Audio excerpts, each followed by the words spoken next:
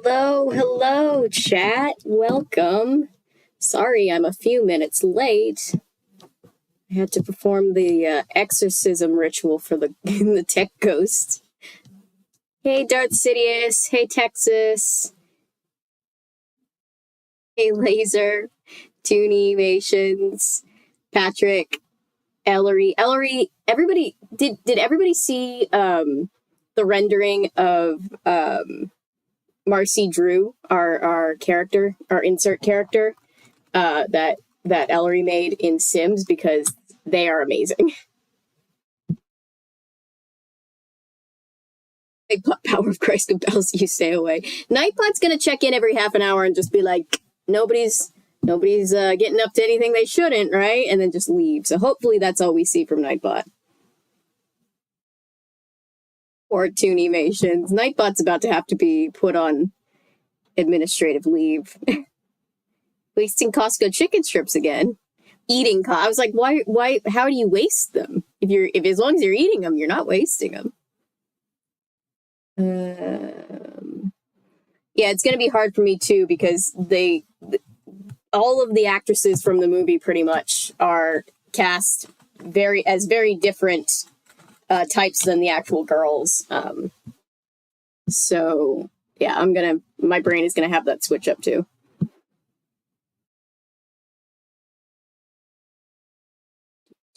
How is everybody? I went straight to Christmas last year. We usually make a point to not put our Christmas tree up until at least at the very earliest, when Santa rides down at the end of the Thanksgiving Day parade. This year we had to replace our tree, and it came on like the 1st or 2nd of November, just a few days ago. So nobody wanted to put it up to see if it looked good and then take it back down and then put it back up. So we're just like, yeah, we're just those people this year. We'll live. Hi, Hale. Oh, hi, Cameron, if I didn't say hi. What did you think of the test footage for Scooby-Doo 2? It's so cool. I agree with you. Like, I wish that, like, we could have, like, those monsters were so cool. I want to see them be utilized in something maybe one day. Needs Nightbot when there are Knights of Bot. Oh, yes, the Royal Knights of Bot. The Royal Knights of Bot. I love it. Thanksgiving Day is officially Christmas Light Detangling Day in my family. Yeah, that's pretty much how it usually works in our family. Cheetah Girls with Josie and the Pussycats. Yeah, if the Cheetah Girls had like a series, I think Patrick was like, we'll have a series where they solve crimes and they have like a talking pet, then it would be Josie and the Pussycats. It's very girl groups, you know? Fictional girl groups. Sherlock and the Nightbot. Sherlock and the Nightbot would be a great name for a band.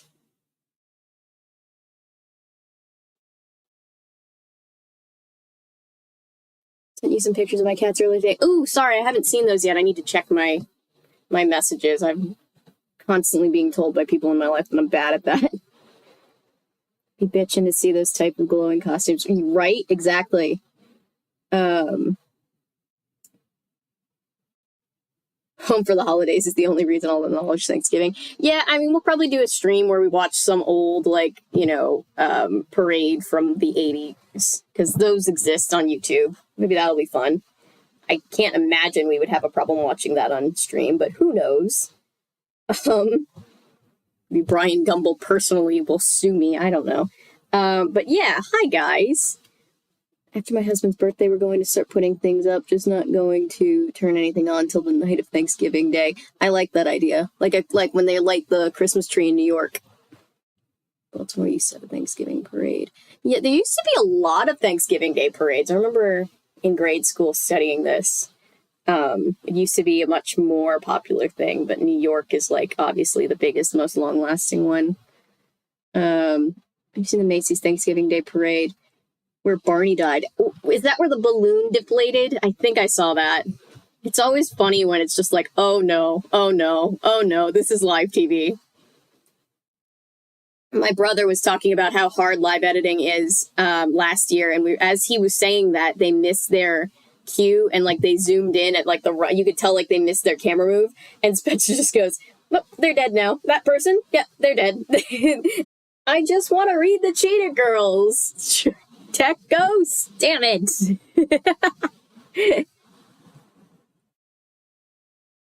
Avery is just smiling on my screen. It's quite scary. I'm sorry. I think I'm back. We're back. Hi, guys.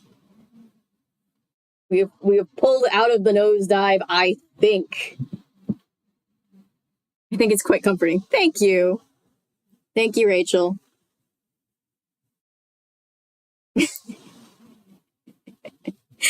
Oh, God. Hi, everybody. Sorry about that.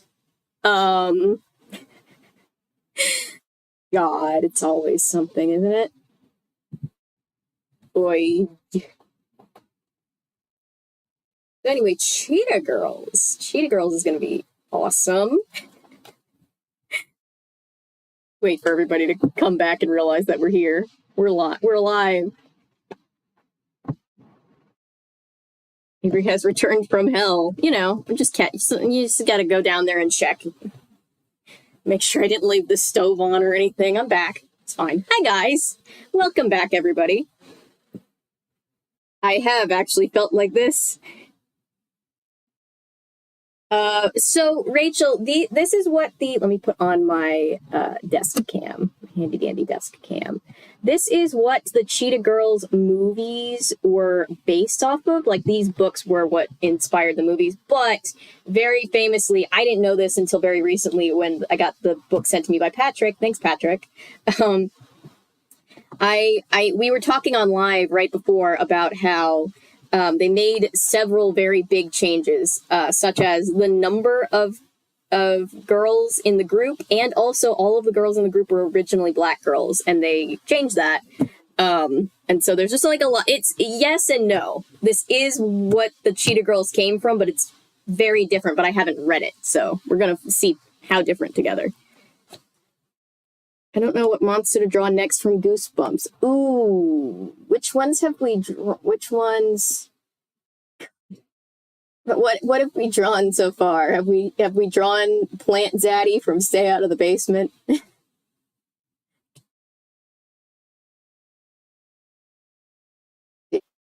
We're going to read, on Tuesday, I think is our next Goosebumps stream, we're going to read The Girl Who Cried Monster. That's book number 8. That's where we are.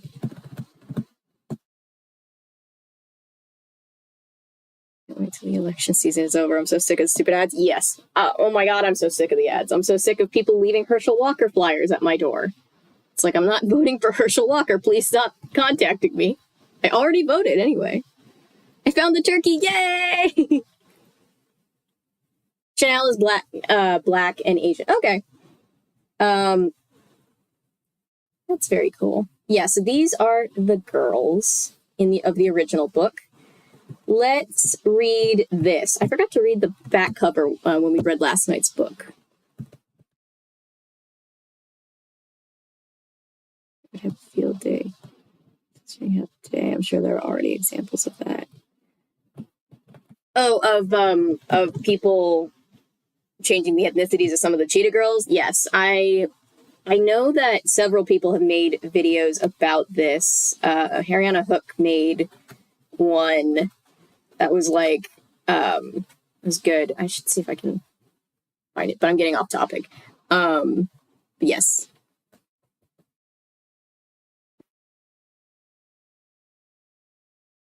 Rinses the apples before they eat them, and who doesn't? I talked about this in a video that I filmed, but you guys obviously haven't seen yet. I was editing it before I got on.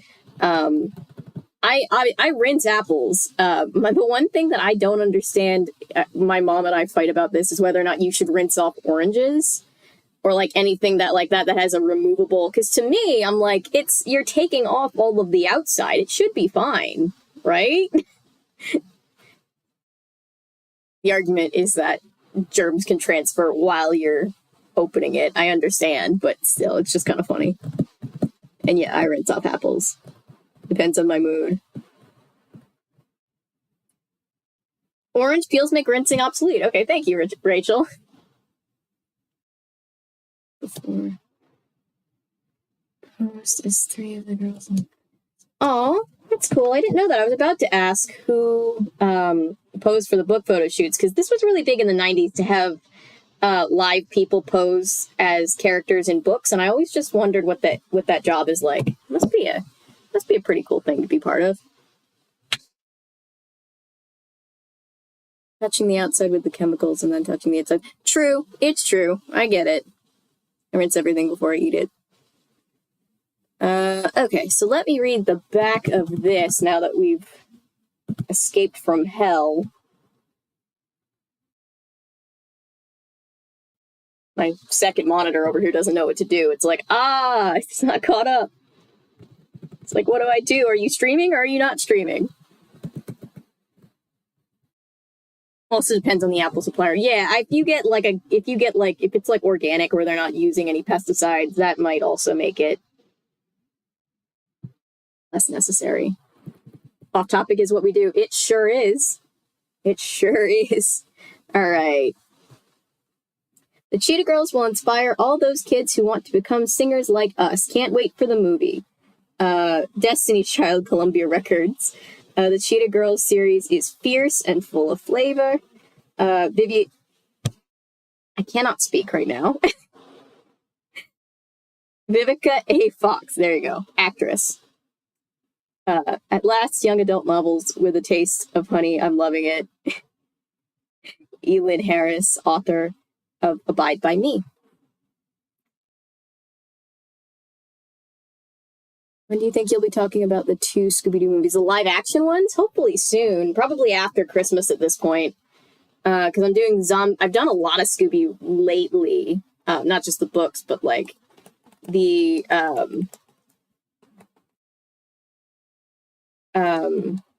with the videos and stuff. But I'm gonna do Zombie Island next. And then we'll get around to them though. I definitely want to cover them. Yeah, we had some issues for a second, but I think we pulled out of that nosedive. Hopefully, knock on wood, touch wood, we're good. We live in Off Topic, which now that I think of it, sounds like a copyright safe version of Hot Topic. Off Topic, I love it. I love it. Somebody write a book and use Off Topic, like a YA novel where they'd shop at Off Topic. It reminds me of Kim Possible. Instead of Banana Republic, what did they have? They had, what was their Banana Republic ripoff? I can picture it in my mind. The last Scooby-Doo video. Thank you. It was fun seeing you lose your sanity during that video. It was really fun, and I was really, really glad to work with Nate. They're awesome.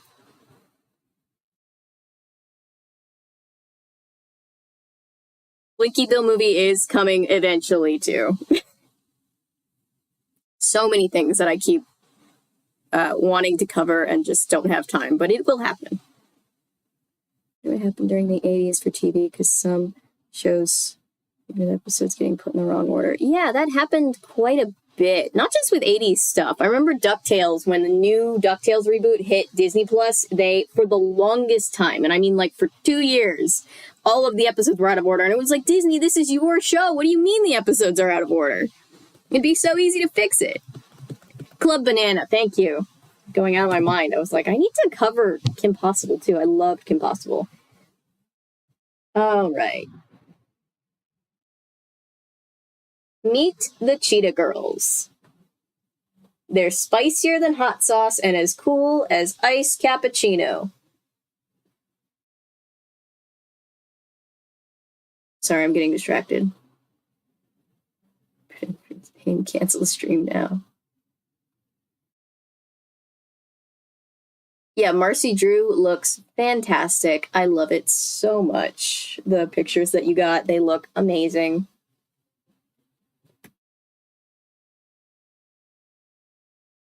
Merch idea.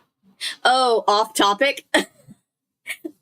Off Topic. Oh my god. I have so many merch ideas. I really need to start writing them down. I have a lot of merch ideas for somebody who's never had merch. We don't say the yellow crescent fruit's name here. Galleria, Chanel, Dorinda. Anginette and Aquanette are ready to take the world by storm with their singing group. Their message is simple. All those other girl groups better bounce, because the Cheetah Girls are gonna pounce.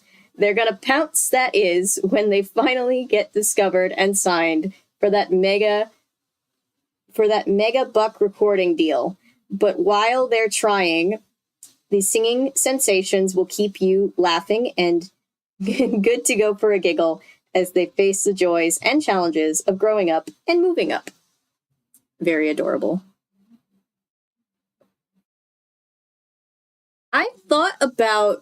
I've considered doing shirts that are just like a big blank and then it says that's a good name for a band down here. So it's like you can make your own or like add your favorite. But I also want to make, and Noah has had the same thought that I have, band t-shirts for the fake bands. I think that would be pretty fun. Awesome that Batman and Scooby-Doo just can have elements of their universe crossover. Yes. Scarecrow, like actual Scarecrow from Gotham, just shows up as a suspect. No Batman. That's great. Hey, Natty. Hello. Everybody wave to Nightbot. All right, let's get into it. While I'm thinking about it, I do have a part 3 of my short series about getting Star Thief on Goodreads. I filmed the 3rd one, but haven't posted it because I was trying not to give everybody way too many notifications at once because we've already done that, and I did not care for it.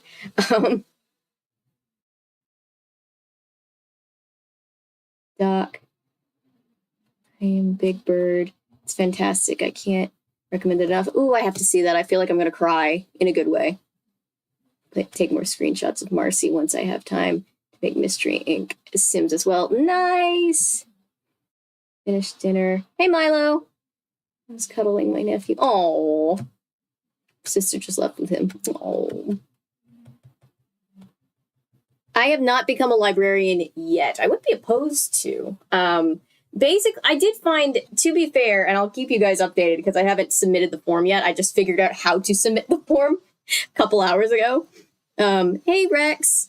And it was, to be fair, not as complicated as I thought. Part of it, I think, was just because I was fried at the end of last night's stream, but also it's not very counterintuitive. Like, it's a whole thing. Probably when I get off of stream tonight, I'll try to do some more, do some work on actually submitting it.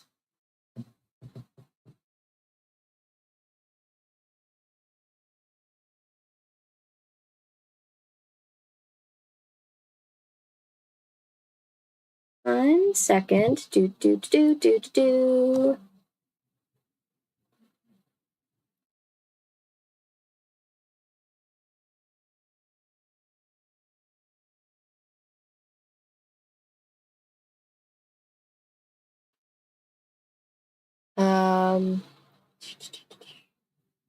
Oh, looks like I have comments I need to answer once I get off of stream. Sorry if you left me a comment and I did not get to it yet. What am I trying to do? There we go. Send this one live. Thank you.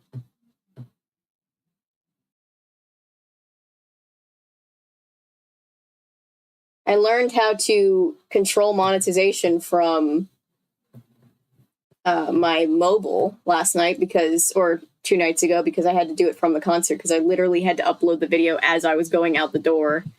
So I was like, well, let's see how this goes. Hopefully there's nothing wrong with the video. And then I had to stand there in line and just like keep toggling the comments back on because they kept trying to turn them off. Very upset. She will. I saw it on Peacock. I'm a crier, so I know I'm going to cry. You should have seen me watching the Mr. Rogers documentary. Bawling. Yep, you're just in time, Milo. Are you all right, Laser? How about you? How is everybody doing? Scooby-Doo, Nancy Drew. Coming soon, 2023. Get on it, Warner. Oh, I would pay so much money. Oh my god. Can you imagine, like, Nancy Drew, the Hardy Boys, and Scooby-Doo all just teaming up? He's the cutest ever. Aw. Everyone claps for him. That's so cute. Babies are adorable. Reply to chat with a comment. Then one of your moderators ban Avery. I don't think you can. I think that's just like built in. Thank you for the reminder. I'm on live chat now. It always defaults to live chat, and I always forget. Hey Tilly. Here as well. I'm doing good. Glad to hear you're doing all right.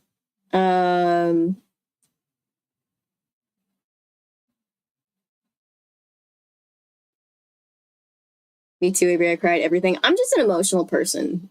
I'm a very, like, I laugh a lot. I cry. I laugh a lot when I'm nervous.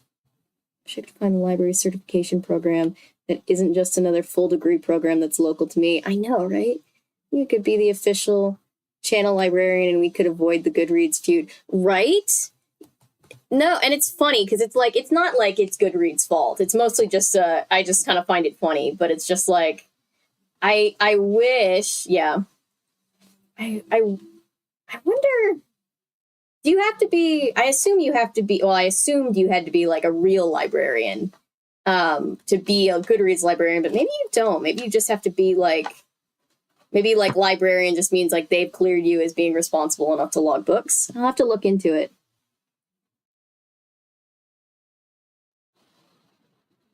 Wait, read which in class? I'm going back. I'm missing something. I just woke up from a nap. Nice.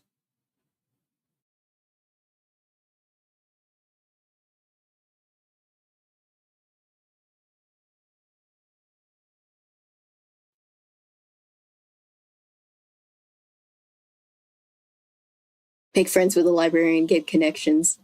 Yeah, we need to just like put out a post. It's like, if you are a Goodreads librarian, we are looking for somebody who is willing to be our contact. We find a lot of very obscure books, and occasionally, I can't believe it's taken this long. Like, some of them I had to really search for, but so far we had found all of them except for this. Oh, ball when the red fern. Yep. I haven't read it, but I know that when I do, I will be bawling, and not in the like, look at how much money I have bawling, like the crying bawling. Certain, but having a certification in library science would be a good way to get approved. I imagine so. Close to doing it, I just don't like. It's just one of those where I'm like, I'm not sure how like much they need you to, like how much you have to do other than just like, oh, now I can log books. I know that you have to like sort things and like, so I'll look into it. I wouldn't be opposed to it though. I always said I wanted to be a librarian. What's that? $1. It's yours if you add the book. It's mostly just funny because it's a very normal process of just like, this is just what has to happen occasionally when you find a book that isn't logged. But it's just, I just find it funny that we of all people are at the center of doing this.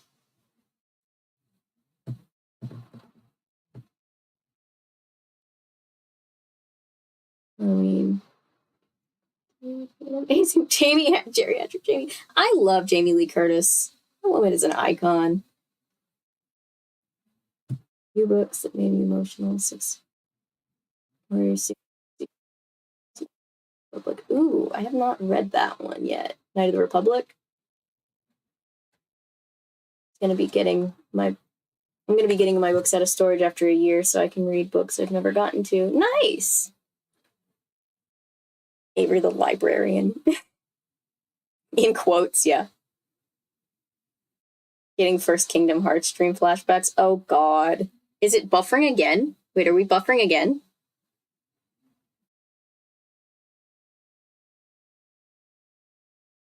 It doesn't look like it's buffering from my end. Okay. Just checking. You never know. Can't put anything past my setup. Okay. All right, guys. Who's ready to get reading? Cats was so iconic. I once hit over the head with a Warrior Cats book. I watched Izzy Triple Z. I don't know how she actually uses her screen name, but I watched her video on Warrior Cats, and that's my only experience with Warrior Cats. The Rainbow Fairies thing. That, I feel like I saw that in my public library and also didn't read that one. All right. Let's see. Cheetah Girls. Oh, speaking of Goodreads, let's mark it so that we know that we are currently reading it. I don't know if we'll finish. I don't know if we'll need 2 streams for this one, but we'll see. Guess it depends on how much I don't procrastinate.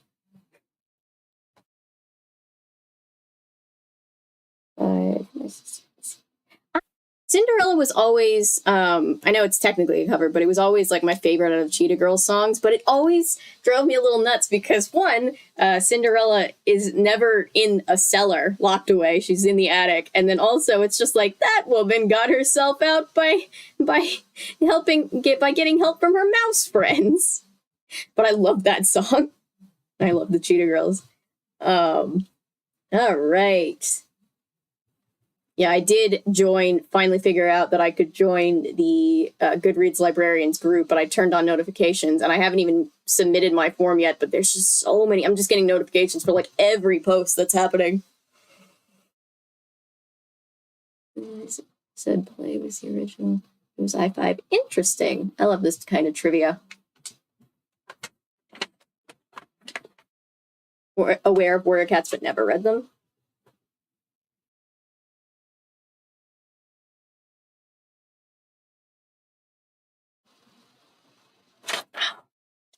Let's get published. 99. Okay.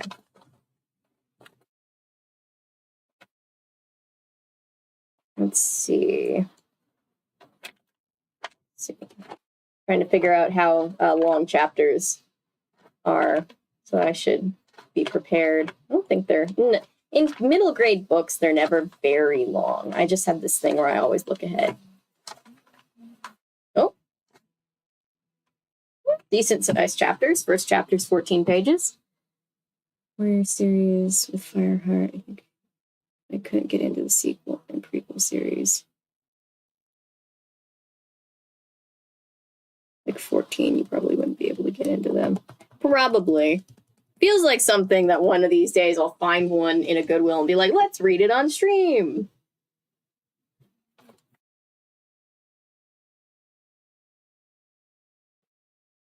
All right.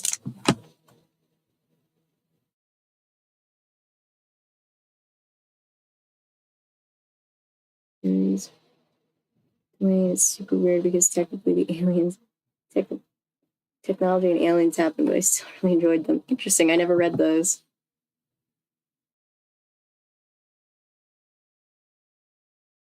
Goodwill is the breeding ground for obscure books. If I see some odd ones, I'll send them to you next time. Thank you, Natty. I appreciate it.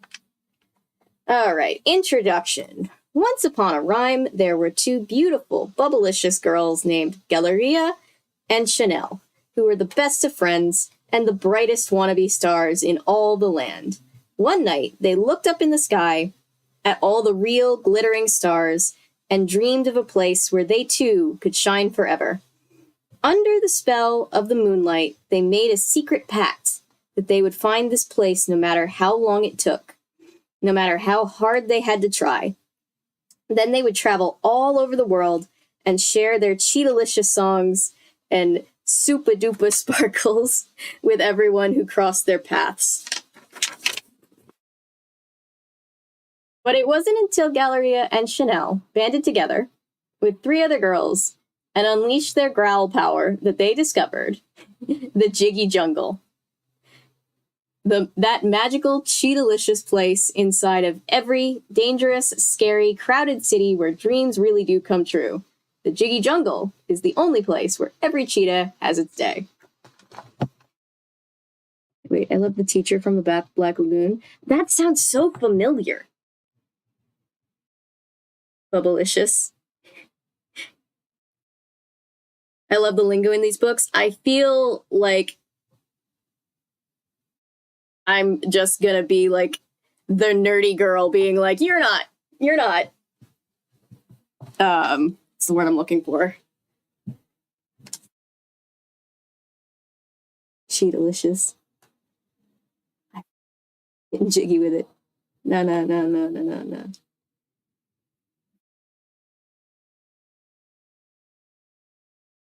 I do need to do a video on Ever After.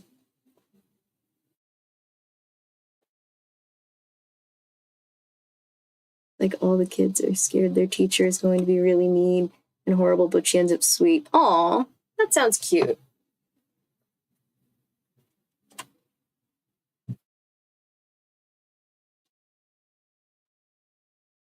All right. The Greek gods are real. They have kids, and those kids. Oh, right. Percy Jackson. I can't wait to read Percy Jackson. I don't know when, but the Percy Jackson books are going to be fun. If I find an affordable copy of the first book in Wizards, I'll have to send it to you. I can look for it too. No need to feel like you have to track it down for me. But yeah, I'm totally going to make all of this lingo sound so uncool because I myself am very uncool, so I apologize for that.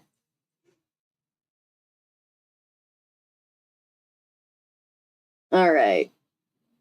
To earn my spots and rightful place in the world, I solemnly swear to honor and uphold the Cheetah Girls Oath. Cheetah Girls Oath, everybody. Cheetah Girls don't litter. They glitter. I help my family, friends, and other Cheetah Girls whenever they need my love, support, or a really big hug. That is so cute. The Cheetah Oath. You know, it won't go my way, but if I find it while doing my own book shopping, I'll send it to you. Thank you, Ellery. I appreciate you. All right. All Cheetah Girls are created equal, but we are not alike. We come in different sizes, shapes, and colors, and hail from different cultures. I will not judge others by the color of their spots, but by their character. Stop, it's so cute.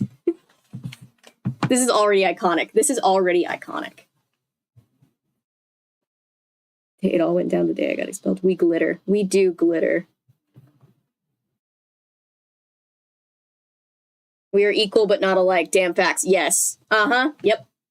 So cute and progressive. I know. I feel like books like this for kids deserved more of a spotlight back in the day because, like, there was a lot of, like, trying to teach kids, like, oh, we're all the same. And it's like, no, we're all equal, but we're all different. And that's cool. Like, forgot Cheetah Girls were so good at making me burst into tears. I know, I'm like 2 pages in and I'm already about to cry. Don't get glitter all over my floor. I think that would be littering so that we don't litter. We just glitter. The glitter just dissipates. Let's see. All right. A true Cheetah Girl doesn't spend more time doing her hair than her homework. Oh, hair extensions may be career extensions, but talent and skills will pay my bills. True Cheetah Girls can achieve without a weave or a wiggle, jiggle, or a giggle. I promise to rely mostly on my brain's heart courage to reach my cheetah-licious potential. Yet in the movie, Galleria struggles in school. It's cosmic glitter. A lot of Dorinda's story specifically comes from the author's experience. Oh, that's so interesting. Fun fact series was written by a biracial woman, and some parts of the story are inspired by her childhood. Aw, I love that. Oh, I like how they say different shapes and sizes. Right. Especially early on. And the book was R.L. Stein, like, really fat shame. No. The 90s were really big on fat shaming. It's kind of totally ridiculous. Bow down to Slappy. Slappy by King and Plant Zaddy.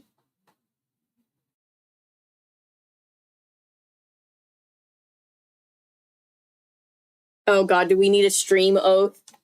Oh dear, what would it even be?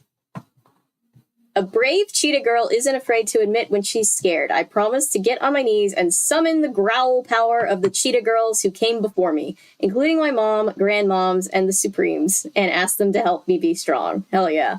All cheetah girls make mistakes. I promise to admit when I'm wrong, and I will work to make it right. I also say I'm sorry, even when I don't want to. Grown-ups are not always right, but they are bigger, older, and louder. I will treat my teachers, parents, and people of authority with respect and expect them to do the same. I love that. I love this. I love this so much. True cheetah girls don't run with wolves or hang with hyenas. True cheetahs Pick much better friends. I will not try to get other people's approval by acting like a copycat. To become the cheetah girl that only I can be, I promise not to follow anyone else's dreams but my own, no matter how much I quiver, shake, shiver, and quake. Cheetah girls were born for adventure. I promise to learn a language other than my own and travel around the world and meet my fellow cheetah girls. Oh my gosh, that's so cute. I can't handle it. Don't let Cameron be moderator. Rule number 1 of moderators.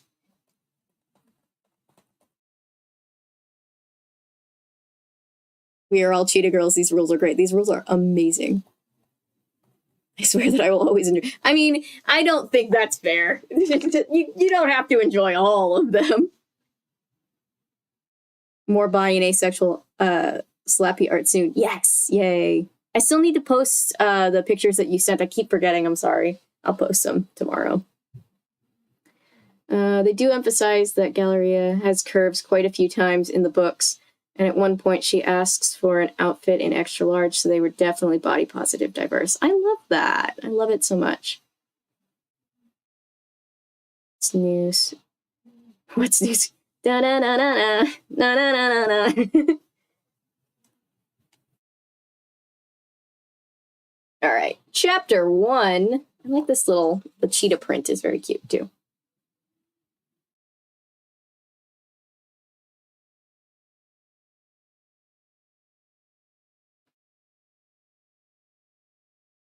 My Avery's VPN was set in Brisbane. Yeah, they did film the first Scooby-Doo movie, the live-action one in Australia. I forgot about that. I used to know everything about those movies. I would have like the pop-up things, like the version of the movie with like the little pop-ups, like, did you know this, this, and this? Scooby-Doo Cheetah Girls crossover. I would love it. Yes, I need to do another Are You Afraid of the Dark? Promise never to speak of the yellow crescent fruit. Always live like it's Halloween and someone else can come up with more. This is my contribution to the stream oath. I like it. Trivia pop-ups. I was so into trivia pop-ups. I used to like record the ones on Disney Channel and know like everything about the Disney Channel movies. All right, chapter 1. Toto must think my toes are dipped in bark barbecue sauce, the way he's trying to sneak a chomperoni with his pointy fangs. I have just painted my toenails in a purpley glitter shade called Pow by Snaps Cosmetics, and am lying on my bed with my feet dangling to the wind so they can dry. Guess what, big brother? You're gonna have to get your grub on somewhere else, I coo to the raggly pooch with dreadlocks whom I love more than life itself. Aw. I Galleria, Garibaldi, super diva in training, cannot afford to have Toto-tugged tootsies. Oh, come on. Chat. Nightbot. Good. Chatbot found a girl for me.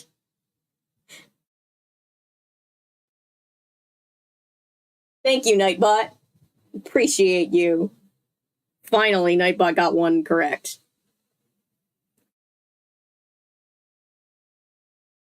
My mom isn't sure what breed Toto is because she and Dad adopted him from an ASPCA before I was born. But when all the hairsprayed ladies on the street stop and ask me, I say that he is a poodle instead of a pasta muffin. That's what I call him. It sounds more hoity-toity, and trust, that is a plus on the Upper East Side where I live. Good job, Nightbot, finally being useful. Finally not me. Sorry, Toonimations. How many times has Toonimations been kicked? This is the Twilight Zone. Nightbot actually beat me to it, yes. I stick the bottle of nail polish in my new cheetah backpack. I hold up my hands, and it looks like 1,000 glittering stars are bouncing off my pow painted tips. Pow. I like saying pow. All right, I tell myself. This girlina Rena is gonna go get herself noticed by first period, Toto. High school at last. High school. I hope her high school experience is better than mine was. Tomorrow is my first day of freshman at Fashion Industries High School, and I'm totally excited and scared. I figure it can't hurt to make a big first impression, but painting my nails is also a way to get my mind off being so nervous. I'm real glad Chachi is coming over for dinner tonight. That's Chanel Simmons. To you. She's my partner in rhyme, a.k.a. Miss Chuchi Frito. Chuchi Frito? Chuchi Frito. I think I'm saying that right. Galleria is loaded. I solemnly swear I'm up to no good once. Just the once. Okay. I mean, Upper East Side. Yeah. I feel like there's a bunch of Karens on the Upper East Side. When she says hairsprayed ladies, I was just picturing like the typical Karen lady.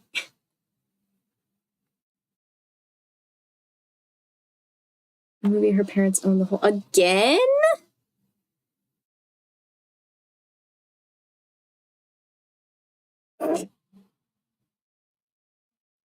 Nightbot got 2 in a row. Good for Nightbot. The boys are here. Hey, Jay. Sickum Nightbot. To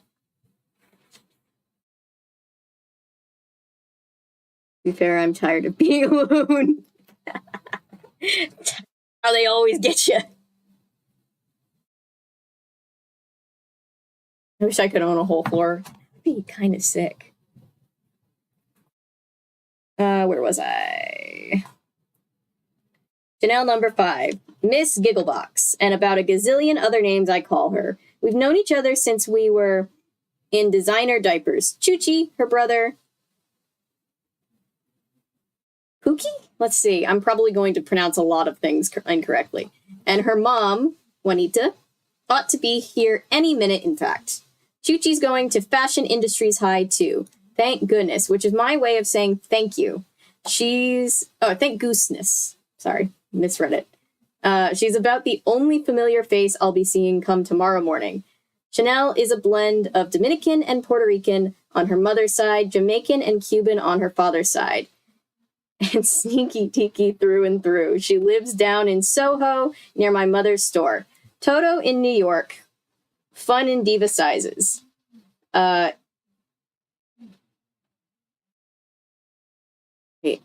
Okay, got it. It's on West Broadway off Broome Street, where people are a lot more freestyle than my neighborhood. I know nothing about New York. I have no idea where this is. Poochie. Okay, cool.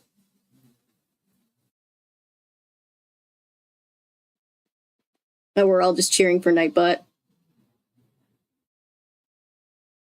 Hello, Upper East Siders. Gossip Girl here. Nightbot is like the Sanderson sisters tonight. It's gonna get you. Yeah. All right. All right, where was I? Down there, you can walk on the sidewalk next to a Park Avenue lady or someone with blue hair, a nose ring, a boombox getting their groove on, walking down the sidewalk. Up here, hair colors must come out of a Clairol bottle. It's probably written in the lease. Galleria? I hear my mom calling from the dining room. You about ready, Girlina? Because your daddy's gonna get home late, and I'm not playing hostess with the mostess all by myself. Coming, Momsy Poo, I shouted back. But I don't move. Not yet. Plenty of time for that when the doorbell rings. Thinking about Chanel has put me in mind of my music. I start singing the new song I have just finished writing in my kitty cat notebook. Welcome to the Glitterdom. Sorry, my ADHD is really going off the rails, but like always. But like that just reminded me. My first ever little diary that I had was a Hello Kitty one. New Jersey, so I didn't care that much about New York. I want a kitty cat notebook, right? I have to get my songs copyrighted so no one will bite my flavor before I become famous. Good thinking, which is going to happen any second. I have a drawer full of furry, spotted notebooks filled with all the words, songs, and crazy thoughts I think of, which I do on a 24/7 basis. I'll whip out my notebook wherever I am and scribble out my note and scribble madly. There's no shame in my game. I feel like she's going to love voice recorder, like voice memo apps, right? Because like when you're working on music, that's the best way to do it, right? It's just be like, do a voice memo.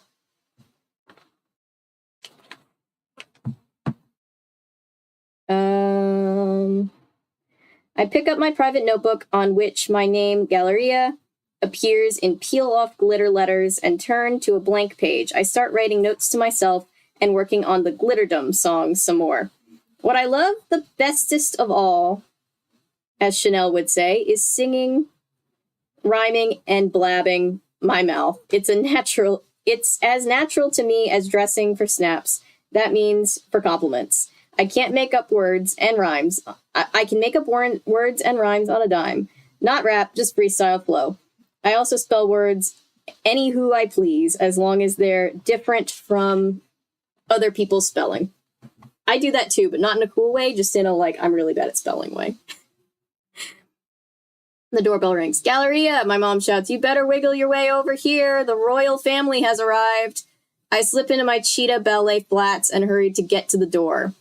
Tonight's a big night for Chanel's mom, Juanita. She's introducing us to her new boyfriend. He's some kind of mysterious tycoon or something, whom she met in Gay Paris, a.k.a. Paris, France, no less. From what mom tells me, Juanita thinks he might be her... Juanita thinks he might be her ticket to a billionaire's ball, if there's such a thing. She met him in Paris, and he supposedly owns half of the continent or something, was how mom put it. She's trying to get him to marry her, so we've got to make a good impression. Well, okay, I guess I know how to make a good impression. Hope he likes purple glitter toenails, because I am me, you know? Like me or don't, I'm not fluttering my eyelashes like Cleopatra. Hell yeah. Gucci, I say and open the door. What's up, senorita? We do our secret handshake greeting, which consists of tickling each other's fingernails and give each other a big hug. We meet again, Nightbot. We all just stare down Nightbot.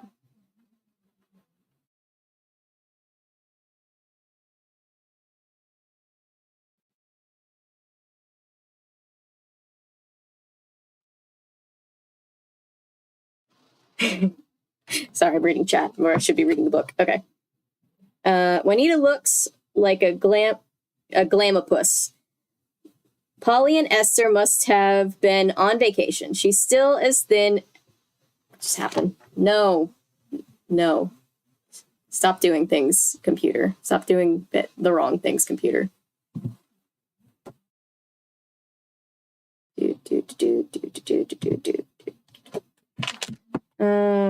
Maybe I'm not a songwriter. I mean, I write songs, but I just never, ever let anybody hear them, ever. Ever.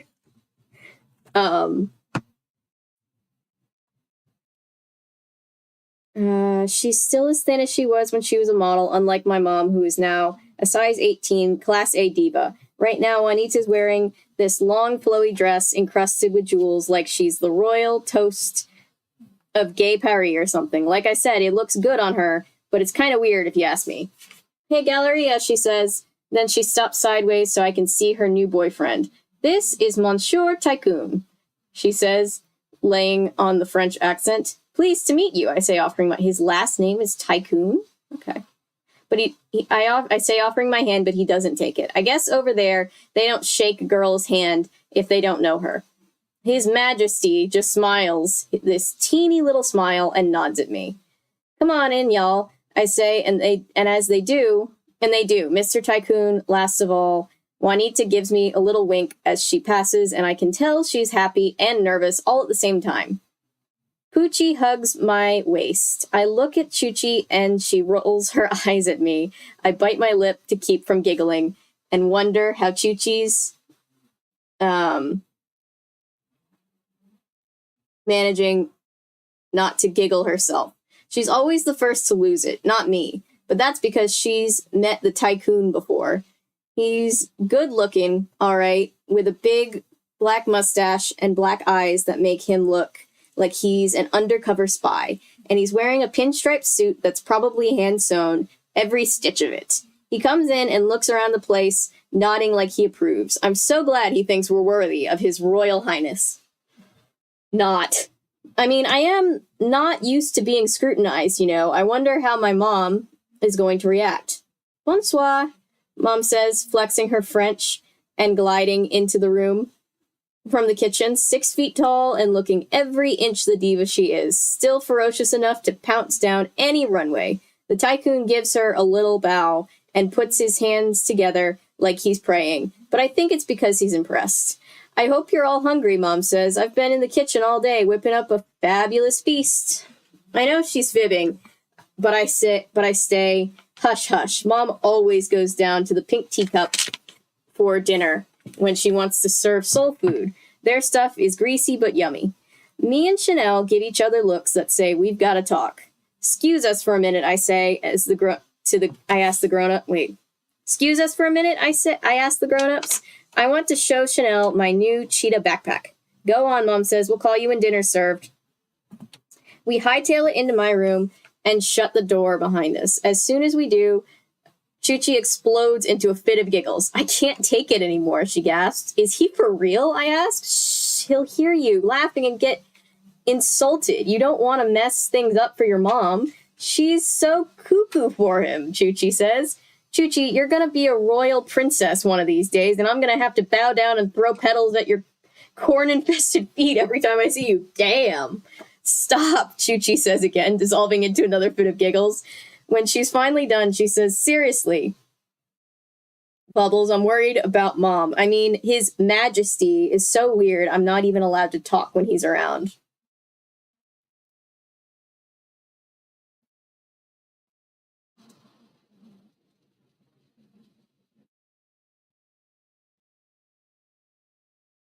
His name changes halfway through the series. Amazing. He thinks the children are supposed to be seen and not heard. Chuchi calls me Bubbles because I chew so much bubblegum. Children, I repeat. Miss Chuchi Frito, we're in high school. Come tomorrow. We are not children anymore. Tell me about it. Are you ready for the big time? Ready as I'll ever be. I've got my nails done. I flashed them for her. My new backpack. And attitude to spare. How about you, girlita? I guess, she says, not sounding too sure of herself. It's gonna be kind of strange not knowing anybody else but each other. Hey, we don't need anybody else, I told her. We're the dynamic duo, yo. Me and Chanel have been singing together since we were 6, but not professionally because Chanel's mom does not want her to be a singer.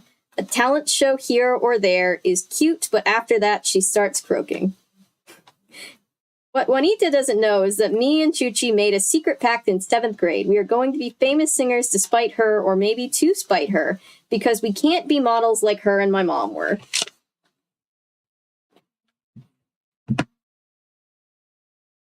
High school, not children anymore. I know, you know that you're a grown-up when you're like, girl, you're still a child. 14 is a child. My mom is a whopper stopper, 6 feet tall. I'm only 5 feet 4 inches. Juanita is 5 foot 7 inches. Chanel is 5 foot 3 inches. Do the math. We're both too short for the runway. Sachet. I always feel like that's stupid. As a 4'11" person, we exist. Why do models always have to be so tall?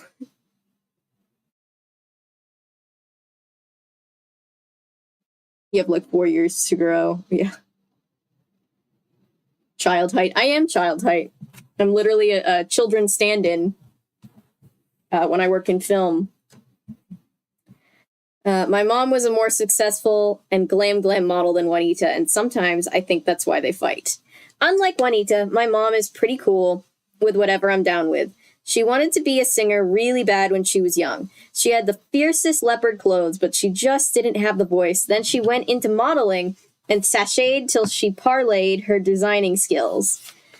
The only reason I haven't become a famous singer yet is because I don't want to be on stage by myself. Being the only child is lonely enough. I would go cuckoo for Cocoa Puffs for sure. With Chuchi around, it's like having a sister. Like I said, we are the dynamic duo, bound till death, but still, there's something missing, and I'm beginning to think I know what it is. You know what, Miss Miss Chuchifrito, I said, I think we need to find us some backup singers, and make a real girl group. Yeah, she says right away. Girl groups always become famous. Look at the lollipops. They were finger-licking large. That reminds me of KFC, and I don't want to be reminded of KFC. Or the honey, I say, their bank accounts are ripe with loot. Or Karma's Children, or the Spice Rack Girls. Karma's Children instead of Destiny's Child. And the Spice Rack Girl. I can't. I love it so much. Backup singers are not the same as a girl group? No, it's not.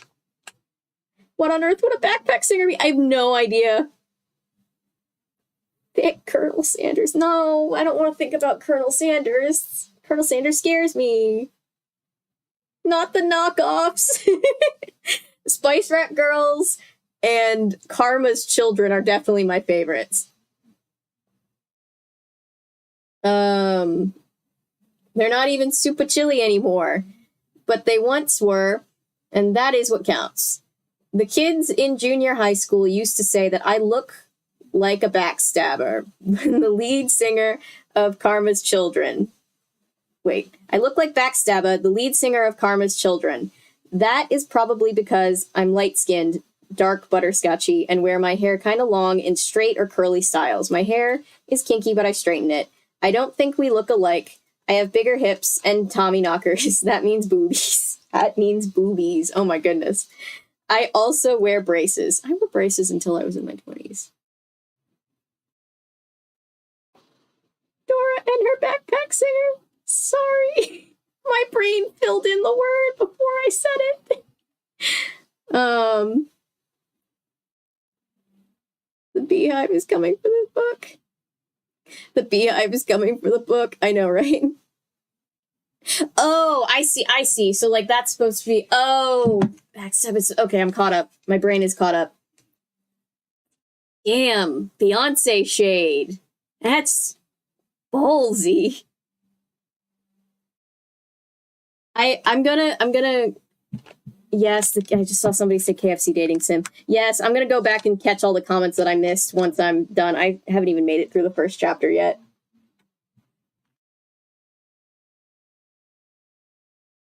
Feels low-key gay and I'm here for it. I ship these two. Yeah. Am I? Okay. Karma's Children are for fly singers, Backstabber, Greedy, Peace, and Lovebug from Houston, and they must have instant karma because they had a hit record right out of the box. Yes. From what I can see, you don't have to have a lot of lyrics to be large. The Spice Rack Girls had a hit song with even fewer words, Dance. And they live in a castle, I think, somewhere in Time City, Wales, which is far, far away from the Jiggy Jungle. Girl, oh my god. Oh my god.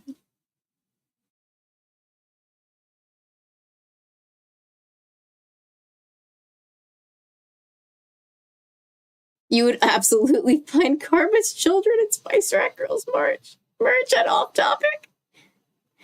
The Jiggy Jungle? I believe that's what they call the city.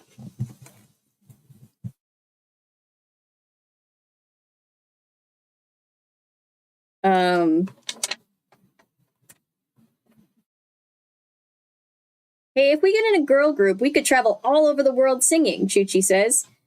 We could go to London, I say, getting in the groove. Drink Earl Grey tea with the Queen. Yeah, well, not anymore. This is 1999. We're just going to keep going on.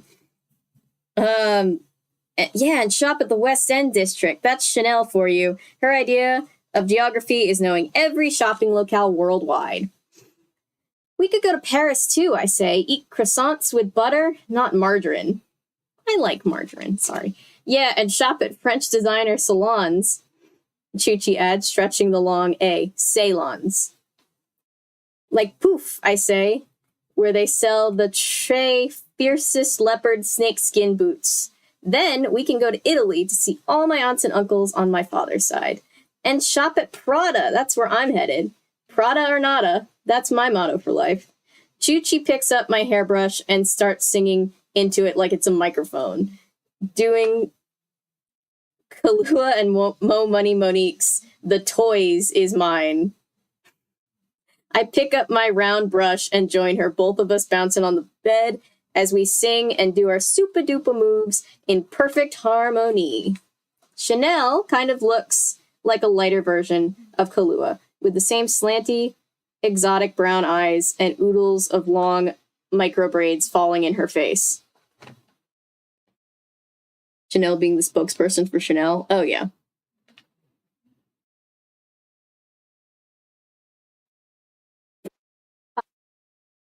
And nobody,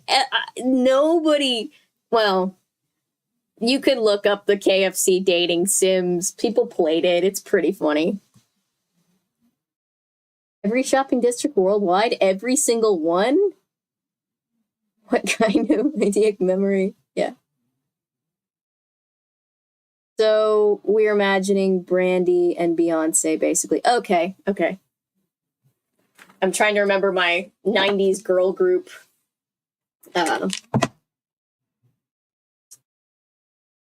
Roster. Trying to be like, who are they shading?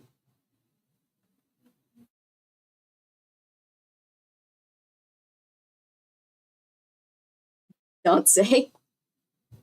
When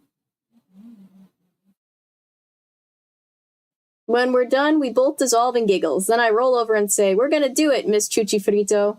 We're also gonna all we gotta do is find the rest of our girl group. Uh-huh. But where are we gonna do that? She asks me. I don't know, I say, but one thing is for sure. It's gonna happen. We give each other a secret handshake and a fierce hug. That's me and Chuchi, always hatching a big dreams together. At first, we wanted to open a store for pampered pets, and now we have a game plan for becoming starlets. And you know what? One day, they're all gonna come true. Trust me.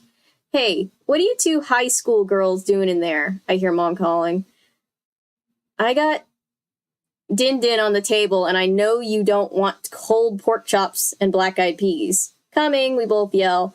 I'll page you later, Chuchi says as we go to join the grown-ups. We can dish and tell later. You got it, girlita, I say, because I know I won't be able to sleep tonight. I'll log on when I get your page, and we can hog the chat room all night long. Oh, pagers. What a time. What a fun era. Din Din. Hi, misfiring. Yes. Din Din. Oh, chat's going fast. Hang on. Page you later. Nowadays we have text you later. Yeah. It's kind of funny how, like, we've gone back to, like, we invented the ability to hear each other, like, in real time. We've gone back to just sending messages. Because it's obviously better, but I wonder what Alexander Graham Bell would think if we were like, yeah, we appreciate your invention and all that, but most of us just kind of send texts.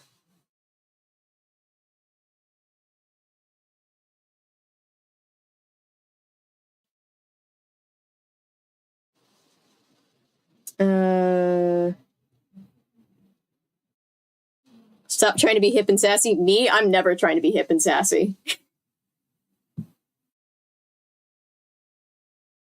But you shouldn't have seen the shit. So this August, September speed. No one ever taught me geography, so I don't really know where certain I'm terrible at geography. It's so bad. Oh, it's so bad.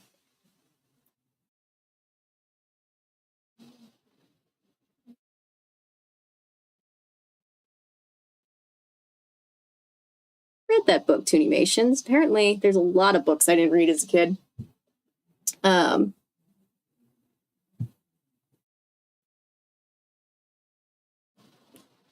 Panda's cheese commercial. It's my ADHD. Maybe it's contagious. Kahlua is Brandy. Mo Money. Monique is Monica.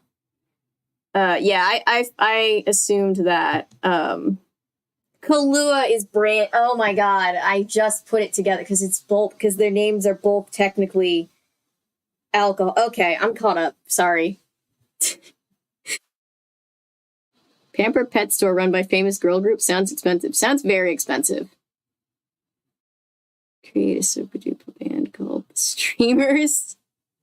Oh God, I'm not a great singer. You don't want me to be the lead singer. People not involved in the medical profession. I mean, in the 90s, this book came out in 99. So yeah, pagers were a huge deal. Oh yeah, pagers were very cool in the 90s, yeah. I had a toy pager, and I was like, ooh, I'm like the grown-ups. I have a pager. Talking about the book. Okay. I wasn't sure if you were talking about the book or me. I was like, let me be very clear. I'm not trying to sound cool with the lingo. Bell was anti-sign language. Oh, yeah, that's right. Fuck Bell. I hope he hates that we don't like using the phone.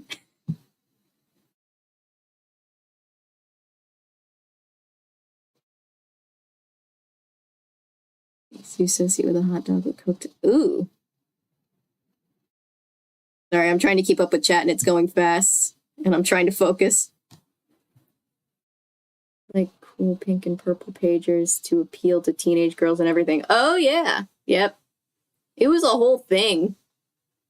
Chicka chicka boom booms. Let's have a cheesy song where the band sings about themselves.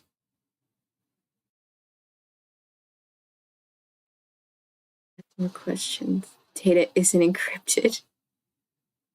Wait, I'm missing. I know that I'm missing messages because the chat's going fast.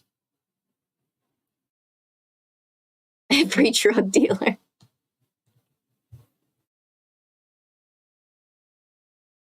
One weird piece of text, yeah.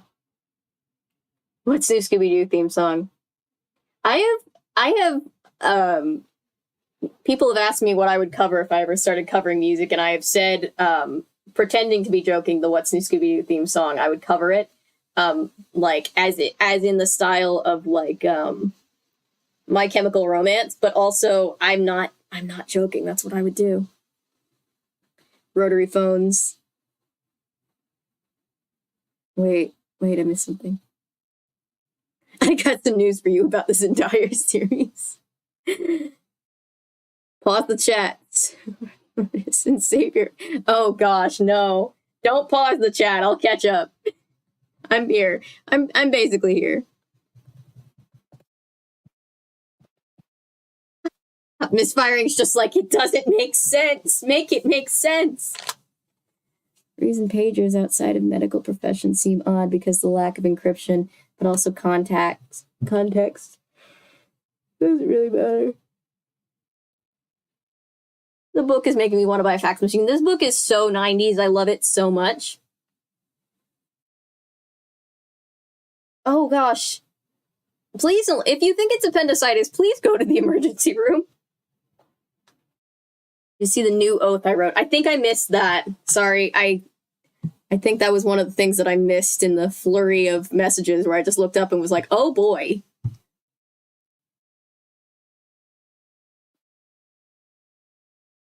Maybe in Australia it wasn't a thing. Pagers weren't really a big thing in Australia. That's interesting. Chat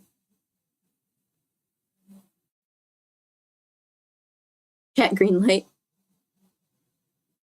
Chat red light. Galleria is so hyped as this excellent songwriter, but her lyrics don't fit any rhythm I can find half of the time. Yeah, I haven't like read ahead of any of this because I like to be along for the ride like everybody else. But I did happen to see like one of the like lyrics on one of the pages randomly, and I was just like, what rhythm is this? I don't know. Hop on one leg, then the other. If it hurts more on the side, and this is located, see it out here. Oh. Huh. See, I have a huge fear. Ever since seeing the Madeline movie as a kid, I have had a lifelong fear of my appendix bursting. And then it's been made worse by the fact that in my adult life, I've known women whose appendix burst, and they just thought it was their period. So they didn't seek treatment right away, and then it was worse. And I'm just like, oh my God. Did you read it? I couldn't find it, Cameron. I'm sorry. They're them a 14-year-old girl trying to write song lyrics. I've tried it too. It doesn't always work out. Yeah.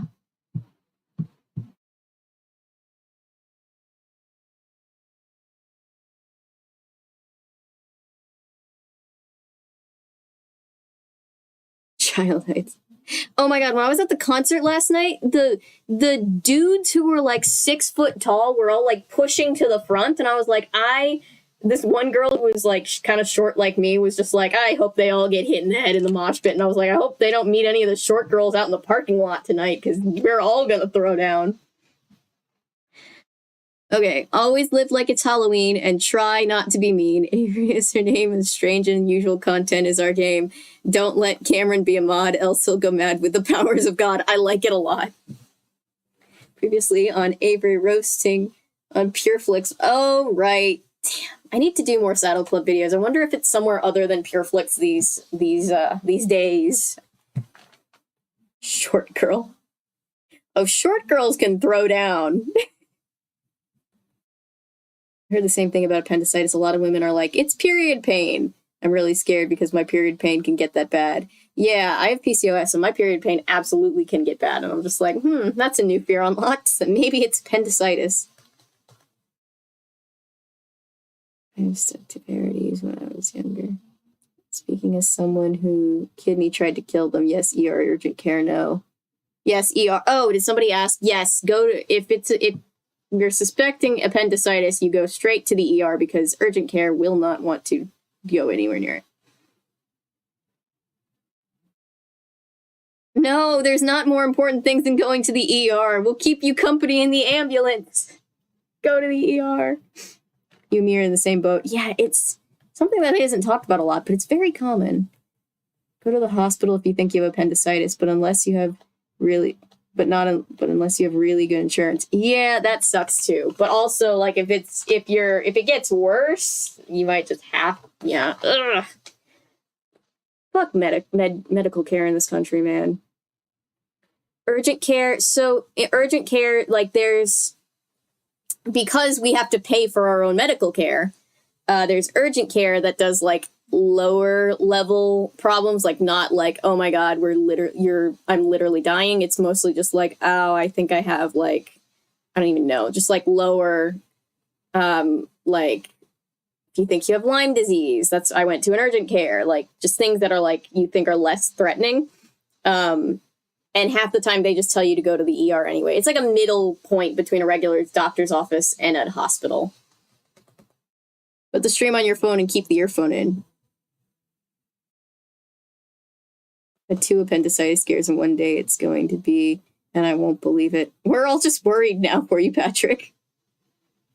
They do stitches, but not on the face or head. I learned this when I had to take somebody to the hospital a couple months ago. They were bleeding profusely. The closest thing was an urgent care, and they turned him away because they were like, "Oh, we can't do it. It's on the face." And I'm like, "Okay, but it's literally an emergency. Like, can we not? Can we make an exception?" And everywhere my aunt who lives in Canada was told she'd have to wait almost 12 hours to be seen. Like, what the fuck? I mean, at least she isn't going to be stuck with like thousands of dollars in medical bills. Because like I've had to wait multiple hours and then got stuck with tons of medical bills.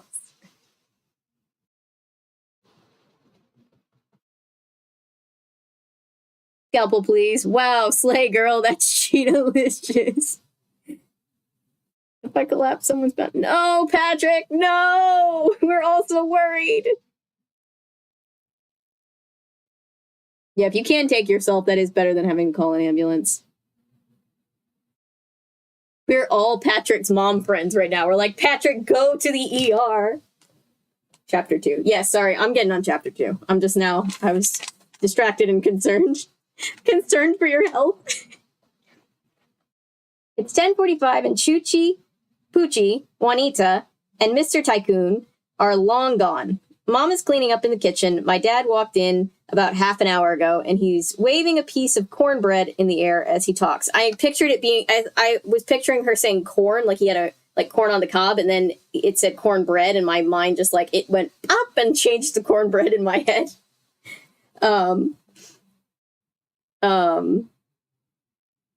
Like live editing. as he talks. Talking with his hands comes with his heritage. Signore Francobollo Garibaldi is Italian from Bologna, Italy. Bologna, Italy. I think I always say that wrong. But he loves soul food. I guess it comes with loving my mom. Oh. Dad runs the factory in Brooklyn where the clothes are made for Mom's store, Toto in New York, and sometimes he gets home real late like tonight. I give him a kiss, or un braccio, as he calls it, and I say, I got school tomorrow and I gotta get my beauty sleep, okay? Okay, Kara, my dad says, kissing me back. Love ya. Just make sure your skirt is longer than 12 inches. He smiles at me and gives me a wink. Kara means precious one in Italian. Sorry to any Italians. I'm going to mispronounce all the Italian words like I mispronounce everything else.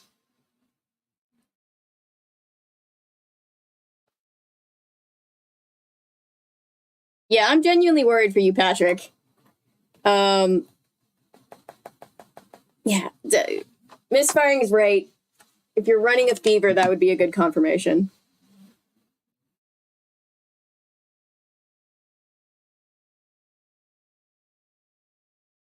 Okay, sorry, I'll keep reading. But please be careful.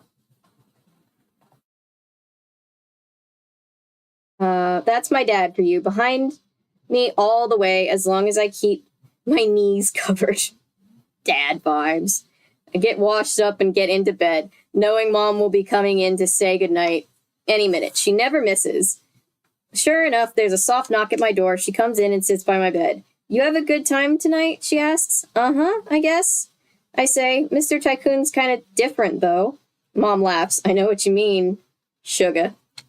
You and Chanel didn't say 2 words the whole time, but I bet you were kicking each other under the table. Mom knows us too well. Yeah, I giggled. Better kicking than talking.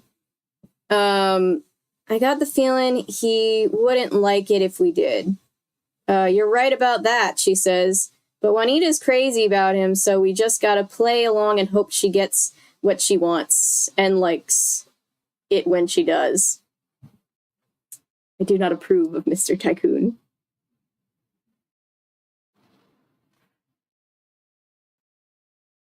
Started making Miss Shrink in The Sims. Okay, that's good. That's good news. Keep us updated on that.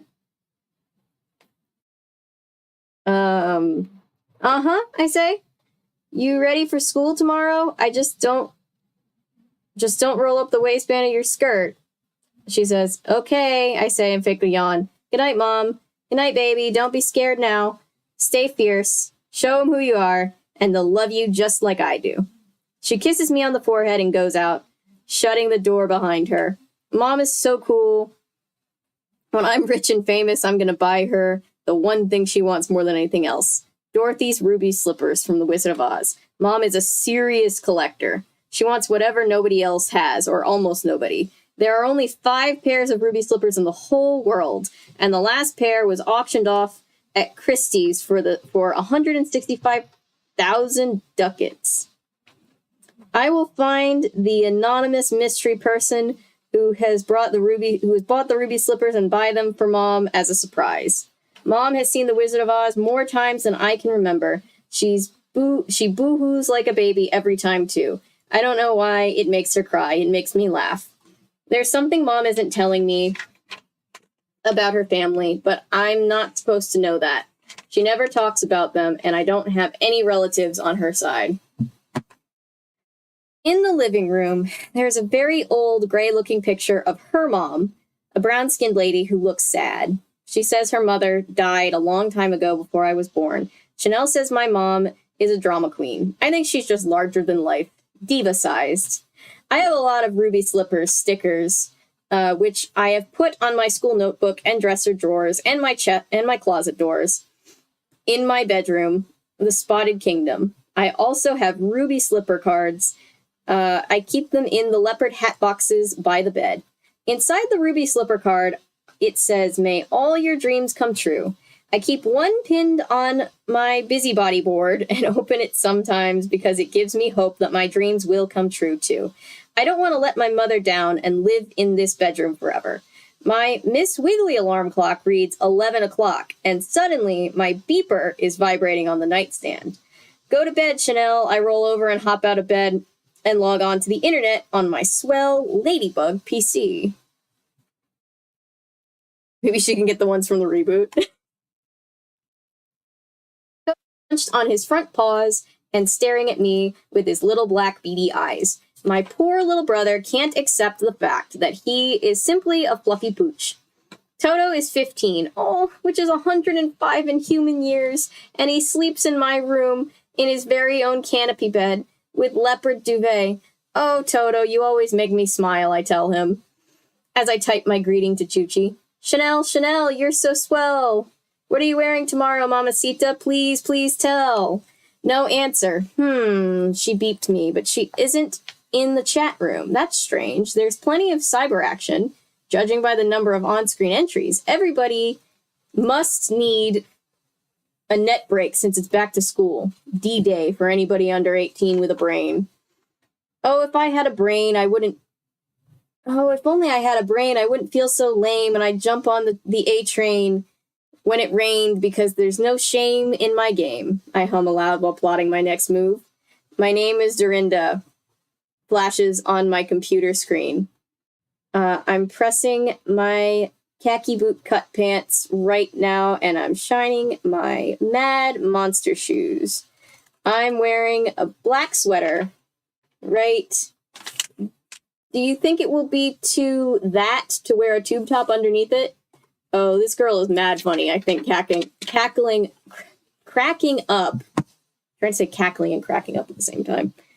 As I type a response. Hi, my name is Galleria. September is the time for the belly button to go on vacation and the brain to come back in full effect. Unless you want serial mom to corner you in the girls' room and cut off your top with a rusty pair of scissors. You better leave the boob tube at home. Wow.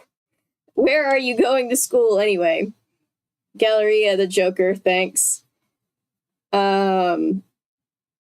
Galleria, the Joker, thanks. Tomorrow's my first day at Fashion Industries on 24th Street. I'm going to major in fashion design. I guess I can't cut class, haha.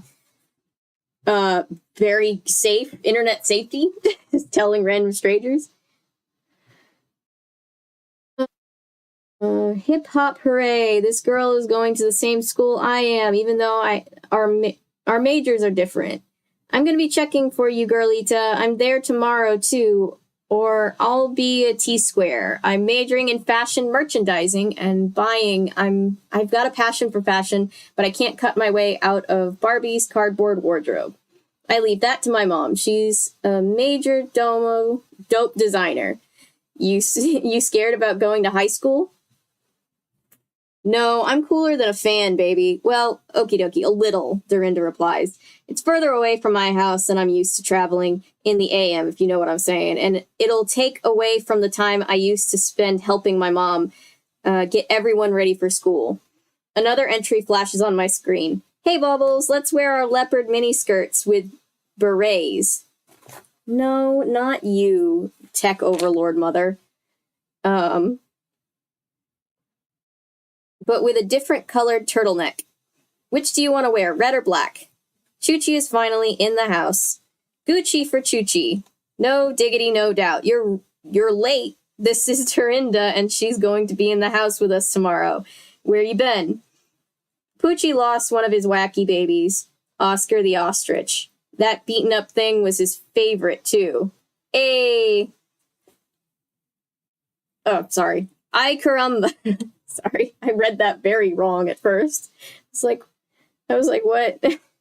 I was so glad that he finally fell asleep on top of Mr. Mushy. Now he'll be crying when he wakes up tomorrow and sees he's got a crushy Mr. Mushy, but I'm not moving him. Poochie is Chuchi's younger brother. He's 9, pudgy, spoiled to death, and has the biggest collection of wacky baby stuffed animals in the jungle. I call him 8. I call him 8-Ball. Forgot how unhinged some of these copyright neutral brands are. I know.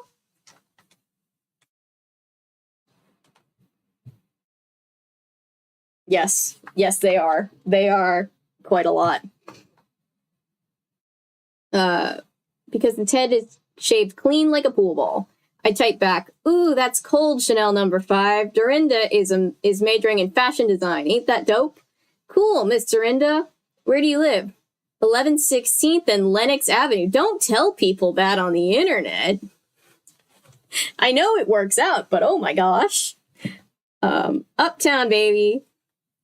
You gets down, baby. Choo-choo writes. I try. I can move. I can groove. But I'm going to take dance classes at the YMCA on 135th because I'm in the Junior Youth Entrepreneur Leadership Program there. So I get classes in everything for free. We got skills too. We take dance and voice classes at Drinka Champagne's Conservatory on Saturdays. You think you got more skills than us? No, I'm not flossing. Correct, Mamacita. Me and Galleria sing too. What do you know about that? Nothing, but I think I can sing too. A little. I'd like to anyway. I'll check for YouTube tomorrow and show you. Bet, Dorinda. Bubbles, don't try to get out of it. What color top are you gonna wear? Because you better not wear the same color as me. Está bien? Bubbles? That's funny, Dorinda types. Chuchi calls me Bubbles because I love to chomp on gum. Something I cannot do in public because my mom says it's tic-tacky. I type for Dorinda. I'll wear the red top with the black scribble, okay? I type to ease Chuchi's mind. Dorinda, where did you go to junior high? I went to Wagner, Dorinda types back. You really are a hoodie girl, huh? Guess so. It was 2 blocks from my house. Easy breezy on the traveling tip. That's cool. It could be worse. Word? Word. At least you don't live in the suburbs, Chanel types. Proud of her snaps. Galleria is a boho because she is so that, and I'm Dominican bop, I guess. And proud of it. We'll see if you can hang with us. What does she mean by I'm so that? I'll fix her. You're a burp, I type back. Bougie, undone, ridiculoso, and princessy to the max. Don't deny it. Don't let me read you from cover to cover and it'll never recover. Secret Agent Bubbles.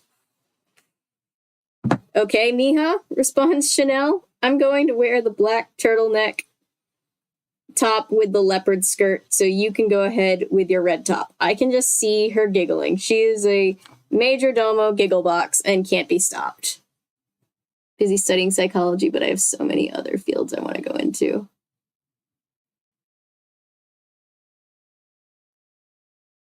A little bit of everything. It's a quote from inside the Bo Burnham special, Toonimations. Now it's in my head. As someone who lives in the suburbs, it'd be boring.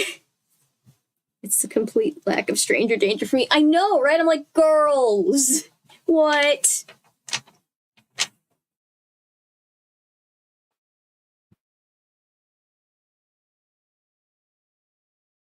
Maybe we can be a crew. You never know, I type for Dorinda's assurance. Let's meet outside the cafeteria at 12 o'clock sharp, but we're not going in. I don't want to get food poisoning my first day of school. You know what we'll be wearing, so you can't miss us. Chanel signs off. See ya. And I'm trying hard to be ya. Dorinda retorts. The girl is quick. Maybe she can hang with us, I think, as I sign off. Powder to the people. Powder to the people is a joke between me and Chanel. I'll tell Dorinda about it tomorrow. For now, I log off and get back into bed. Toto is lying on the floor now with his nose pressed to the floor. Toto, what you thinking? Cheese whiz, I wonder what it's like to be a dog. One thing for sure, they don't have to get up at the crack of dawn and go to school. But wouldn't it be funny if they did? Stranger danger, girl. It's just like they had instant messaging in 1999.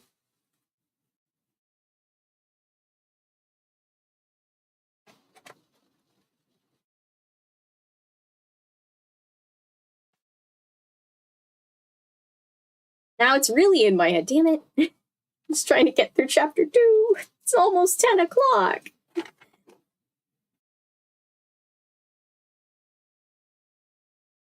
In the darkness, my fears dance around like lotto balls, so I sing out loud to all the twinkle dinkles like me, trying to sparkle in this crazy place called the Big Apple. A real deal jungle. We don't have the grass and trees, but we do have some of the animals. All right, I don't know what rhythm this goes to, but here are the lyrics. So our dog say, please no dog dying in these books. The dog is elderly. Says the wordage of Model Land, but it's not. How do you do, fellow kids wording of Tyra Banks? This is done so well, and it doesn't sound stupid. I mean, it sounds good the way that it's written. I'm sure it sounds stupid when I say it, because I'm very uncool, but I'm not Cheetah-licious enough to hang with Galleria's verbiage, but doing my best. Toto survives the entire series. Thank God. When she said the dog was 15, I was like, I can't deal with a sad scene where the dog dies. All right, here are the lyrics. Twinkle dinkles near and far, stop the madness and be a star. Take your seat on the Ferris wheel and strap yourself in for the man of steel. Welcome to the Glitter Dome. It's any place you call home. Glitter Dome. It's any place you call home. Okay, I'll accept it. Give me props, I'll give you cash. Then show you where my sparkles stash. Glitter, glitter, don't be bitter. Glitter, glitter, don't be bitter. Glitter, glitter, don't be bitter. Avery's now speaking in 90s lingo. It's all coming back. For everyone's assurance. Thank you, Milo. Meh.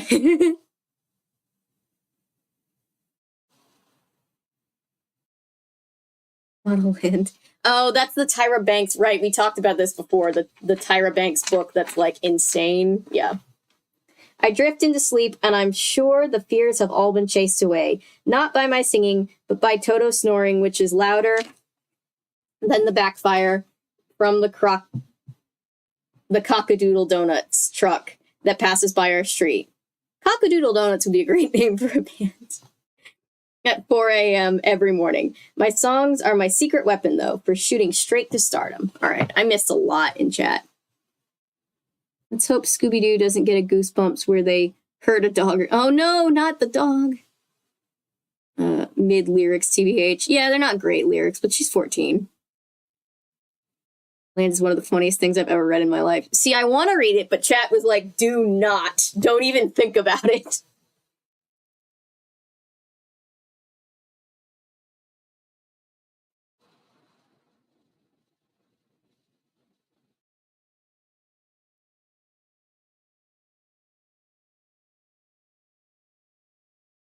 Where did I leave off?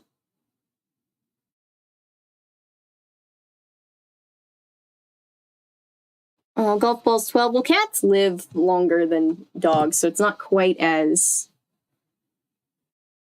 Like a 15-year-old dog is like, oh my goodness.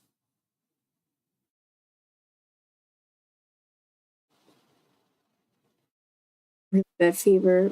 Drove to urgent care. Fell asleep in the waiting room because of how long the wait was. Oof. Stream has become Patrick's cheerleaders.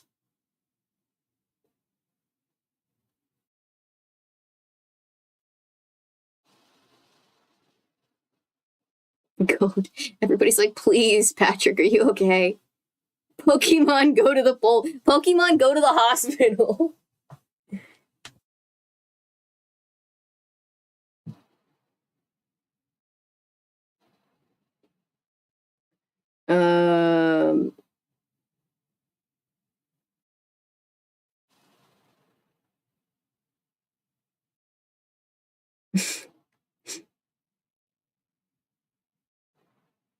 We're about to bully someone to go see a doctor. Acceptable bullying instances. We're in the world of Scooby-Doo.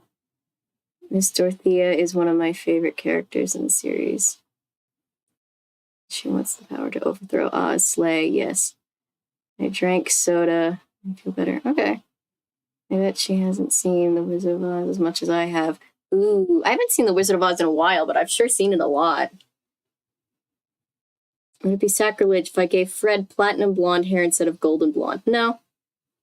Especially the Freddie Prinze Jr. version of him, I think would really appreciate that.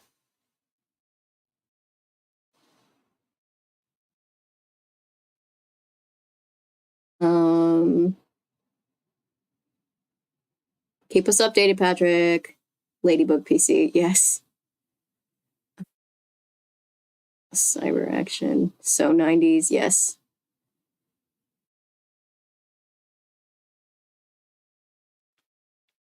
Everybody's refusing to play Smash or Pass. We're not quite that chaotic yet. A fashion high school. It's just reminding me of Victorious, where they're at a performing arts high school, and you have the Quentin Reviews thing where it's like, do these kids learn math? Do they have any other classes? Hearing you say these words is so funny. I'm sure it is, because I'm like, you know, I don't even know.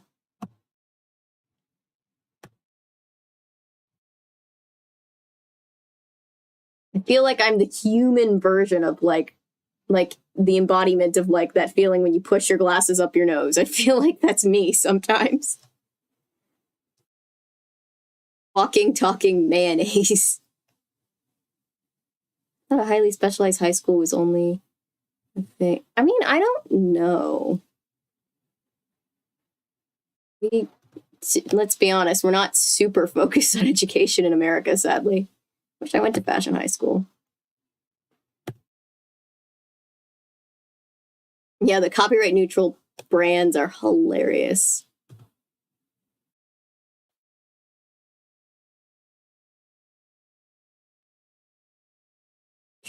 I was homeschooled all the way through, so I went nowhere. I just did my work and then had no friends.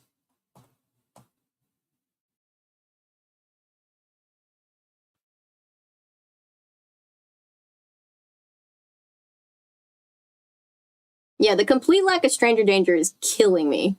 It's like taking years off my life.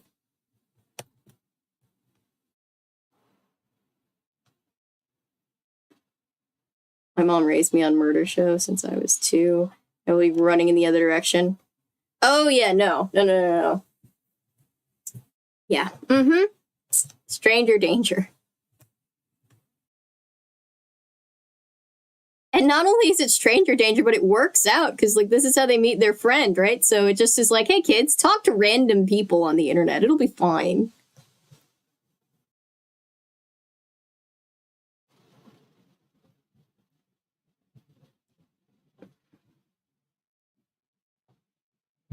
Anything that brain of yours can think of can be found.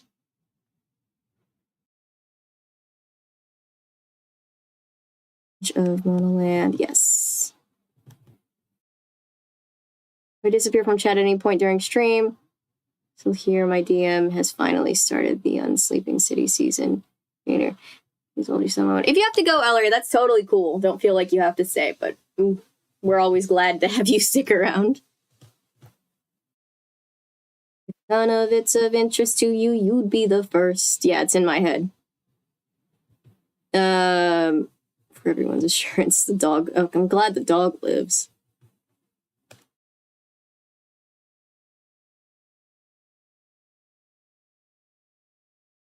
Now you chat with strangers millions of miles away via the internet, right?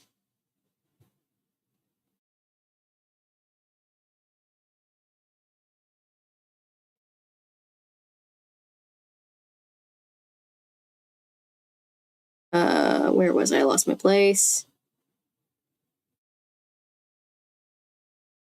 Trying to catch up. Recently speaking in 90s lingo. It's I'm not good at 90s lingo. Mid lyrics. Be a fun book to yeah. It's one of the funniest things I've ever read in my life. Model Land, yeah. I've heard it's hilariously bad. The early internet before I was born. Oh, I feel so old. What's this they've gotten? Scrappy Doo. Am I a Scrappy Doo apologist? I don't really actually think Scrappy Doo sucks that much. Like, he's just a little dog.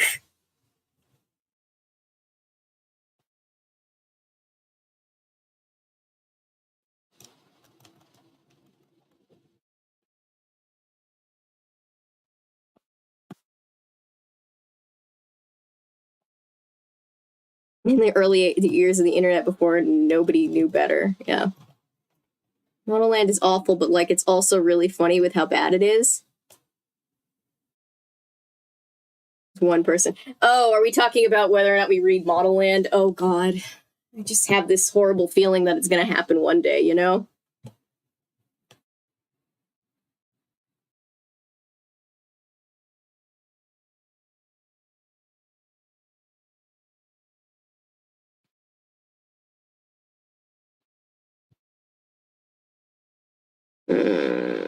Trying to catch up. The Wizard of Oz production was a living hell. Yes, it was. Oh, has anybody seen Kaz Rowe's video that they did on that? Because that was a lot. We banned Patrick for the longest time to get them motivated to get medical help. No, because then nobody's going to be watching Patrick. Like, somebody's going to be watching Patrick.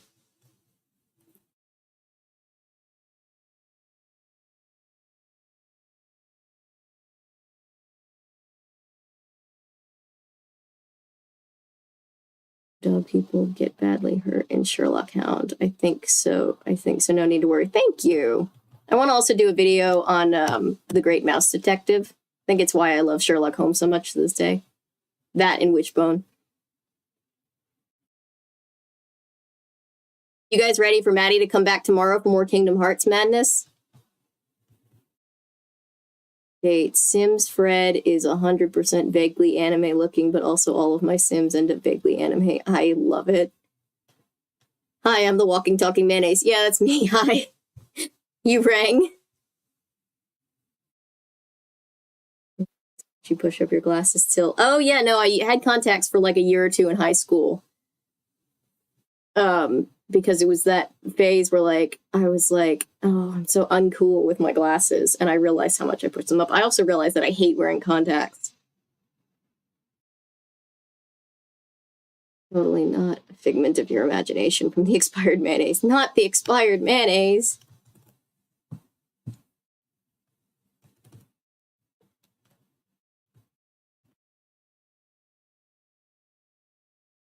They told me never to say what school I went to. Oh yeah, no. I was always told never to interact above like even a hello, like to a stranger on the internet. My parents were like, no, you don't talk to strangers on the internet. To be fair, that is what we're doing here. But we're not doxing ourselves, and we're also adults. I think we're all adults, hopefully. I know we fought. Please warn anyone. Everyone's looking out for you, Patrick. Yeah, we do. Yeah, well, it's a little slightly different now because there's more in the way of like a little bit more internet safety, but still, it's always good to, not give out any personal information if you don't feel comfortable.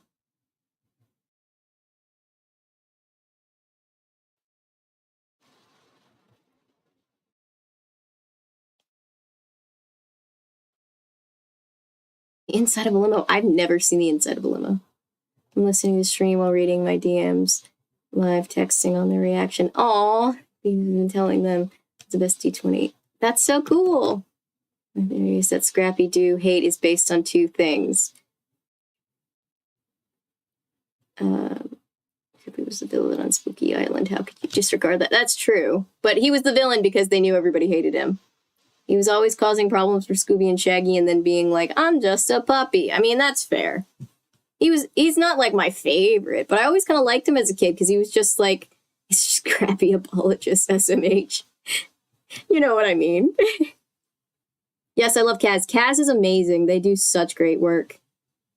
When they started writing Fantasy High, it's more popular and has more content. EJ now. I was right, bitch. Scrappy seems a bit too eager. He's just the embodiment of short people. We think we're better at fighting than we are, because we're tiny. I thought I was going to die getting accidentally swept into the mosh pit 2 nights ago. Which, by the way, I don't understand moshing. Someone explain moshing to me. I get it. I know, but I don't get it.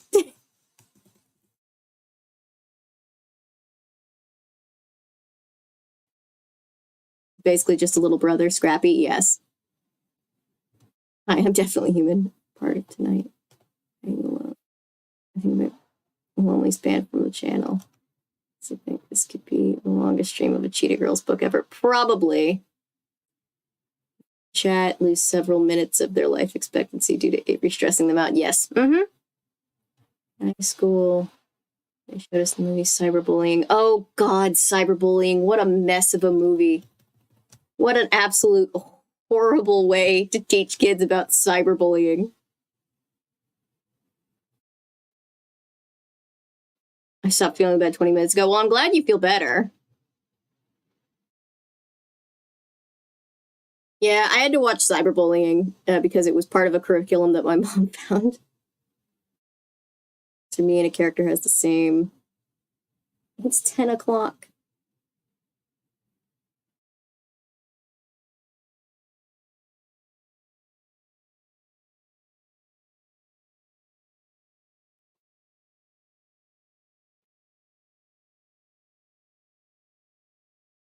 Been trying to reach you about your car's extended warranty and about reading a morbid Goosebump book. We're going to read Goosebumps on Tuesday, by the way. That's the plan, anyway.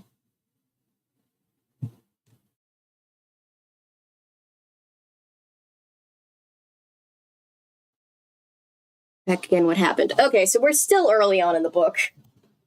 We're about to go to high school after the children in the series have doxed themselves.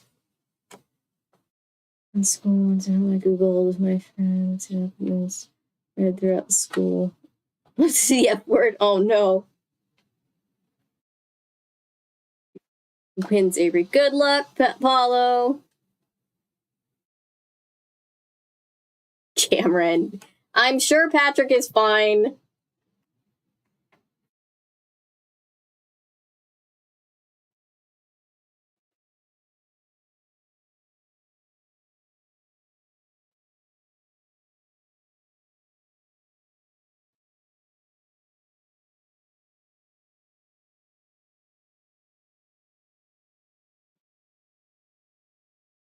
Where?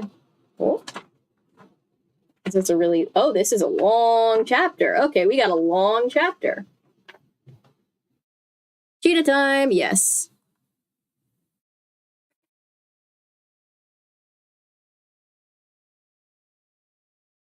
All right, chapter 3. Mr. Dresform, our new homeroom teacher, has trouble pronouncing my last name like all the other teachers I've had since kindergarten. Galleria Garibaldi? Garibaldi? Here, I yell out, smiling and raising my hand in the air. I just don't care. Like, I just don't care. Galleria Garibaldi. I do the same thing. If you pronounce my name, because it's Vandenhouten and nobody can pronounce it, if you pronounce it any which way, I'll be like, ask me, I'm here. The boy in front of me turns around and heckles me. Garibaldi, he says and laughs. Then everyone else in the class turns to look at me. What? I ask, challenging him. What's your name, yo? Derek, he says, still smiling. Derek what? Derek Hambone, he says. The new brother in town from Detroit. Derek what? I asked. Did you say Hambone? Now the class is laughing at him, not me. Ha! You best not be laughing. Your last name sure ain't no Happy Meal. I snarl and squint my eyes. He turns away, busted. Now I'm looking at him at the back of his head, which is the letters D-U-H shaved into it. Duh? I say to Chanel, mouthing the words without sound. What are we on? Sesame Street? Derek is featuring a red, blue, and white Johnny B. Down shirt with matching droopy jeans covered with logos like a Roadrunner map. Johnny B. Down clothes aren't made by the Joker, if you know what I'm saying. You have to shell out serious ducats for them. They just look like the homeless catch of the day. Aw, that's not nice. There are 3 things I hate. Cockroaches, math tests, wackadoodle clothes. The first I can't avoid unless I move out of New York City. The second 2 are kind of like roaches because they're everywhere. I, Galleria Garibaldi, will never dress like everybody else. I write this in my freshman notebook. Using my purple pen. It's true that I get my animal instincts from my mom, but I have my own flavor, because I'll wear cheetah prints in hot pink or lime green, and mom sticks to the old school ones. I remember I was only 4 years old when she brought me my first furry leopard coat with a matching hat. My father nicknamed me Miss Leoparda because I wore the coat to pieces. I also had a stuffed leopard animal named Cheetah Cat, which I took with me everywhere. And Toto now has 7 leopard coats. Thanks to me. Also eating cake icing. Nice. As for Chuchi, her taste in fashion runs to berets. She is wearing one today with her braids hanging down into her face. Give me one of your pens, she groans. Mine stopped working. Chuchi must own about 50 of these French pancakes. That's what I call them. The beret she's wearing today is black with a gold braided edge. Her mom brought it back from Paris. Chuchi is sitting next to me, drawing silly faces on the margins of her notebook and giggling quietly. Attendance is taking a long time, and my mind wanders to Dorinda. We're meeting her at noon outside the cafeteria. I wonder what she'll be like. Mr. Dresform blows his nose, causing Chuchi to giggle real loud, and Derek Hambone turns around and grins at me, giving me a big wink. Heavens to Bootsy, Derek has a gold tooth in front. Chuchi dissolves. Every time I see a gold tooth, I think about Home Alone, where like they knock out the tooth and then the dad finds it and it's just like, it's a tooth, and doesn't ask any more questions. Chuchi dissolves into giggles, and I give her a hard elbow to the ribs. Hey, Derek, I say, what's with the haircut? Oh, you mean the letters, he asks, giving me his goofy gold tooth smile again? Yeah. Where's my initials, he explains proudly. Derek Ulysses Hambone. I bite down hard on my lip to keep from losing it completely. You know, Derek, it also stands for something else. It does? He asks, clueless. What?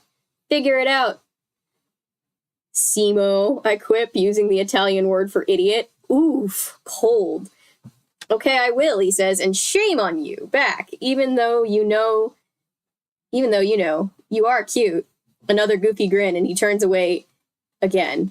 Just great. Just what I need on my first day in high school. A fashion disaster with a geeky smile and a gold tooth who likes me.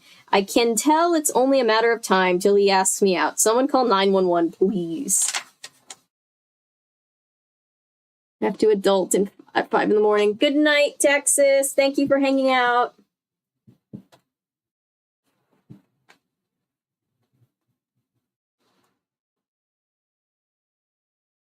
Okay, where was I? It's time for lunchando. Lunchando, Chanel says as we wait outside the cafeteria for Dorinda. I've got an idea for our cats and kitties Halloween bash, I tell Chuchi. Halloween bash, yes! The Cats and Kitties Club, which we belong to, does all kinds of fat stuff, and me and Chanel had been talking about the Halloween bash ever since the 4th of July. We should throw it at the Cheetah-rama where Mom goes dancing. What do you think? SWN, I forgot to tell you, I saw those girls from Houston on Sunday down in Soho. Those girls from Houston. What girls? Remember the twins who were at the Cats 4th of July bash? What were their names? Oh, I don't know. Oh, my battery's dying. Hang on.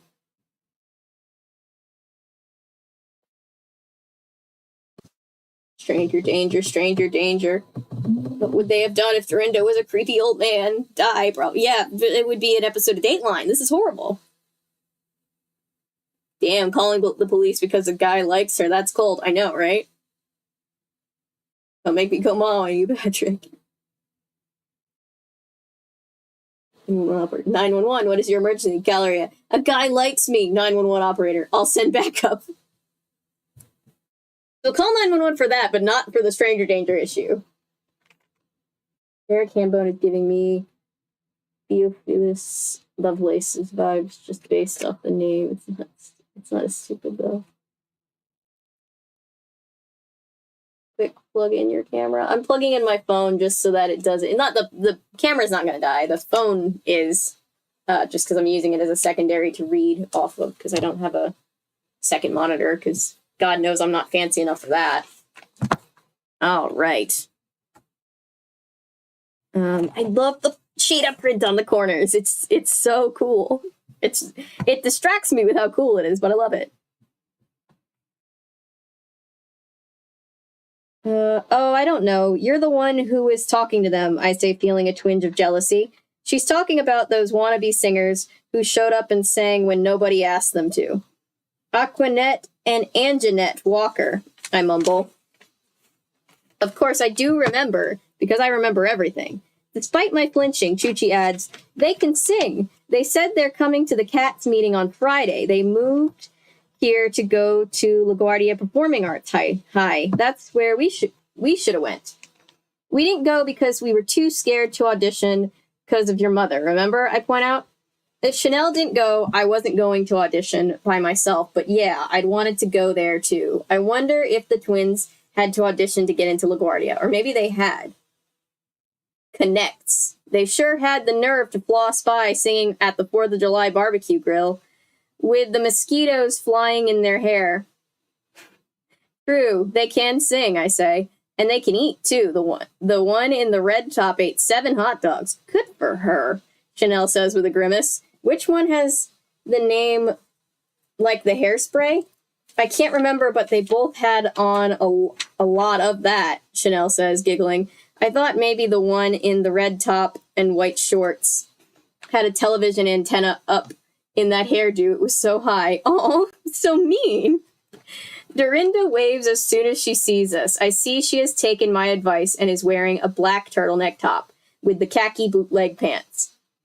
Hi, she exclaims, all excited. I'm really, really hungry. She's so tiny and pretty. I mean, munchkin tiny. She doesn't look like a freshman at all. She looks about 12 years old. For true. Probably she would say the same thing about me. She's also about the same color as Chanel, kind of like mochaccino, and her hair is cornrowed in the front. And then the rest is just freestyle curly. From what I can see, she doesn't have a weave unless it's an unbelievable one. I had to look. I was like, wordplay. I got you. As Mom would say, Mom can spook a weave from the other side of the tracks, and I don't mean the ones on the in the subway. Hello. Oh my God, it's just so ruthless. It's so mean. Me, I don't do romantic feelings well, although I do have them. Yeah, I get it, because it's like, as a demisexual, personally, it's like you have the feelings, but you never know what to do with them when they happen, because it's not all the time. A week ago, I had to call 911 because some stranger showed up in my driveway last night. What? Patrick. What is anyone's life? True. Cinderella is Confessions of an Ugly Stepsister. It's a wicked stuff. I need to cover another Cinderella story. Another Cinderella story is one with Selena Gomez, which I'll probably also cover. And I've never seen the really good one with Brandy.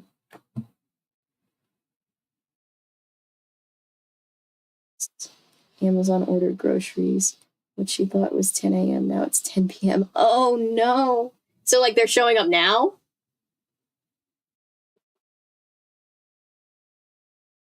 I get you. She ordered them now and it's 10. Okay, I got it. Brandy, you pick.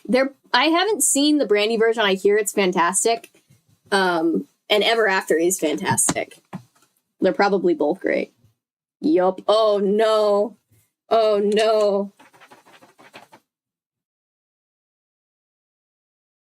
Oh, word, I get to feel even shorter now, says Dorinda, squeezing between me and Chanel. And I'm wearing heels. Know that feeling. We're three shorties, giggles Chanel, trying to make Dorinda feel better. Dorinda is shorter than us. I feel so much taller with her around. I could get used to this. She would like hanging out with me. Here comes Derek, I mumble under my breath. Don't look at him, I plead with Dorinda. Derek dips down the hallway and smirks in our direction as he passes. Hey, Cheetah Girl, he hisses, winking at me. I'm working on that puzzle you gave me. Mercifully, he keeps going. Dorinda doesn't miss a thing. Who's that? She asks, squinching up her little nosy nose. That's Derek Hambone from our homeroom class. He's got enough letters to teach Daffy Duck the alphabet, Dorinda says, chuckling. You are funny, Choo-Chee giggles. You should see the way Galleria was looking at Derek in homeroom. Oh, don't try it, senorita, I counter. Duh. Cheetah Girl. That's kind of cool. You two are definitely blowing up the spots, Dorinda chuckles, fingering my cheetah backpack and reading the metal letters on the straps. Toto in New York. What's that? It's my mom's boutique, Toto in New York. Fun in diva sizes, down in Soho. I say, I noticed that her tapestry backpack with happy faces is fly, too. What street is it on? She asked me. West Broadway off Broome Street, I tell her. My mom makes these and sells them in her store. Really? Really? She's a dope designer. Nobody makes clothes in diva sizes like she does. See how fat his stomach is? I add, patting my backpack's paunchy stomach. And the straps are leather, not pleather, like they put on the cheesy backpacks they sell on 14th Street. How do you know it's a he? Dorinda asks, her slanty brown eyes getting even slantier. Definitely cheetah material. Because he eats more. I laughed, stuffing my textile design book into his fat paunch. Let's dip it up. I mean, I can out-eat boys like the rest of them. It's Cheetah Girls. Yeah, I thought it was Leopard Girls. LMAO.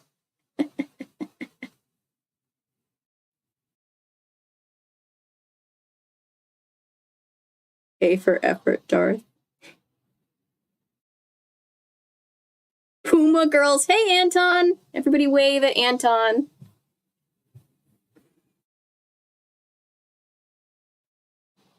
I'm the one going into biology. I should know this stuff. I feel like my neck has to pop again.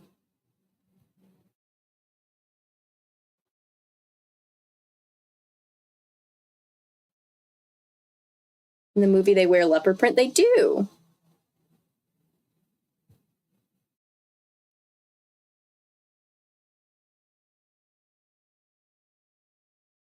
Oh, I was just saying everybody wave to Anton. Anton is in chat.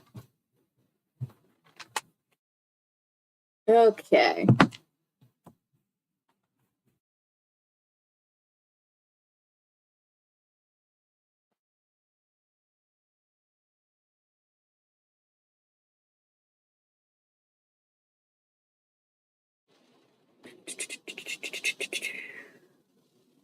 Mixing up Cheetah Girls and Josie and the Pussycats. I mean, fictitious girl groups with cat-inspired names. I see it. I used to love Josie and the Pussycats. They were always on Boomerang, and I loved Boomerang. And my mom loved Boomerang because all the shows were from when she was a kid. Where was I? Dorinda has intense eyes, which she now focuses on Choo-Chee's cheetah. You got one too, huh? Choo-Chee nods her head and grins. Whatever secret agent Bubbles gets, I get. You wish, you bumbling bourgeoisie detective. Bourgeoisie detective would be a great name for a band. Choo-Chee hits me with her backpack. Oh, that's the top you said you were gonna wear, Dorinda says, turning to me. What's it say? Powder to the people. Grace is on the case. Will is chill. Sean is a fawn. I'm fierce. You're fierce, I say, pointing all over my top. Whatever superlicious things we come up with. Me and Chanel marked up a lot of tops this summer. sold them at our lemonade stand. Dorinda really looks impressed. People were loving them. Bubbles' mom made them in bigger sizes and sold them in her store too. Chuchi chimes in, bragging about our designing bite. Diva sizes, I say, correcting Chuchi. Lo siento, mija. I'm sorry. My mom says there are no large sizes, just sizes that are too small, I explain. I like Mom. Mom is cool. I want to do some, Dorinda says. You gotta use black fabric marker so it won't wash off in the washing machine, but you can't put it on synthetic fabrics like polyester, I explained to her. You could write on that with a blowtorch and it would bounce off. Dorinda giggles ferociously. That's funny. How long you two been best friends, she asks. Oh, this disrag? I've known her since... What? That's new. Since we took our first baby steps together. Both our mothers were models back in the day, I explain. Were they, like, in Essence magazine, Dorinda asked me? My mom was, but the only modeling Juanita ever did was for Chirpy Cheapies catalogs, and Chanel has a lifetime supply of those wackadoodle-do clothes to prove it, I giggle. Yes, my mother was the diva of the discount catalogs, I confess. But it paid the bills, and now I got skills, okay? Chanel snaps her fingers in a Z formation. I missed one. I guess that's technically a Z formation. My mom just wrote a book, she tells Dorinda. She went all over Europe and Japan to write about the history of black models since back in the day. Nice. Really? Dorinda is hugging her books to her chest as we walk outside, cross the street, and slip into Mickey D's. Uh-huh. It's called They Shoot Models, Don't They? Chanel says, get it? Photographers take pictures of models with cameras? Word, I got it. Ah! What am I missing in chat? Live action Josie and the Pussycat movie. I have not. I don't think I knew about it. Boomer Girls. They make a CW-style teen show about Josie and the Pussycats. They did, and I think it was terrible. Like that Dr. Seuss book.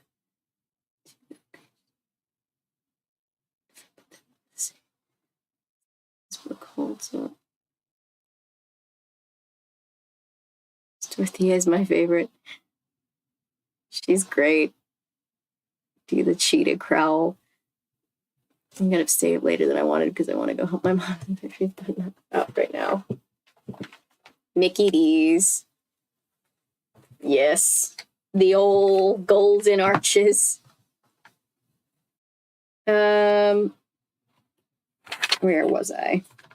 I just wish we would hurry up and get the money for it so she could give me some Chanel wines in her best Miss Piggy. Wait, I skipped it. I was like, wait. Chanel is a brand, but it's also her name. I get the money for it so she could give me some Chanel wines in her best Miss Piggy voice as she orders from the Mickey D's counter clerk. Chuchi is a shopaholic waiting to happen. Even I know that. Even worse than me. Getting ready for high school has left us pretty busted, though. These 25 ducats a week ain't stretching very far on the snaps counter, Chanel says with a sigh. They're definitely drizzle ducats. Drizzle ducats. What's that mean, Dorinda asks. It means if it rains, we pour. I giggle. Stick with us and you'll learn a lot of words. I want to be a writer too, Dorinda says. I read a lot. My mom says I should open a library so I won't have to go there all the time. Same.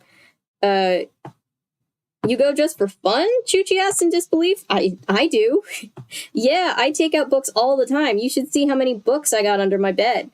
Like, what kind of books? You know, she made that sound like she doesn't return them. I take out all the books and then I put them under my bed. Hey, Michael.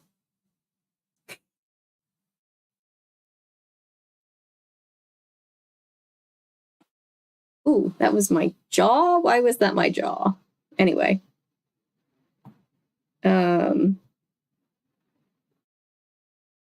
Like, what kinds of books? You know, Sisters Rule, Snap Attacks, I'm Fierce, You're Fierce, she giggles, making fun of us. She's mad funny. I didn't want to ask Dorinda how much allowance she gets because that would be rude. Our moms pay the bills for our cell phones, beepers, bedroom phones, internet service, blah, blah, blah, but there are still so many other things that we want, but we just have to cheese for it. Chanel, of course, is much nosier than I am. She will ask anybody anything anytime, while she bats her eyelids and acts all cute. How much do you get? She asks Dorinda, biting into her hamburger. For what? Dorinda responds. For allowance, mamacita. Oh, I don't really get allowance, but I work at the YMCA Junior Youth Entrepreneur Leadership Program. That was a long sentence. 3 nights a week, so I make about $20. If I was 16...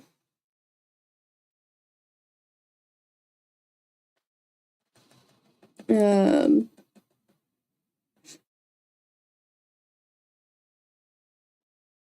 from Oz. Ooh, I always wondered about the sleeping poppies from Oz and how to get around it.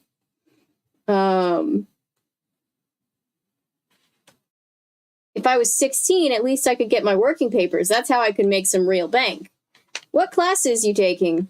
I asked Dorinda, changing the subject. I don't want her to feel like she can't hang with us just because she doesn't have ducats. Me and Chanel aren't with that. Sketching, English composition, textile design, biology, computers. I love that. Split page. Gonna learn new technology applications like cyber rerouting and building databases. Computer nerd, you go, Chuchi Smurfs. I have to laugh. Chuchi only uses the computer to get on the internet and to do her homework. I mean, yeah, I guess in 1999 there was a lot of using the computer without the internet, but isn't that a funny thought now?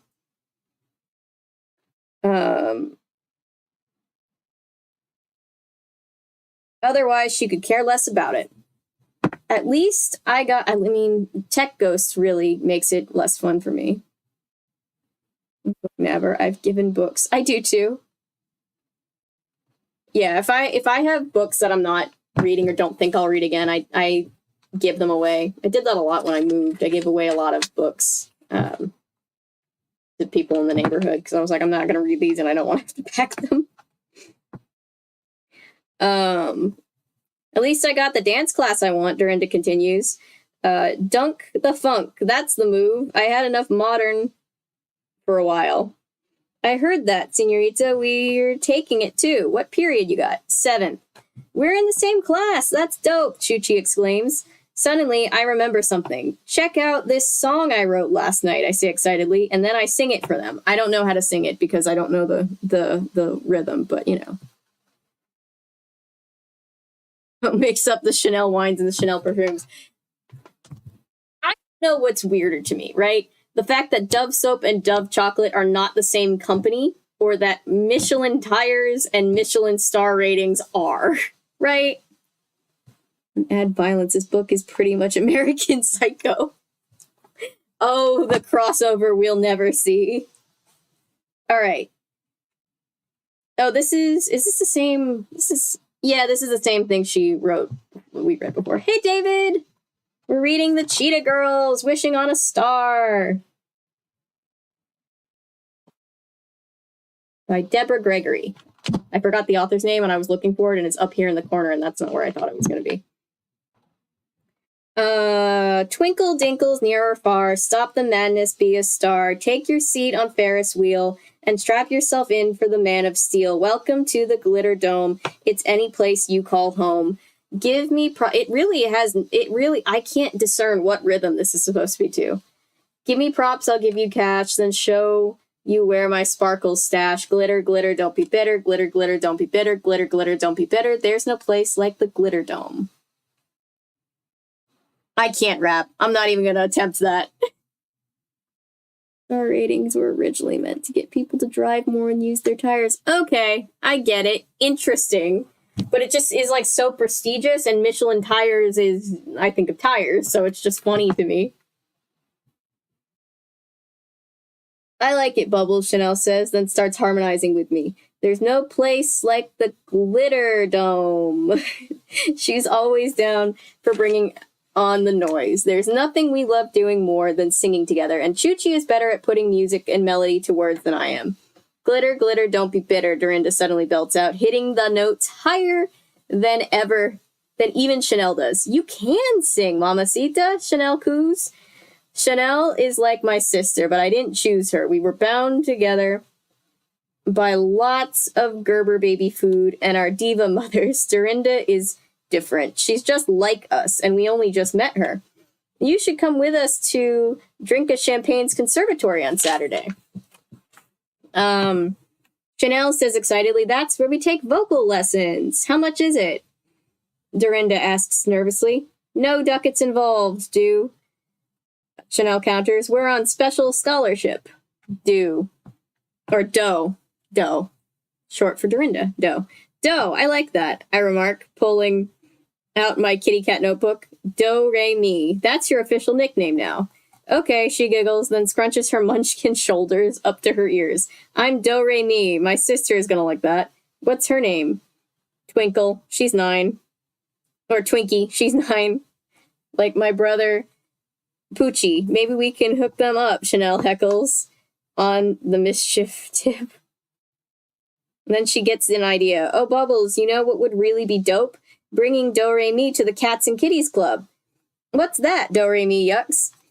Me and Bubbles belong to this she, bougie, wee social club for empowering African-American teens. Chanel chimes in, imitating the Cats president. Before they let us come for free because our mothers were members, now we have to pay membership fees, but we can go by ourselves, finally. How much does it cost? Dorinda asks. Clearly, Dorinda is all about the ka-ching. She's so smart, I really like her. It's about $600, or is it $650 a year for us till we're 18? I think it's $650 now, damn. But don't worry, Do, re, mi, we got you covered. We want you to sing with us, right, Galleria? Uh-huh, I see. Choo-Choo doesn't make a move without asking me first. That's my girlita. We're getting together for a girl group like the Spice Rack Girls, only better. The Spice Rack Girls will never not be funny. I'll catch up with chat in a second. I'm almost done with the chapter. I will say it goes by very fast. It's entertaining. So like, even though like this was like a 20-page chapter, it didn't feel like it.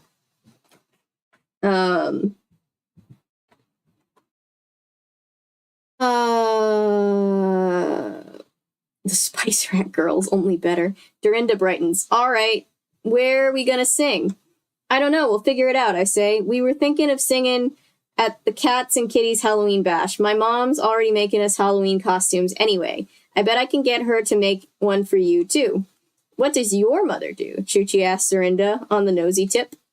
Nothing, she answers nervously. She stays at home. How many brothers and sisters do you have? Chanel asks, fluttering her eyelashes. Nosy posy, just won't quit. 10, Dorinda says. That's a lot of kids. I know, but they aren't really her kids. I mean, she's a foster mother, and she's our mother, just not our real mother. For once, Chanel stopped batting her eyelashes. Really? Are they your real sisters and brothers? No, but she's nice. My foster mom, she lets me do what I want as long as I help her and stuff. You gonna come with us Friday night? You're gonna come with us Friday, right? Chanel says, not waiting for an answer. We're on the party committee and we get to help plan all of the events. I can tell she really likes Do, re, mi, so she's acting like a big sister. Just the way she acts with Poochie, her little brother. I wonder where Do, re, mi's real mother is. Oh. You know, we're the cats, not the kitties, right? I say to amuse Do, re, mi. Then do the handshake wiggle with Chanel. I heard that. What's that you two are doing? She asks, extending her hand to. Do it like this, Chanel says, showing her. The three of us wiggle our fingertips together. All right, we got growl power, yo. I can see it coming now that we've found Dorinda. All our dreams are gonna come true. All we need now is another backup singer or two, and we'll be ready to bounce. This is also a very long chapter. It's a normal size chapter. Ooh, page 46.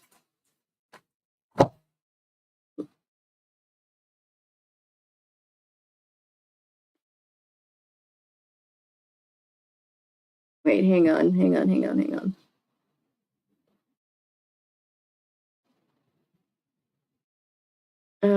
Let's see.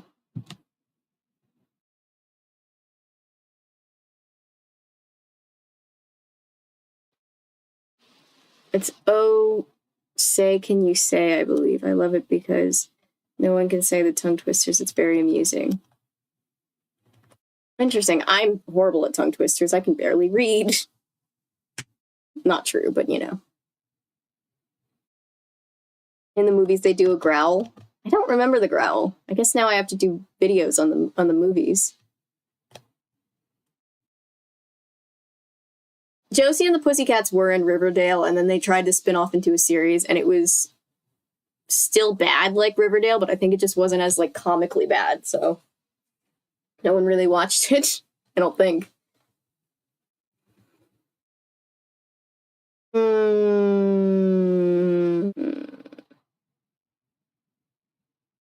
I used to do tongue twisters with a pencil between my teeth to warm up before performing. I find it fun. Oh, that's cool.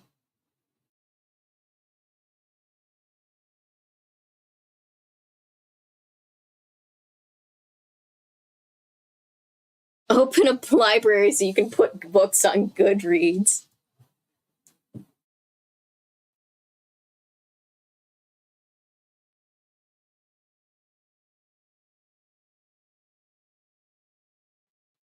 Never. I take the library books, and I was always afraid as a child that I was like going to get arrested if I didn't bring a library book back.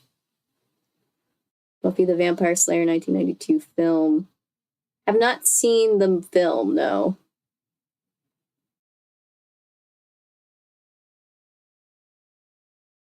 Please, that is so 5 minutes ago. Buffy and Kim Possible really did have the same energy, didn't they? In the books, there are a bunch of mice who help get Dorothy, Toto, and Lion out of the poppy field. I figure it's because they're beneath the flower's height. That's probably why. I think in the prequel movie and the original movie, living characters are affected by the poppies. Interesting.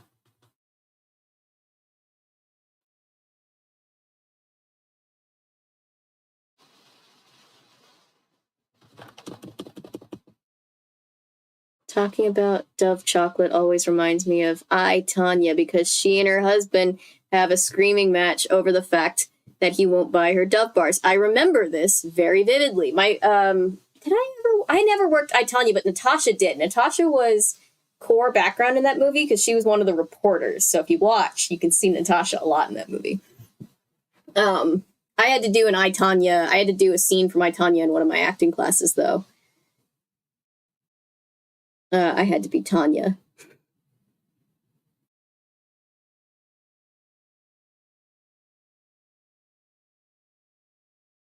It's the Cheetah Girls, hasn't it? It has. Hi, Russell. Hello. Primary breadwinner, so where is her damn money going if not her? Yeah, I know, exactly. Yeah, I know, right? I remember that scene so vividly. That wasn't the scene that I had to do. I had to do the one where she was talking to her mom in the diner. But yes, I remember that. The songs, they're much worse in Model Land, trust me. If you feel like it will make you feel like you're having a stroke. This song. Oh my gosh, this is so funny. It's so funny, but so good. A Dork Diaries book to my niece. They were writing a song. I attempted to sing it, and she looked at me and said, "You're just embarrassing." Kids are so honest. Please cover the Buffy movie. I will. I'll put it on the list. Definitely. One of these days, if I can get to the point where I can justify hiring an editor, which is funny because I am a hireable editor, but one day, maybe, I'll be able to hire an editor and then have more time and therefore more videos will go out.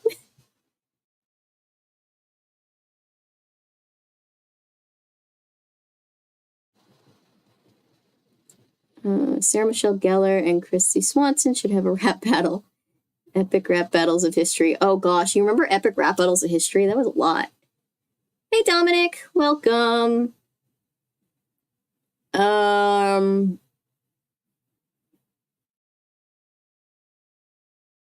was in 1999.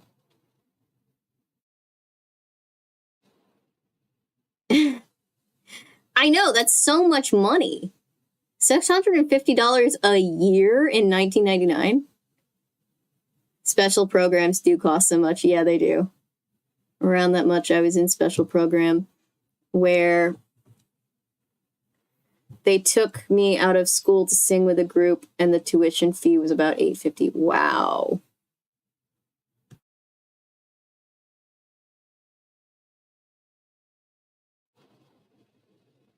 Thanks, inflation calculator. Someone else is calculating inflation than me. It's supposed to be like a charitable organization for rich kids where the kids are learning leadership skills by organizing social fundraising events. Copy. I was in middle school and it was like 2014. With tea and cookies, what have I missed? So we have a third Cheetah Girl. And we're going to a big fancy party where we will presumably meet the other two Cheetah Girls. It's been foreshadowed. Impossible was definitely Buffy inspired in several ways. Oh, for sure, yeah.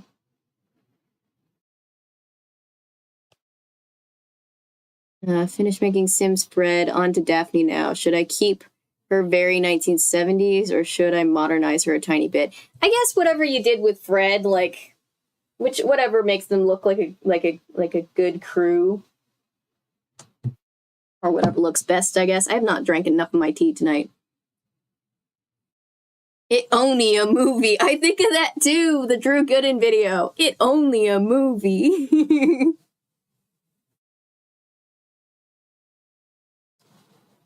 Maybe modernize the characters a little bit, but keep them mostly true to their original character. Copy Darth Sidious. Can't wait to see how they come out. It only a movie. I think they asked me to do some extra work on I, Tonya, but I was working on something else, and I was like, no. And also, it was really far away in Macon, and I didn't want to drive to Macon. All right, anyway, chapter 4.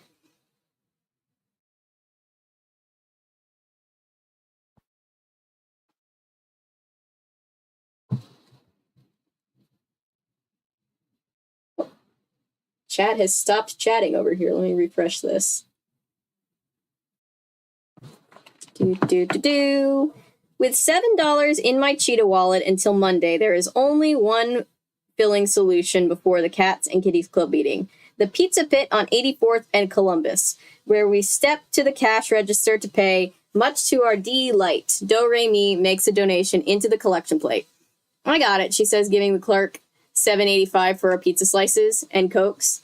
You're definitely crew now, Chanel says, giggling to the ka-ching of cash register. One thing about Dorinda, she is generous with her money, even though she's got to work for it herself.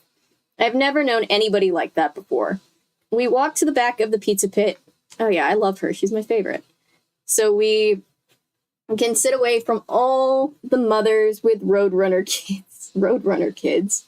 The last time we sat up front, one of them threw a Dinosaurus Wacky Baby right into Chanel's large cup of Coke and knocked it over. Chanel is sitting facing the entrance. Well, I mean, that just means you get free Coke.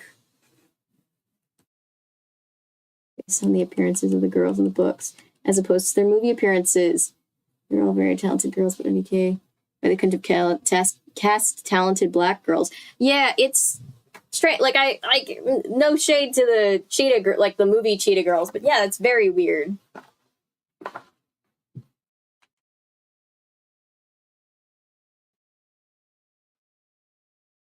Chanel is sitting facing the entrance. Look who just walked in, she says, talking through her straw, then quickly adds, don't turn around yet. It's too late, I already have, just in time to catch the grand entrance of those fabulous Walker twins from Houston. They're about the same height and size, but one of the twins is a chocolate shade lighter than the other. You can tell they're not from New York. The lighter-skinned of the two has on a hot pink turtleneck with a navy blue skirt. The other one has on an orange coat dress with ivory on the side. They look sort of churchy at Easter time. I think it's a Southern thing. As soon as you say like churchy, it's like, ooh, I know, the very fancy clothes. Y'all, how y'all doing one of them says. The twins are kind of friendly in a goofy sort of way, and their southern accents just sort of shout at you. Y'all, we in the house. What's up? You two coming to the cats meeting? I asked them, knowing full well they ain't here for a lobster cookout. Bye, Darth Sidious. Good night. Yeah, we're going over there. What are we talking about tonight? It's time for general elections, and we have to begin planning our next event. Me and Chanel are on the party committee. What committee are you on? Volunteer services. We want to plan something for Christmas drive at a church or a women's shelter. We're planning to throw a dope Halloween bash, I counter. Y'all missed our Christmas party. All of a sudden, I noticed that I'm trying to talk like them. I do that a lot. When I hear somebody talking, I think it's like I'm told it's like a neurodivergent masking thing, but like ever so slightly without realizing it, I'll be like, I'm like trying to like match somebody's like tone of voice. It's strange.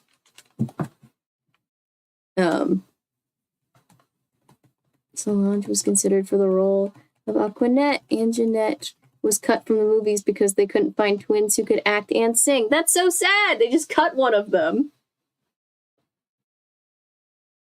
It's also an anthropology thing. Yeah.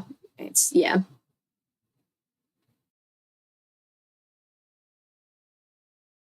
Before dark, they said that. Oh, interesting.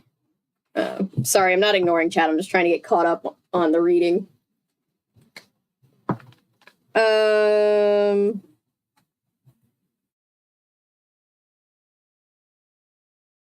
Is that right? One of the twins asked with a smile. She has nice lips. What we call juicy lips. Her eyes are big too, like Popeye's.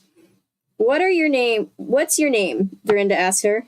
Y'all forgive me. I'm Aquanette, exclaims the twin with the pink acrylic nail tips. Okay, the pink acrylic tips means Aquanette, I tell myself so I don't forget who's who. I wonder if Aquanette puts the rhinestones on her peewee press-on nails by herself. You belong to cats, too. No, I'm just visiting. I'm Dorinda Rogers. They got good slices, Aquanette says, and Aquanette asks Dorinda. She can't help but notice how quickly Dorinda is eating her food. Don't ask me if they're good, I'm just hungry, Dorinda says, smiling at her. Dorinda is so nice to everybody. We better order. We'll be right back, Aquanette says. Anginette, it turns out, is the more vocal one in the ordering department. Can we get a slice with anchovies, extra pepperoni, mushrooms, and sausage, she asks the counter guy. Chanel giggles at me, looking down at her pizza, kicking my Gucci loafers onto the table. Watch the Gucci, Choochie. It's leather, not pleather like yours. Recovering from her laugh attack, Dorinda politely says to Anginette, who has returned with 2 slices and a Coca-Cola, I hear you two can sing. Yes, ma'am, you two? Well, sorta. I haven't been in any talent shows or anything like Galleria and Chanel, but they're gonna take me to drink some conservatory with them for vocal classes. My brain couldn't keep up with the words for a second. I've never had Popeye's chicken. I think that's a cardinal sin. You mean drink a champagne, Chanel says, cutting in. It's the bomb for vocal and dance lessons. Daggone, they got everything in this town, Anginette says with a tinge of know-it-allness in her voice. That's why we came up here to go to LaGuardia, because they have the best vocal department in the country. My first thought is, okay, was that supposed to be 1 up, 2 down? My second thought is, she'd better not come for me, or I'll read her like the Bible. We want to be backup singers in a group, Aqua explains earnestly, slurping up the cheese from her slice. Forgive my sister, she hasn't eaten in 5 years, giggles her unidentical half. Actually, we came up here because there ain't enough room in Houston for Karma's children, and us. Karma's children. I can't. Karma's children is such a funny off-brand Destiny Child. They're building a Popeyes in my town. Yay! Everybody's huge on Popeyes here, and whenever I say, like, I've never had it, everybody's like, oh, and I'm like, I'm sorry, I've never had it. I hear it's every bit as good as Chick-fil-A without the homophobia, so I want to have it. Aqua is definitely the funny one. Karma's children still live in Houston, even though they're now famous. How old is Backstabba now? Aquanette asked Chanel. They try to say she's 18, but I heard she's just 16. They still have a tutor who, oh, they're going in. Oh my God. Travels with them on the road. So it must be true, because she ain't finished high school. I like Jiggy Jim, Angie says. That falsetto voice. Oh, sorry. All that screeching. Got to know where you stand, girl, she sings. I can't sing. I'm not gonna sing it. I don't know how I'm supposed to be singing it. As good as Chick-fil-A, nothing is. Chick-fil-A is good. But they're awful. They're clearly fraternal twins in the first few books, including these initial descriptions. Yeah, unidentical, they definitely be fraternal. Aqua and Angie become identical later in the books. Interesting. They just turned identical.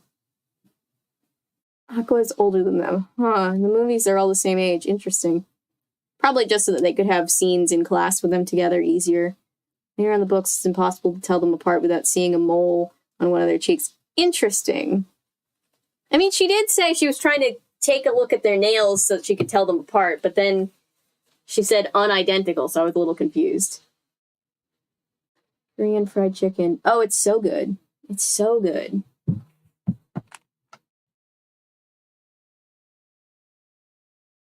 Ooh, my neck popped. What am I gonna say?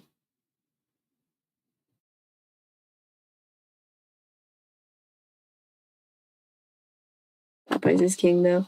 It's so funny to see the differences between books and movies. Oh, it's always fun. Unless it's like a movie novelization, because then it's literally just the movie written down. Usually. Where was I? It just gives me goosebumps. Angie is quite theatrical once she gets her pepperoni quota. She sure isn't biting off her twin sister's flavor.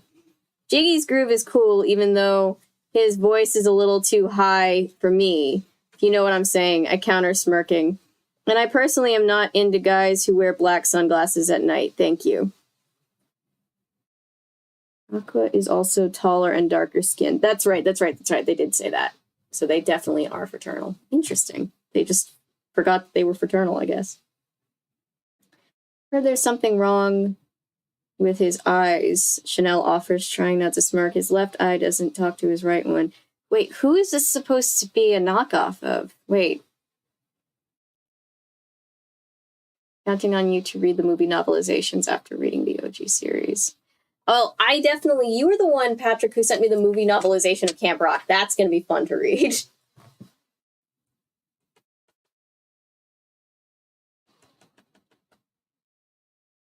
I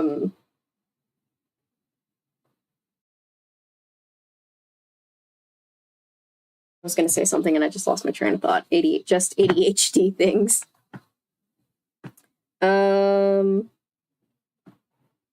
I heard there's something wrong. I already read that part. We all howled. Chuchi loves to invent fibberonis. Fibberonis. There we go. Are you Spanish, Anginette? Asked Chanel, whom she obviously finds amusing. Dominican mamacita and proud of it, Chanel says. You can call her Miss Chuchi Frito, I offer bitingly. She's going to give out piñatas around midnight. 1 week of Spanish and you're ready to do show and tell, gasped Chanel, batting her lashes at me. You know what a piñata is? She asks the twins. Nope, says Anginette and Aquanette, like a chorus. They're animals made out of paper mache. and glue, then stuffed inside with candy. Chuchi explains. When you hit the piñata, all the candy falls out. Oh, I know what they are, Angie says. They have them in the Santa Maria Parade in Houston. Are you Spanish too? Aquanette asks Dorinda. Nope, I don't think so. Is that right? You're so pretty. Ain't she cute, Angie? Thank you, Dorinda says, matter-of-factly. Actually, I don't know my family. I live in a foster home. Oopsie-doopsie. That should keep our southern princess of extra pepperoni chomping quietly for at least a few minutes. We came up here to live with our father, Anginette says, trying to rescue her sister from putting another piñata in her mouth. She didn't know. Our mother is a district manager for Avon, so she travels all the time. Our father felt we weren't being properly supervised since they got divorced. Her mother is an Avon lady. No wonder they're so nice.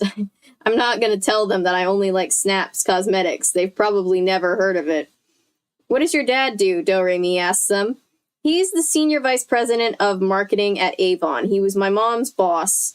That's why he moved up here. They got any hot sauce? Wait. So drama. Their parents. Okay. Why was it okay for Chanel to ask that, but not Angie? I don't know. I really don't.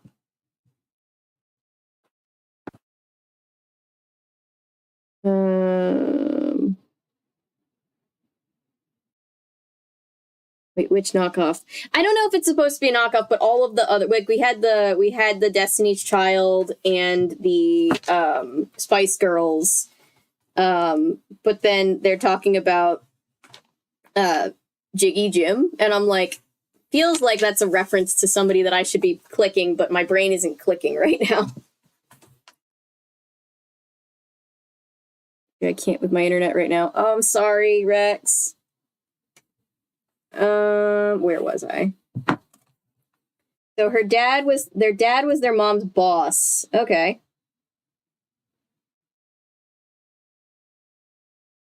Nope, Anginette answers. Well, then give me yours, Aqua says. Out of Anginette's purse comes a bottle of hot stuff. We all burst out laughing. So it's like that?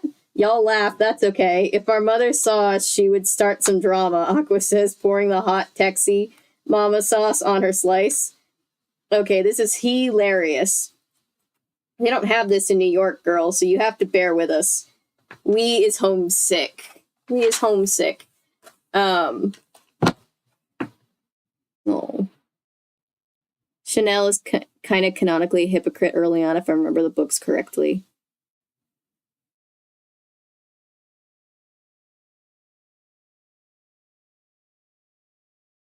Yeah. Yeah, I can see that in the personality a little. Yeah, I forgot about the Camp Rock. Yeah, that'll be fun. They are all kind of our moments. And they're 14 in this one, so, like, 14-year-olds are not as reflective as adults, for example. Oh. Refreshing Firefox.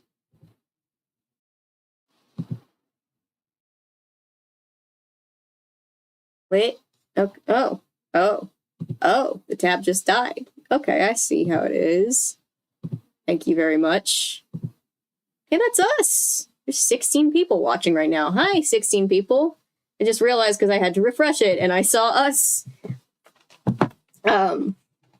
I like the twins. This is very, like, Southern girl to have, like, the hot sauce and the sauces with you in your bag. Reminds me of my grandmother.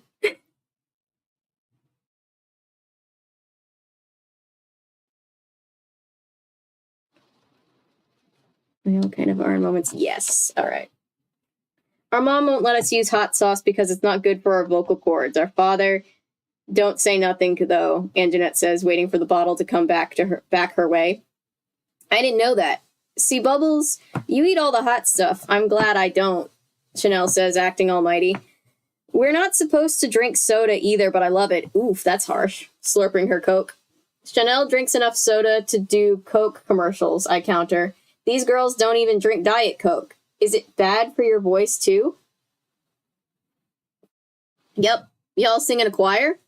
No, but we go to Drinka Champagne's conservatory on Saturdays religiously. We take voice, dance, and theater. Y'all should come up to Hallelujah Tabernacle on 135th and Lenox. We sing in the junior choir on Sundays. Well, I'm usually getting my pedicure at that time, I say, giggling. Aquanette has on too much white lipstick. Against her brown skin, it looks like a neon sign. Aw. Why is they so judgy? Jesus. She probably looks good.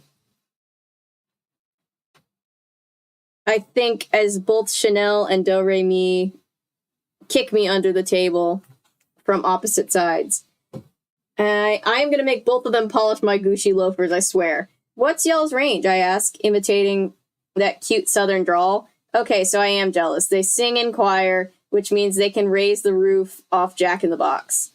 Mezzo, mostly, offers Anginette. Mezzo, too, adds Anginette. The gospel stuff is cool, but we want to sing pop R&B style music. What's everybody's vocal range in chat? I'm pretty sure I'm contralto, technically. Not that I've done any classical singing, but that's like the range. So do we, Chanel says, nodding her head. Well, let's sing together sometime. Y'all can come over to our house, Aquanette screams. What y'all doing tomorrow night? Well, we sure ain't gonna go... Wait, we sure... My brain. Well, we sure aren't going to the movies because the duckies have run out, I say with a sigh. Nah, y'all can't be as broke as us. We're more broke than a bad joke. We need to make some money doing something. Now she is speaking my language. Last summer, me and Chanel sold lemonade right on 2nd Avenue and 96th Street near the Big Ducats R Us bank. And we made some serious bank. How much did we make last summer, Chanel? Let me see, about $400? We may have to dust off my mom's Tiffany pictures and set up shop again, I swear, she says, giggling. I was a soprano in high school, but I've kind of transformed into an alto. Nice. I have no idea anymore the last time I sang in any official capacity. I was like 12. Fair enough.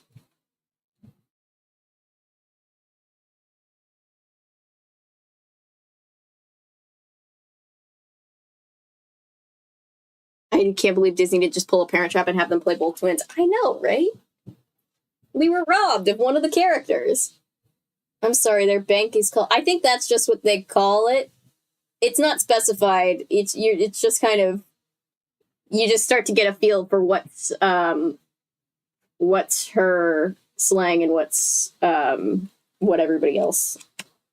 What the actual names of things are.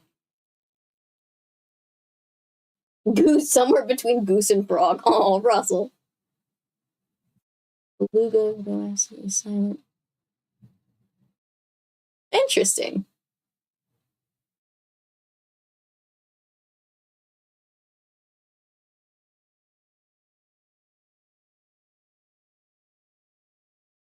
Being an alto, there's nothing good for us. I know. Singing in like such a baritone, I think, having such a lower range means that you never get any good parts when there's like musical theater stuff.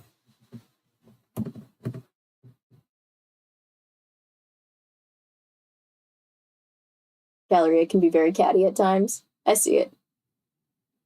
I like the conversation. It doesn't feel fake. Yeah, the writing is very, very solid.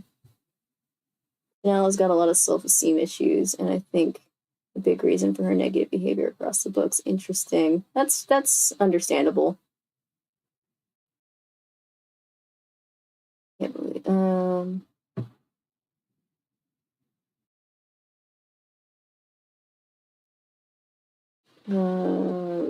two jokes. How many altos is this ridiculous? None. They can't go high enough.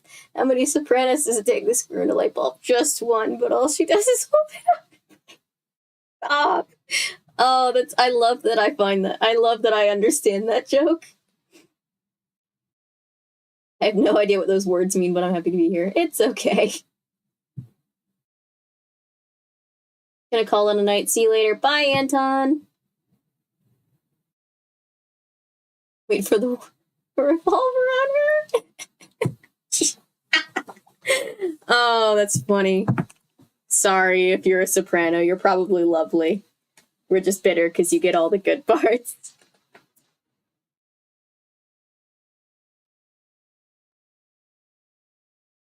Come on, Firefox. Every time.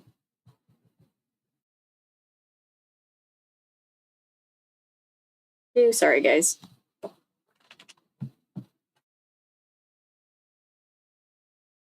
Be bitter because I did get all the good parts. Yeah.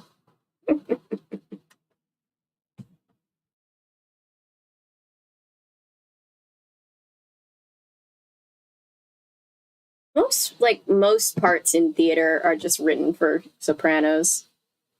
I don't know why more aren't written for altos, because it's just like, I don't know. It's not that we can't sing. I sang soprano because we didn't have enough to do the high parts. So they were like, you're close enough. Strain your voice. Why not? Oh, great.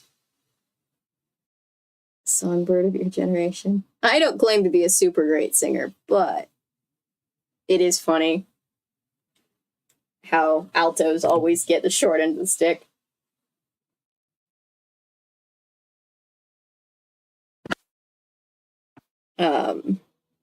Where was I? There we go. All of a sudden I got a brainstorm. Hey y'all, we should perform at the Cats and Kitties Halloween Bash. You know, like charge admission.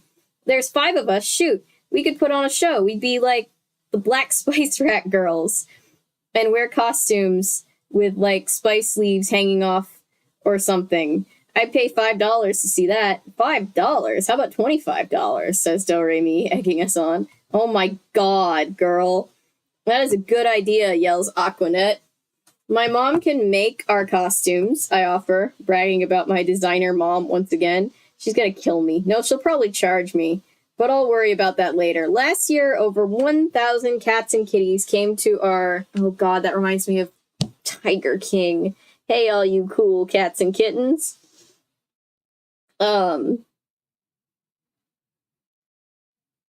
Came to our Christmas party, and they came from all over the country. Okay, so I'm exaggerating, but they did come from New Jersey, Philadelphia, Connecticut, Westchester, and even DC, aka Chocolate City. There are 100 cats and kitty chapters across the country, but New York is the dopest one, and we throw the dopest dope parties. Everybody comes to jam with us.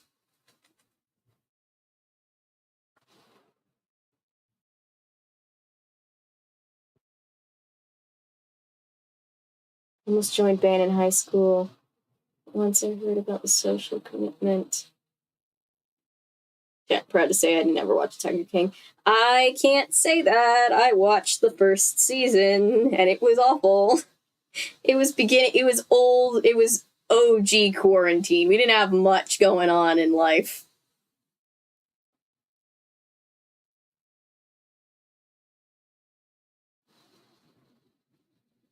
Tiger King can get very disturbing. Like, it's an interesting documentary in the way that, like, a train wreck is interesting, but it can get very disturbing, especially when it comes to, like, if you're triggered at all by, like, animal abuse, which I certainly am.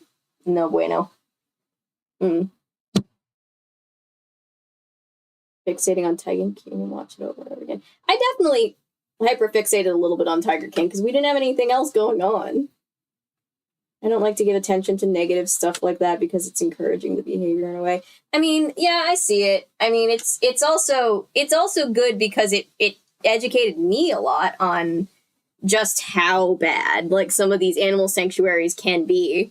And it did give me it did educate me on like what to think about, like if you're going to like, not that I like go to like zoos or sanctuaries, but basically just how like even the ones who build themselves as being sanctuaries are not always great for the animals. It says a lot about our society that we live in a time where OG quarantine is a phrase that no one bats an eye at. I know, right? I was surprised everyone was obsessed over it. I listened to it while I was working on projects, and after the first few episodes, I just zoned out. Yeah, I mean, I was kind of like, technically, I completed it, but I blanked down most of it. I don't know what it was about. I think it was just so strange. You're just watching it being like, oh my god, this guy is a sociopath, pretty much. Jesus.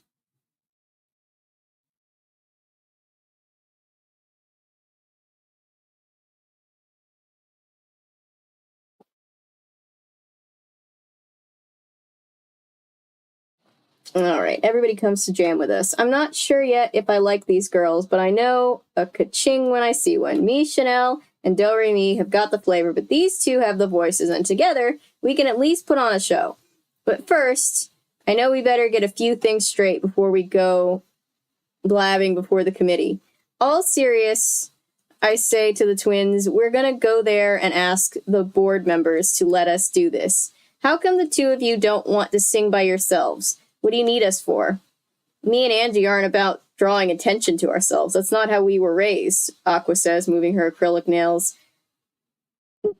tips to her chest, then turning to look at her sister. It's crystal clear which of these two operates this choo-choo train.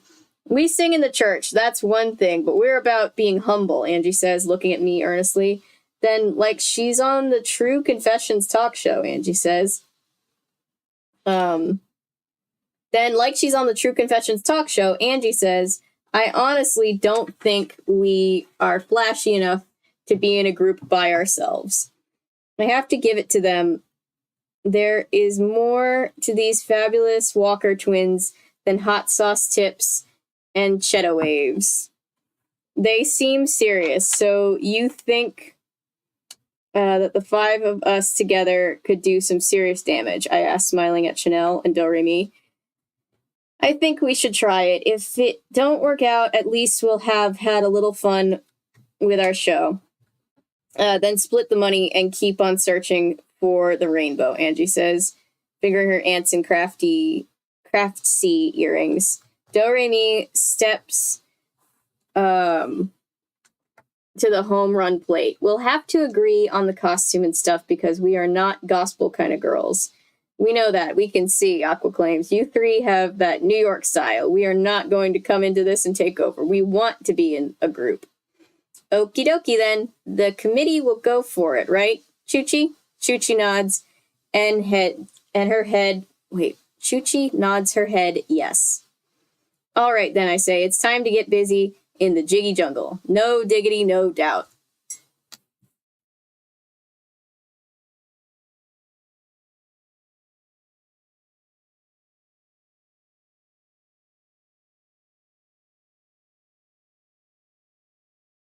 Something.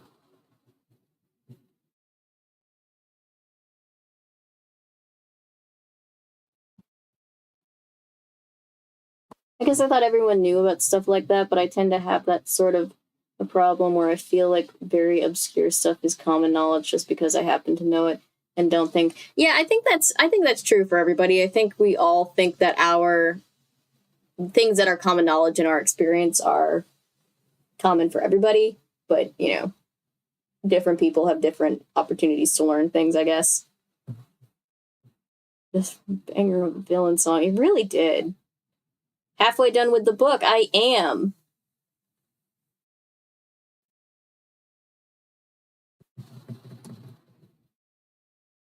Fascination came from trying to figure out how much of it was real versus how much of it was scripted.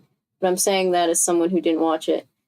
I mean, that was definitely part of my fascination in it. The other part of it was just... you can't describe it, because it's like, it literally, you just are like, oh, like, it's like the, you know, sanctuaries and zoos and stuff, and it, like, you realize very quickly, oh, everybody in this show allegedly is a criminal. Like, if they're all guilty of what it looks like they're guilty of, that's absolutely insane.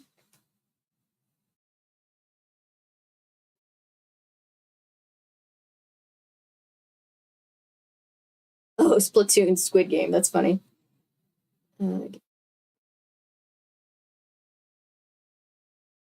Reality TV is pretty fake. I don't know about Tiger King, but as far as like your run of the mill reality TV, most of it is very heavily edited. Oh, my friends that work in reality TV have some hilarious stories.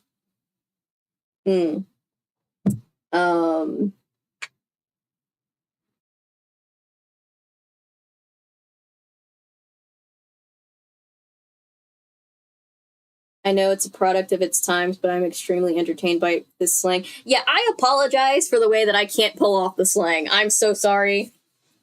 I am a nerdy white girl, and I feel it right now, and I'm sorry about that.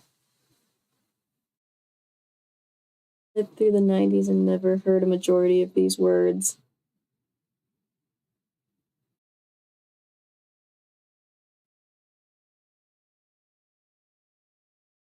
Someone sent her the other books. Oh gosh.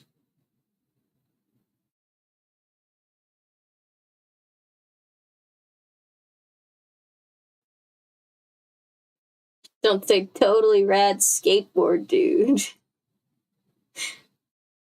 Saw the video about the Cheetah Girls by Hannah Viles and why Disney made the cast.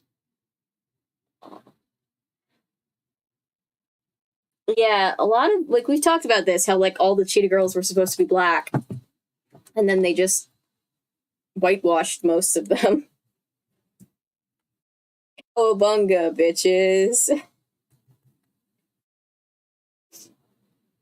I'm not for certain, but I wouldn't be surprised if I were a nerdy white.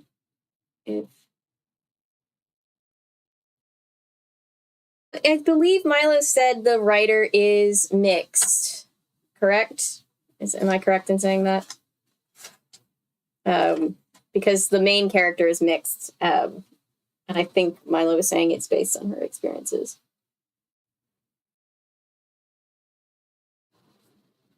No. Oh my gosh. Wow, my neck popped a second time. My neck is really messed up. Sorry if that's freaking anybody out. Biracial, yeah, I think her photo might be in the back of the book if you look. You don't want any spoilers. Yeah, here she is. Oh, she's pretty. Deborah Gregory earned her growl. Nobody look at the spoilers. Power as a diva about town contributing writer for the Essence Vibe and more magazines. She has showed her spots in several talk shows, including Oprah, Ricky Lake, and Maury Povich, the 90s trifecta. She lives in New York City with her pooch, Cappuccino, who is featured as the Cheetah Girls mascot, Toto. Oh.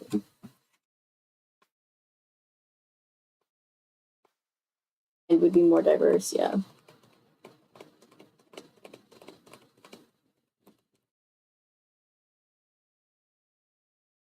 There won't be death in this book. It was what, 3 or 4 Disney movies? Did they make a 4th one? I remember seeing 3. I don't think they made a 4th one, right?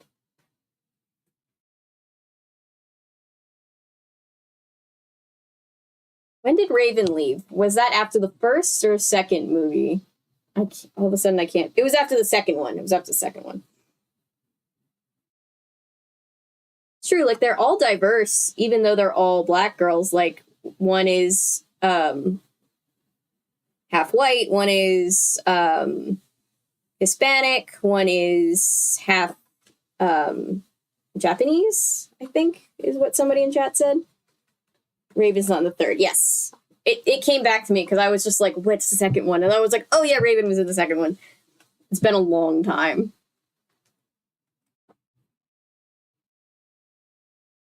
Janelle and her family, Poochie and Juanita, live in a Cheetah certified loft on Mercer Street in Soho. Yes, Mom helped decorate it. In one part of the loft, Juanita has built a dance exercise studio completely surrounded by mirrors. She likes to look in the mirror where she's exercising, which she does a lot. Today she is in the studio giving herself exotic dance lessons and listening to some music that sounds très exotique. Maybe Juanita thinks moving her middle will make her a riddle to Mr. Tycoon. Hi, Galleria. Juanita calls out to me when I peek into the loft. Juanita hasn't gained an ounce since... 1 second, I gotta text Maddie back. She's double checking that we're still on for tomorrow stream. Hey, Daniel. I did. Thank you so much. Thank you so much. I'm oh shoot, I haven't sent those thank you notes that I was going to send. I'll put them out in the mail tomorrow.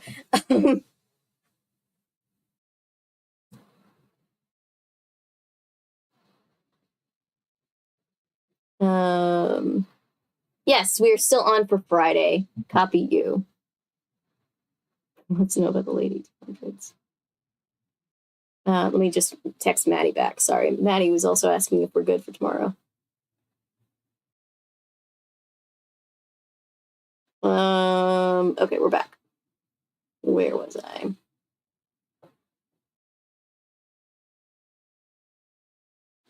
Latina, specifically Dominican, Puerto Rican, and the twins are fully African American. And Dorinda doesn't know anything about her father, but her mom is white. Copy. Kingdom Hearts stream tomorrow. Yes, sir. I'm gonna fail. It's gonna be a lot, but it's gonna be fun. See you tomorrow night. See you tomorrow night, Maddie.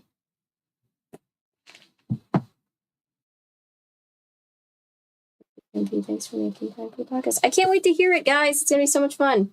Where was I? Juanita hasn't gained an ounce since her modeling day. She brags about it all the time. Today she has on a crop top and a sarong like you wear at the beach, wrapped around her waist. She is moving a leopard scarf in front of her face, right below her eyes, like she thinks she's queen of mystery. You girls want to come in here? She asked me without missing a beat. No, we're going into the den, I yell back, trying to keep a straight face. Juanita thinks it's cute that we are performing at the Cats show. She's been in a very good mood today, thanks to Mr. Tycoon. Ooh, the way she's wiggling her hips is too much for me. I run into Chuchi's bedroom and start wiggling my hips with my hands over my head. I know, Mommy, Chuchi says, giggling, then rolling her eyes to the ceiling. We have been rehearsing for a week, and everybody is getting on everybody's nerves. We can't seem to agree on what music to play for the show. But now, it's showtime. Or I should say, showdown. Aqua and Angie are already waiting in the den with the records they want to use for the show. Me and Chuchi walk into the den prepared to battle. See, our music tastes are exactly the same. We both like Kahlua, and we both like my songs. Simple. Right now, I'm ready to throw down for my songs, and I must figure out how to get my way. Do-Re-Mi is sitting there quietly reading a book called The Shoe Business Must Go On. She's very into shoes lately, especially the kind that make her taller. I know that feeling, although I never wear heels anymore. I just am like, fuck it. And of course, she's always into books. I guess that's why she's so smart. Well, I hope she's smart enough to be on my side now. Okay, y'all, I begin. We gotta figure out what we're gonna sing at the bash. I love Prince, Chuchi says, starting the negotiations. Can we do his song Raspberry Beret? No, I say without even thinking. I like that there's no substitute for Prince. They like have substitutes. Hey, Patrick McGuire. We have Patrick Squared. Good luck with the show, Patrick Gaddis. Watch Technoblade with my brother. See you tomorrow. See you tomorrow.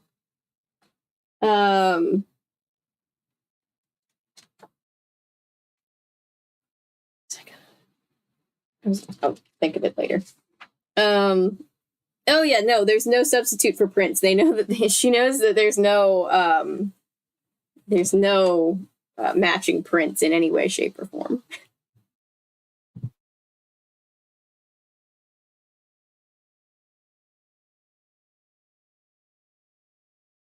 Two Patricks. Just heads up, people play Gravity Rush Remastered for a gaming stream.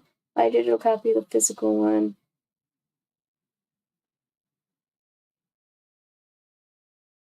Secondhand market. Copy. Thank you for the heads up. Ooh. Come back. Come back.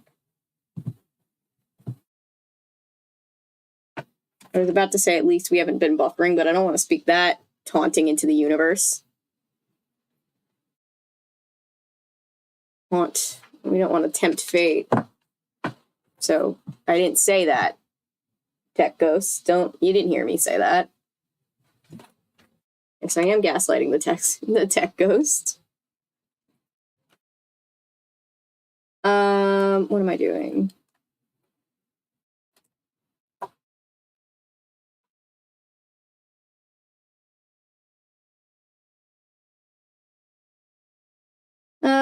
I get, and of course she's always reading books. I guess that's why she's so smart. Well, I hope she's smart enough to be on my side now. Okay, y'all. Wait, I already read this. They said Prince. No, I say without even thinking. I can't believe her. I mean, what is she thinking? And didn't I just get through saying our tastes were the same in music? She doesn't like Prince? No. Who gets to choose the music anyway? Doremi asked, getting right to the point. We all do, but we can't pick songs by girls. But can't we pick songs by girls, I say, stumbling? It's not going well.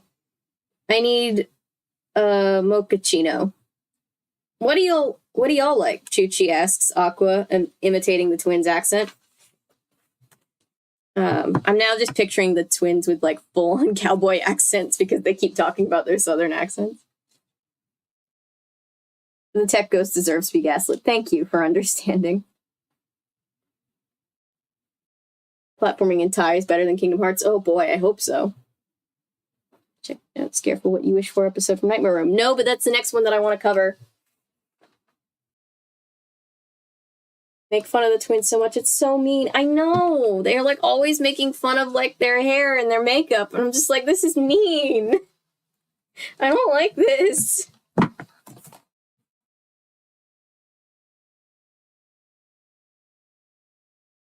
Country fried and chicken fried. Oh my god, that's awful. I don't wanna read that. Yikes. Galleria does have a way with words. Wait.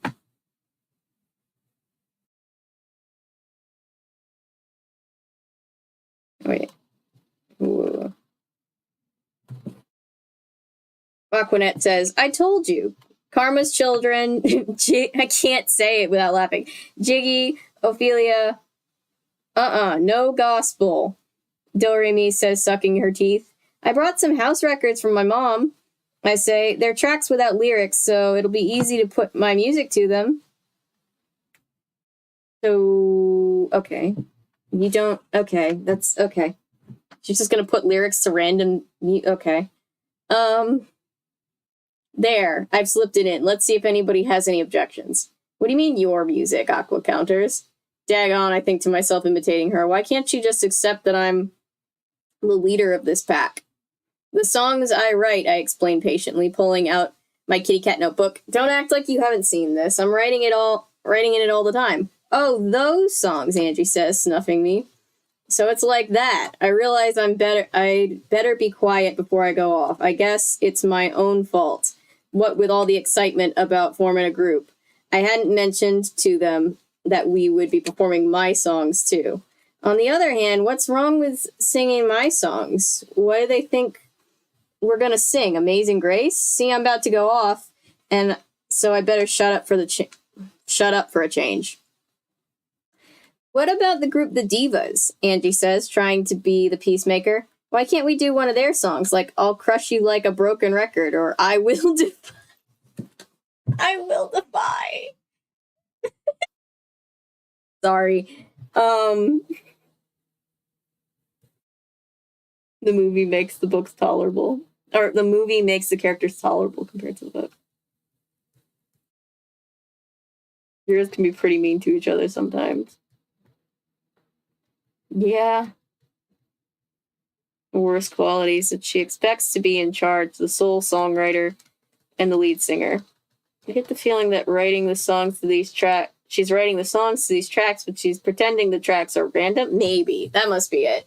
Because that's not how it works. You can't just put random lyrics to random music. It's not going to work. Even I know that.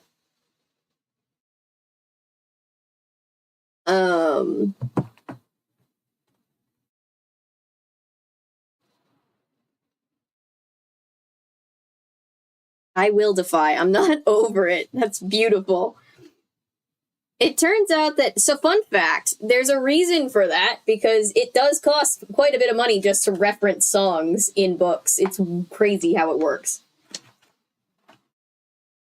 It turns out that Angie and Aqua only like gospel singers, I say. Good as we aren't good enough singers to pull that off.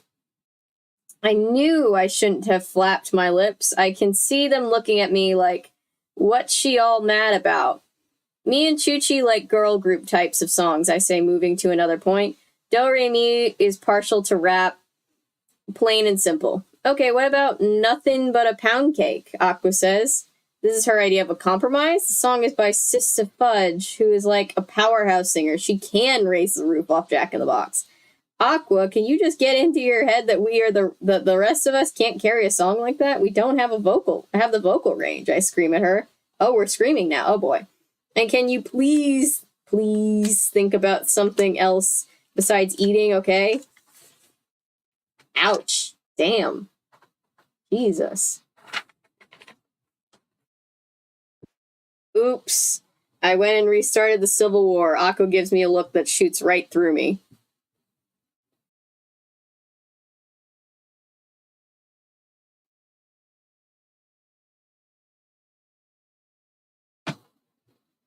Where am I? Ooh, okay. Let's see. Yeah, that's right. We're so used to singing together.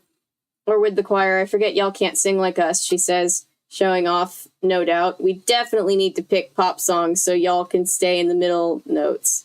After 2 hours of fighting, we finally picked 2 songs we can all agree on.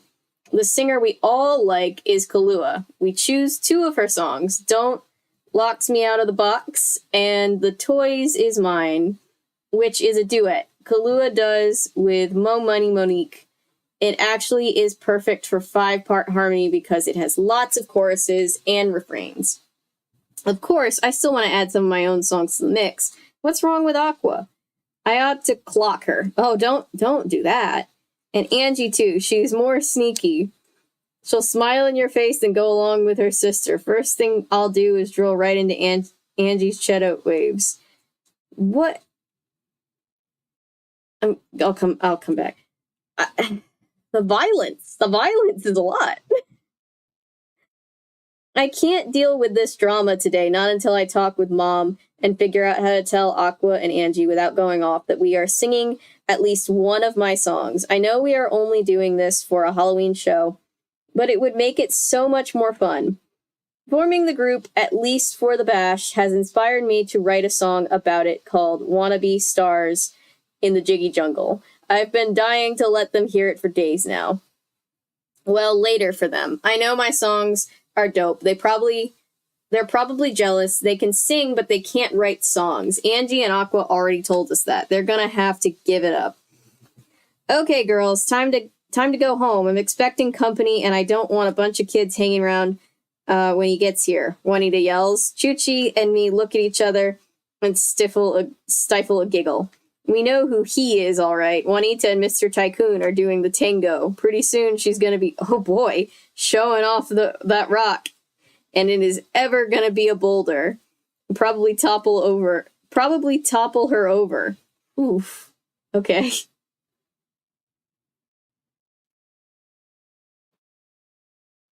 I have to go anyway, Do-Re-Mi says. I've got to go babysit my brothers and sisters while my mom takes one of the kids down to the foster care agency. Why, what's up? Juanita asks, is everything okay at home, baby? Dorinda says, pasting a smile on her face. But I know, and so do Chuchi and Juanita, that things at Do-Re-Mi's house are always in crisis. Kids coming, kids going, all the time. I feel bad for her. It really makes me and Chuchi appreciate all we've got. 2 parents who love us, even though Chuchis are divorced, and plenty of ducats for whatever we need, even if we do have to do a lot of cheese-in to do it. I'm glad we got Do Re Mi into our girl group. Once we perform, we're gonna get her into the cats and kitties for free. We already arranged to get her into Drinka Champagnes for nothing. Drinka calls it a scholarship. Well, Do is sure a scholar. Bye, Miss Simmons, I hear Angie and Aqua yell to Juanita. Now that the others have gone, me and Chuchi have to go look at a few spaces. As the officers on the party committee, it's our job to find a club to hold the event. We need to find a major domo club, too, because a lot of cats and kitties will come to a party as laced as this one. Mrs. Buggy, the club president, will then work out and arrange with the club owner after we choose a space.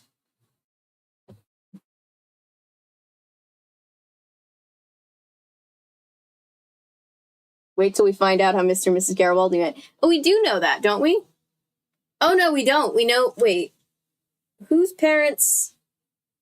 The twins' parents, the mom was the employee, and she married the boss. Oh, boy. This is a children's book with lots of... just regular tango. You know, just innocent dancing, nothing more. I don't know what you're thinking about.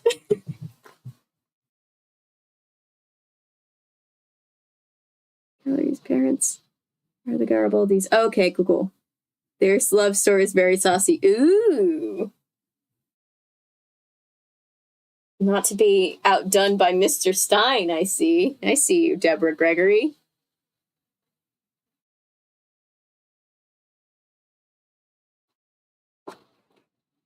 We're almost done with this book, aren't we? Oh, there aren't as many pages as I thought they were. Ooh, there really aren't as many pages as I thought they were. We're close to done. Hey, pizza! I was thinking about Tang. Oh, yeah. Oh, yes, of course, Tang. The innocent drink of my childhood. Tang. Definitely not anything else. We are reading the Cheetah Girls, Book 1, Wishing on a Star. These books are pretty short.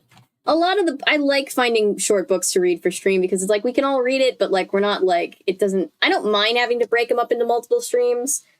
It is funny thinking back to the first time I did a book on stream because it was Nancy Drew and I had to break it up into three different streams and it was barely longer than this one. So like, I guess I'm getting better? ?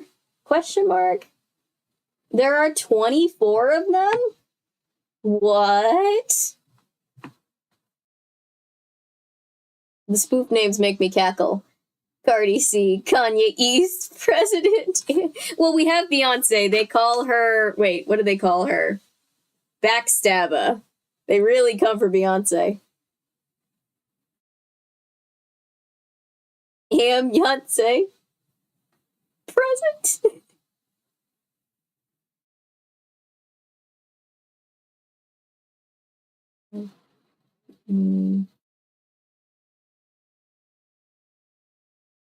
Wait.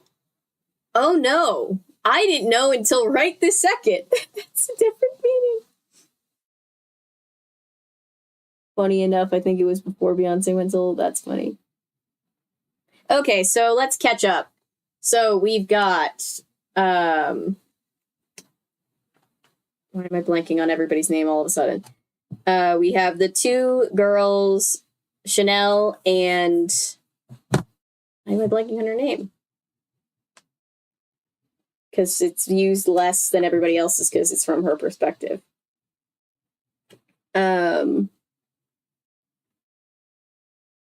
Galleria. Thank you. There we go. Galleria. We have Galleria and Chanel, who are best friends since birth.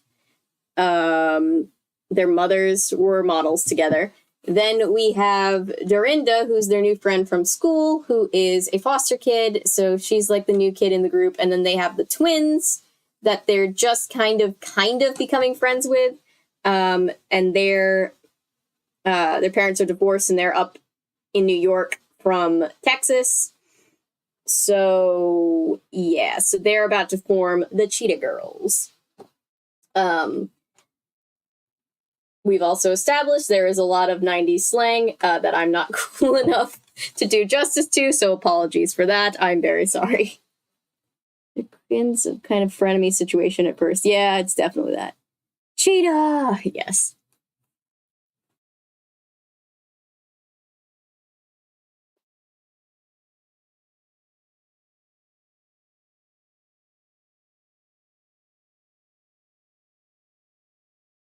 Friends is a very loose term for the twins at this point. Yeah, friends, you know.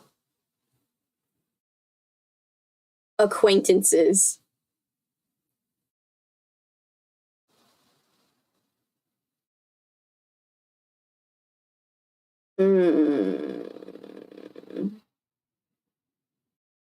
Where was I? I lost my place.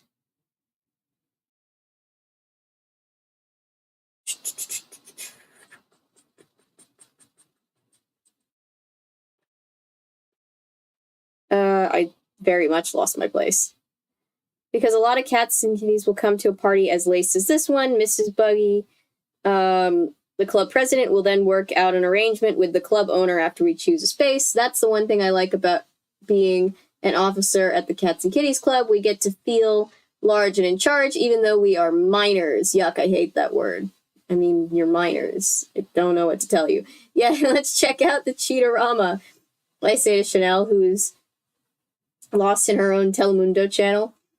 I can tell there is something on Chanel's mind because she's real quiet, and Chuchi is not a quiet girlita. If you follow the bouncing ball. Chanel leans on the refrigerator door, twirling one of her braids for a second, then takes a deep breath and blurts out, "Who's gonna be the lead singer of the group?" "Me and you, of course," I answer, trying to be chill. "Look, Doe is the best dancer, no doubt. She can harmonize with us, and Aqua and Angie are the background singers. That's cool, right? SWN, mamacita." She breaks out into a smile. I know she wants to sing lead on The Toys Is Mine. And that's fine by me, because when we sing my songs, and we are going to sing my songs, there's only going to be one lead singer, and that's me. Ooh, we're getting a little Tess Thompson from Camp Rock energy going on. Because you're minors. Wait, this is a question? Silly question, but will you read the Animorphs books on stream? I can. Daniel sent me the PDF forms for all of them. I can read them on I can get my tablet so we can still see it here. And I could definitely do that. Friends, exactly. But in the twins books, you kind of get the sense that they have to try to impress the other girls and don't really feel cool enough. Oh, I like the twins. So it switches. So it's kind of like why do I keep wanting to say Breakfast Club? Babysitter's Club, where like some books are written from some character's perspective and vice versa. Unless you want to be called children, you're going to be called minors. Yeah.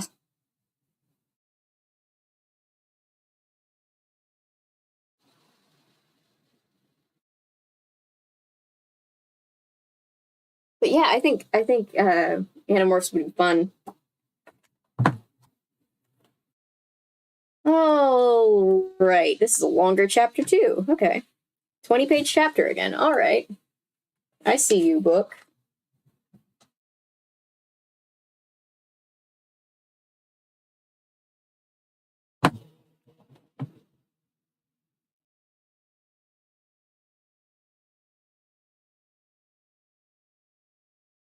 All right.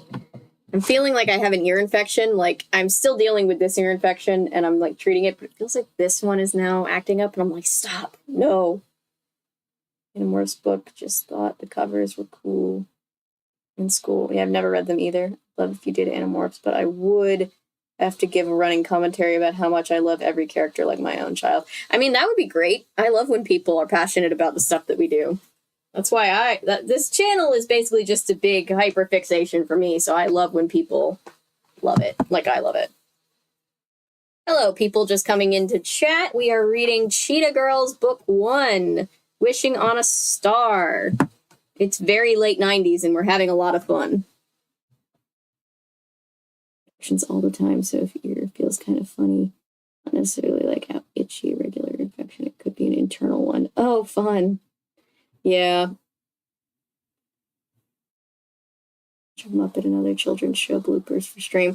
I would if I'm not going to get booted off the stream. We'll have to see. I'll have to do some tests and see if I even can.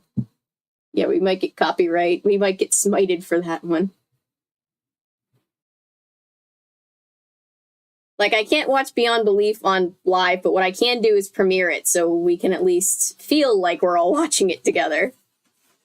All right, let me get back to this. 7th period, every Thursday, dance class is definitely the highlight of our week. Chanel and Do Re Mi are a crew now. Chanel, and Do Re Mi are a crew now. We met during lunch and after school every day. We meet during lunch and after school every day. Then we go over to Chanel's loft in Soho and practice our vocals with Aqua and Angie. Things are still touchy between us, but I'm not touching it for now. Today, I'm wearing calfskin black blazer with a matching mini skirt and a cheetah print turtleneck. Chanel has on leopard jeans and a red top. Do Re Mi is wearing a black denim jumper. She has it zipped down a little so you can see her red tank top. I want to surprise Do Re Mi with a cheetah backpack when we go to my mom's boutique on Saturday. So I've been really nice for a change. I've helped clean the kitchen every night, and I've been reorganizing my room. Last night, me and my mom watched a special on chimpanzees as we hand-sewed some new leopard pillow shams for the bedrooms. Dad says the best tailors in Italy still sew by hand. And he said he was proud. He said he was proud of me. I always sew by hand. Well, I mostly sew by hand. I prefer to sew by hand. It's weird. What the fuck is Lord of the Rings even about? A ring, Milo. I have returned again. Welcome back to Animations.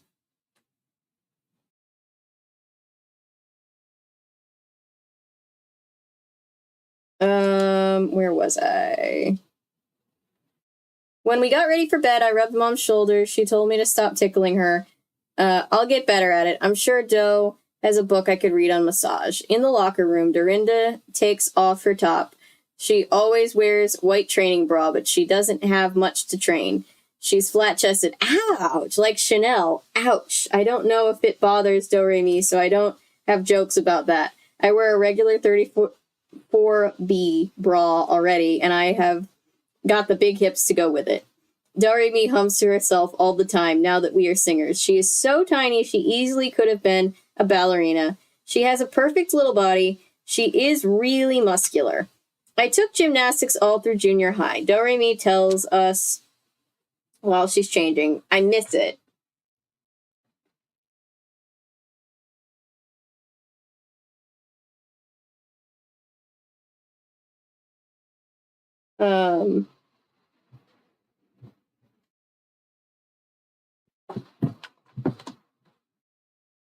At least she acknowledges it could be uncomfortable, didn't intentionally bully her. Yeah. Learning experience. She's getting there. It's maturing. She's maturing. You have perfect balance. You have to have perfect balance for that, right? Chuchi asks. No doubt, explains Do Re Mi. That horse is no joke. Once I came down hard on it, I was about 6, and bam, I hit my thigh. I was crying. Mrs. Bosco, I mean my mother, had to come to school and take me home. Mrs. Bosco, that's the name of her foster mother, I realized. Do Re Mi never told us that before. I wonder if the kids at school ever made fun of her for having a foster mother instead of a real mom. That sucks. Did you tell your mother about the shows we're doing? Chuchi asks her. Of course, silly, she says. It's cool, Do Re Mi explains, stuffing her clothes in a locker, but she really wants me to be a teacher. I don't want to do that. I wonder what Do Re Mi's real mother is, but I'm not going to ask her that. I hope one day she'll tell us. What if she's not alive anymore? Where did you get your last name from? Dorinda asked me. hesitating. It's so different. My dad is Italian, I giggle. He's from Bologna, Italy. There was a guy named Garibaldi in Italy. He was his hero. He was a hero because he freed the country. I changed into a new leopard bodysuit I just got that I'm going to wear with black tights. My dad says he saw his first opera when he was 9, I tell Doremi, because she's very into me talking about my family anyway. It had a black opera diva from the United States, and that's when he knew he would come to the United States. I wonder if my dad's dreams have come true. He says he wanted to marry a black opera diva, but that mom is the closest thing because she looks like one. When they joke around, she mouths opera for him, and he sits in the chair and watches her. Oh, I try not to laugh. Me and Chanel like to stay in the back of the gymnasium, just in case we feel like doing different dance steps or making up new moves. Dorinda likes to stay in the front. She's the best dancer in the class, and Ms. Pigeon Feet smiles at her as she walks around to correct our movements. Everybody watch Dorinda, she yells whenever she wants us to get a dance step down. Do-Re-Mi has all the moves down to jiggy perfection. I'm kind of jealous, but then I think about how much I like her. She is definitely crew forever.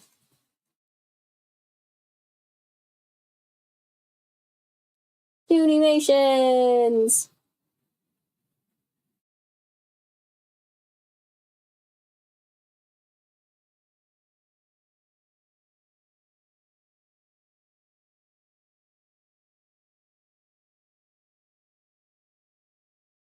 Oh, is that why it's the ring of light at the end of the video? I always thought it was the ring, like, because you get called, and it says 7 days, like the ring on the phone.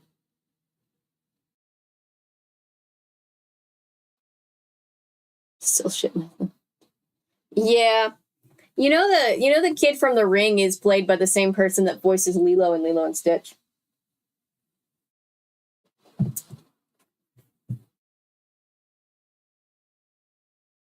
Today, we go back to Drinka Champagne's conservatory for our vocal lessons. Then they were closed for a very long summer vacation because Drinka was on tour in Japan. She's a famous singer from the disco era who founded the conservatory for the divets in training, like me and Chanel. After practicing with Aqua and Angie, I do realize how much practice I need. Okay, good. Self-reflection. I like it. Foster moms are real moms. Yes. Yes. That is also it. It's like a double meaning. Copy.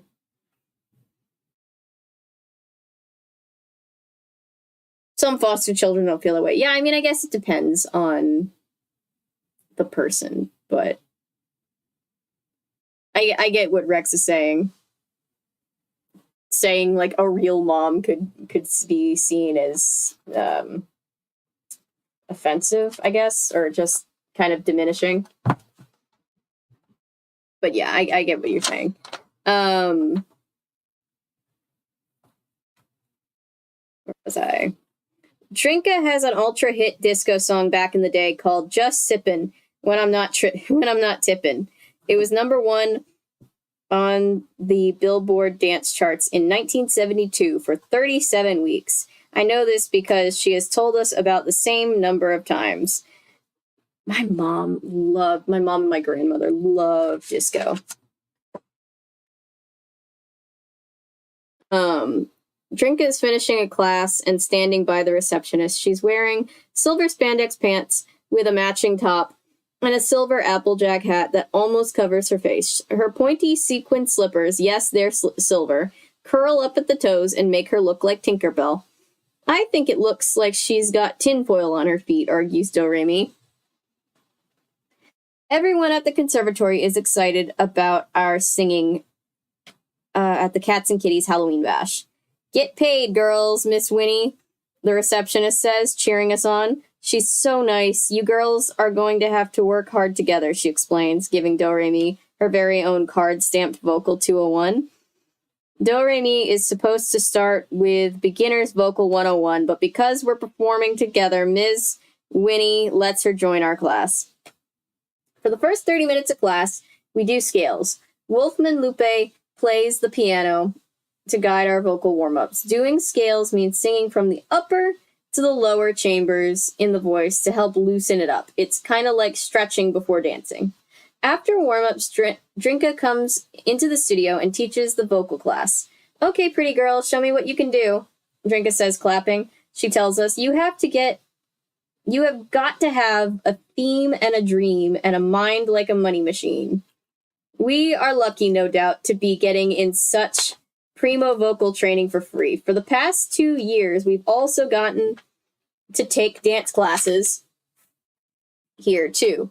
I mean, we've learned all the global moves. Caribbean, Brazilian, and African are my favorite dance classes because we get to stomp around to the beat of live drummers. In salsa class, we dance to musicians playing conga drums. I was into dance for like a second, and then I realized how horrible I am at dance as a kid. ABBA's the best. I love ABBA. I love ABBA so much. I want to foster when I'm older, have a house of my own. With the ultimate goal, fostering should be focused on reunification and or keeping the families close together and in contact. Yeah, it depends on the situation. Like, you know, some foster kids end up being adopted because of reasons, but yes, I think that's really cool.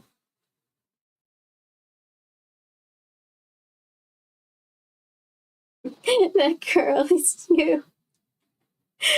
I appreciate that reference, Toonimations. How's the stream going? Pretty good. The internet hates me because I'm woke.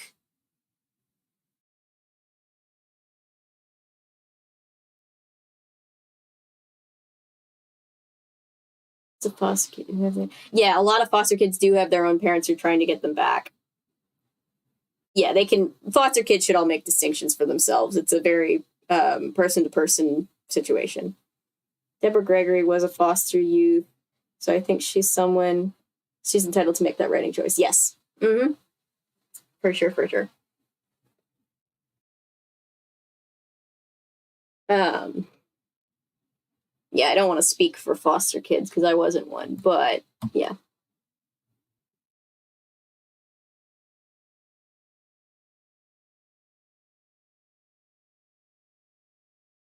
ABBA is amazing. Stream's going good, Basilius. Definitely does, but I think there are some people who go into fostering with the intent to adopt and go out seeking. Yes. Yeah. Well, I don't think I know. Yeah. There's a lot of things. I have worked closely with foster programs, and there's a lot of people that get into fostering for terrible reasons. It's not good. I don't want to be the kind of person, it's not my intention to steal someone's kids from them and play Save Your Supermom. Yes, exactly. I agree with you 100%. You want to, like, foster kids, and then, like, if it just so happens that, like, you know, not necessarily, like, I don't know if you would ever want to adopt, but it's just, like, you want to go into fostering with the intention to foster, and then if it just so happens to be that, yeah, the situation happens. I totally get what you're saying. ELDR, it's complicated. Yes, it's very complicated. Stream FNAF this year for Halloween. Oh, as if that'll stop me at not being Halloween. I'm still going to stream Bendy and the Ink Machine at some point. Termination of parental rights. Yeah.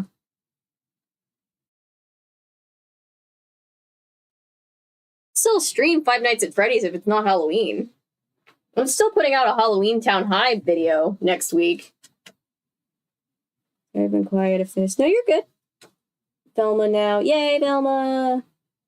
Bendy and the Ink Machine was a nice homage to old school cartoons. It really was. Gonna celebrate Halloween all year long. Oh yeah, it's always Halloween here.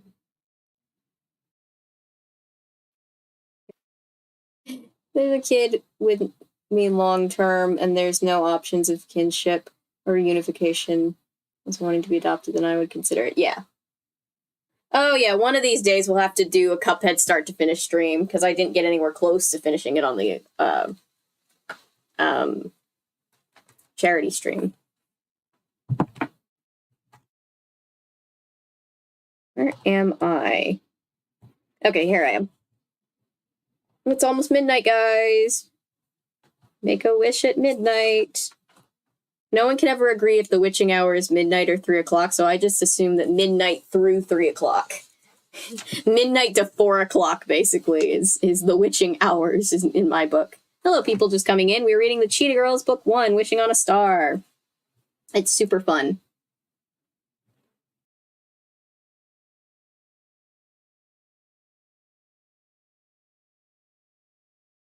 I always thought it was 3 too, but some people say it's midnight.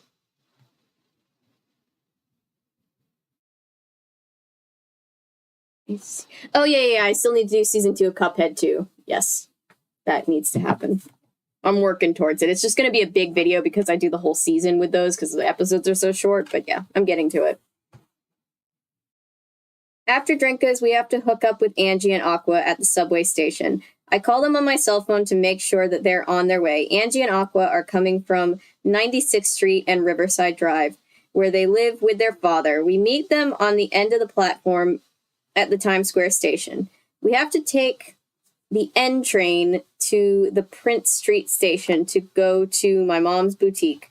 Aqua, Angie, and Do-Re-Mi's shortened nickname, there's a nickname for the nickname, sit huddled together on one subway seat, while me and Chuchi sit on a parallel one. I think the three of them, Angie, Aqua, and Do-Re-Mi, feel more relaxed together than even though we're all a crew. I mean, Do-Re-Mi loves to cook and so do Angie and Aqua. They all cook at home, too. They're huddled together, peeping at a recipe for Dumbo Gumbo in Sisterella magazine. Oh, Gumbo is so good. Gumbo is so good, you guys. Like me, Chuchi is not interested in cooking. It takes her an hour to boil minute rice. She cooked it once. Yuck. The officers of the Cats and Kitties Club were excited about our upcoming performance at the Halloween Bash. Why didn't you two think of this before, Galleria? Asked Miss Buggy when we told her our plans. I told her me and Chanel never wanted to perform by ourselves. It's not our idea of a show. Now there are 5 of us. 5 fab divettes.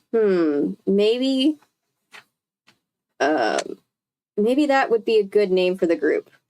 I pull out my kitty cat notebook and start to dwaddle and diddle. 5 fab divettes. Nah, it sounds like a set of dining room chairs.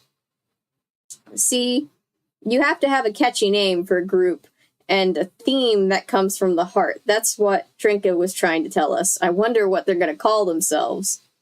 Do-Re-Mi looks at us and asks if everyone is okie dokie. She's always looking out for her peeps. I like that about her. We're chillin'. I smile. I like your house. You like house music? Some of it, Do-Re-Mi says, shrugging. Why?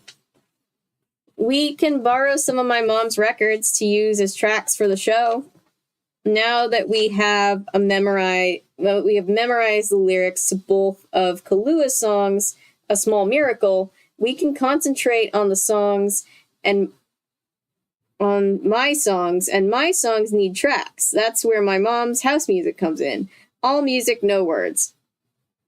Angie and Aqua still haven't given in on singing my song, so I expect another battle on this. But I figure if I have Do-Re-Mi on my side, that will make 3 against 2. Sometimes my mom cranks up the house music in the store and dances. She says it's like going to church, I tell her.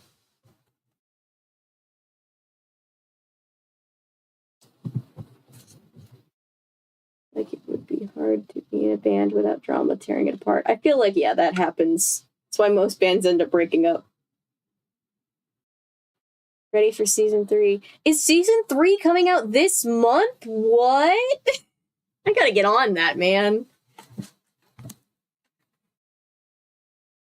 How are they making them so fast?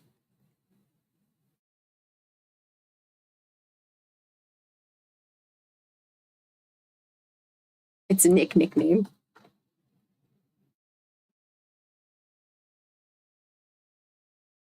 I wonder, looks at the title of the book series.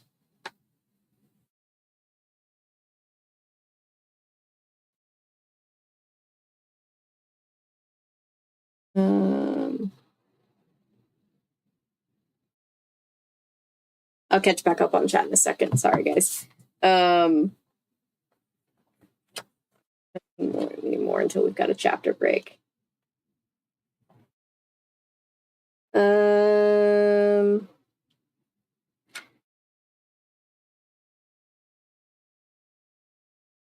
That's funny, Aqua laughs, hearing me. She should come to our church. She'd have a good time then, because we get down. We are planning a trip to Aqua and Angie's church, but not until after the show, because we are all mad hectic. I pray that Aqua and Angie don't suggest we use gospel music tracks for the show now. For now, it's too noisy to talk about it. That's the subway for you. We're going down to my mom's store to see if she will make our costumes. Of course, I know my mom will make me sign an IOU, which really means pay now and pay later. Pay later in ducats and pay now by cleaning my room. Not every day, mind you, but every hour.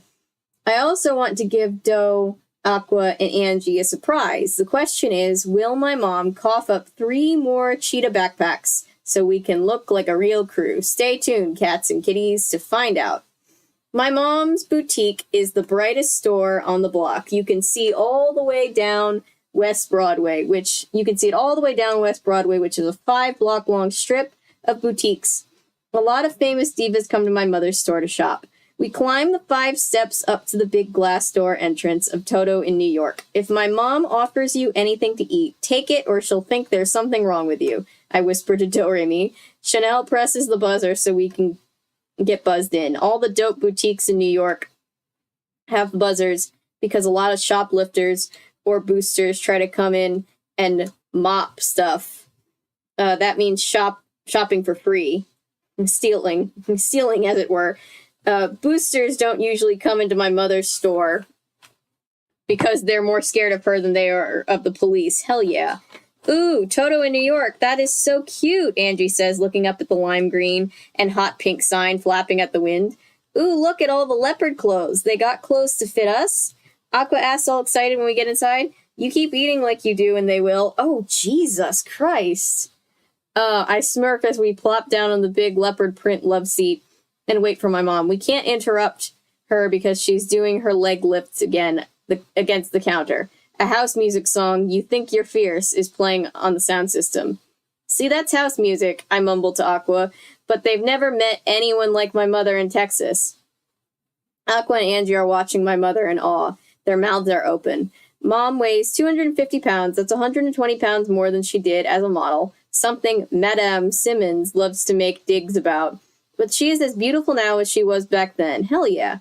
And I'm not saying this because she's my mother. My mom was and is a real diva. Not just back in the day, but today. We can't walk down the streets without some man... Wait. Goose potating and whistling at her. I tell Doremi proudly. I mean, I feel bad for your mom, but right on. One guy stopped us right and asked my mom, girl, is it your birthday? Because you sure got a lot of cakes back there. No! Oh my gosh.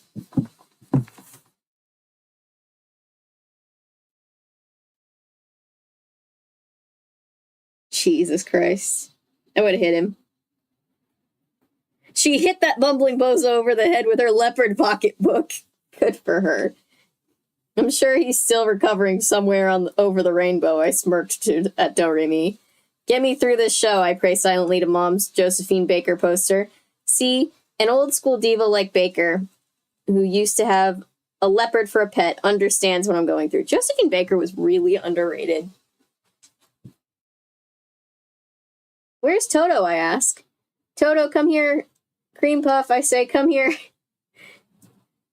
Mom screams. Poor Toto comes charging out of the dressing room where he was sleeping on the cushion and makes a beeline under the couch because he doesn't see me. His hair is matted at the side like mine is when I first get up in the morning.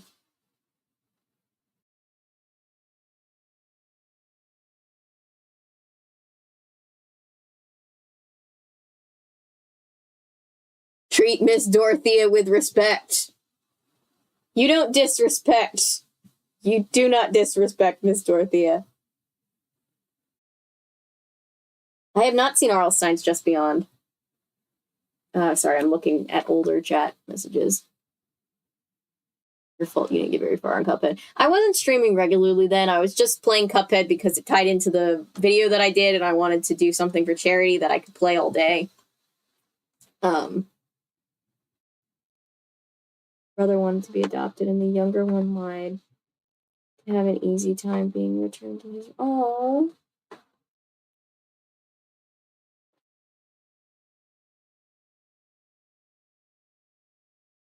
Sad.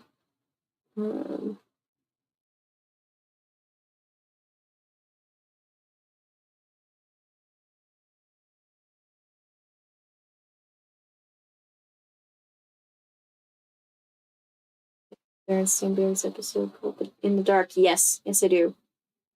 Younger brother lied about how his foster dad because he was made of...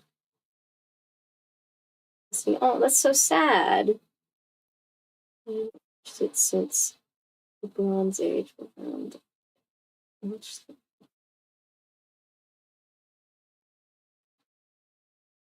Yeah, there's a lot of those on YouTube. It is sad that he felt the need to do that. Okay, I'll come back to chat. Sorry.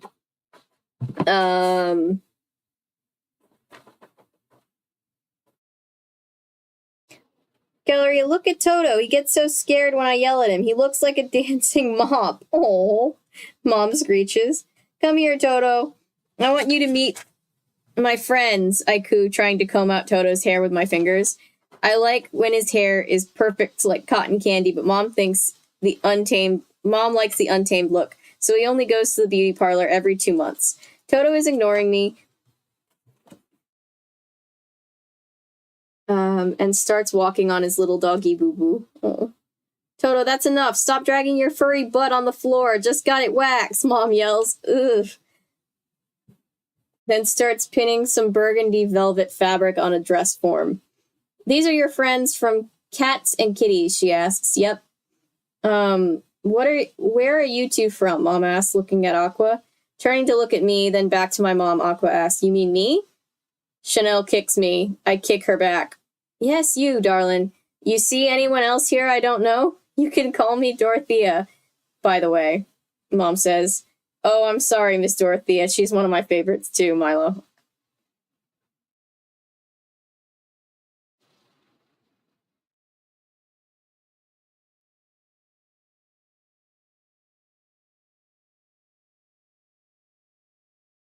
She's badass in the books too.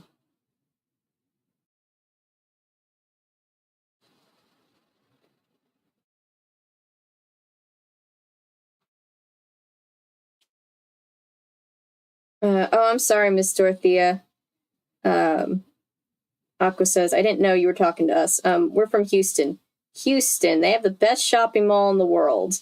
Mom swoons. And I should know. I've been to every shopping mall from here to Hong Kong. Did Galleria tell you I named her after the mall there? No. The Galleria? Is that right? That is right, Mom says, all pleased with herself. I've heard this story a gazillion times. I was in Houston modeling for a fashion shoot. I was so bored because I didn't know anyone there. Well, anyone I wanted to see. So I went shopping at the Galleria. That's where I bought my first pair of Gucci shoes, she goes on. I was pregnant and I wanted to remember the moment forever. Most beautiful shoes I've ever had. Burgundy sequin pumps with little bows in front. Ooh, kind of like Dorothy's ruby slippers.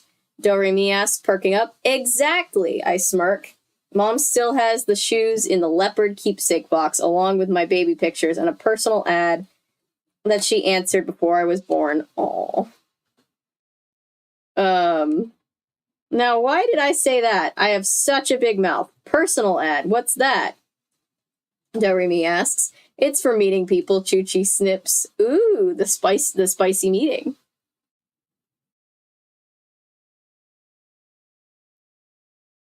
Yeah, I did hear about Aaron Carter. It's very sad. You mean like for dating, Angie asks? Yes, like for dating, Chuchi says, with her Boca Grande. Lonely oyster on a half shell seeks rare black pearl to feel complete, Mom explains with a giggle. Galleria's mom answered the personal ad out of the New York Magazine, and that's how she met her dad. Get it? Chuchi explains some more. I'm gonna get her later. Aqua and Angie look at each other like they have just met the Addams family. Then Cheetah waves, catches herself, and goes, "What?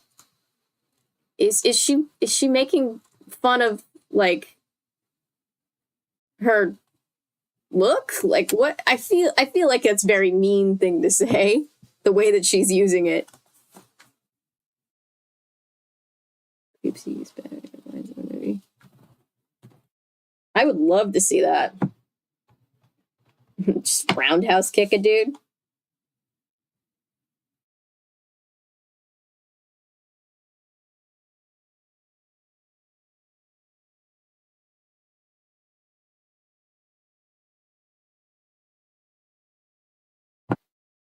I think like 20 pages left. I think 25 pages left.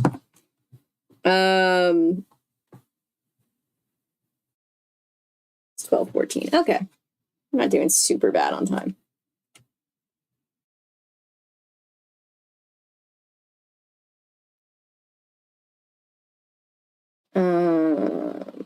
Goes to pet Toto. Wait until he meets Porgy and Bess. Angie coos, trying to pat his head, but he looks at her and yawns. Oh, how cute, Chanel says. What kind of dogs are they? Oh, they're not dogs, Angie chimes in. They're our guinea pigs from home. We couldn't leave them behind, Aqua explains, waiting to see my mom's reaction. I move my feet from Chanel quickly because I know she's going to kick me, but Aqua notices. What's the matter? Aqua asks. Oh, nothing, I lie. I thought I saw a roach. A roach, my mom huffs. There better not be any roaches in here or I'll go to the exterminator's office and exterminate him. I was just joking, Mom, I say quickly, realizing that I don't want to endanger some poor man's life and leave his wife a widow. Would do it, trust me. There's nothing wrong with guinea pigs for pets, Mom says, coming to Aqua and Angie's defense. Why is she doing that, I wonder? Josephine Baker had a pet leopard. That's her, Mom says, pointing to the poster of Josephine. She was the most famous black singer and dancer in the world. She danced in banana skirts, Doremi says excitedly. I know all about her. She was so famous, they shut down Paris just for her funeral. That's right, darling, Mom says, approving of Doremi. Say, what are you divettes going to wear for the show, Mom asks.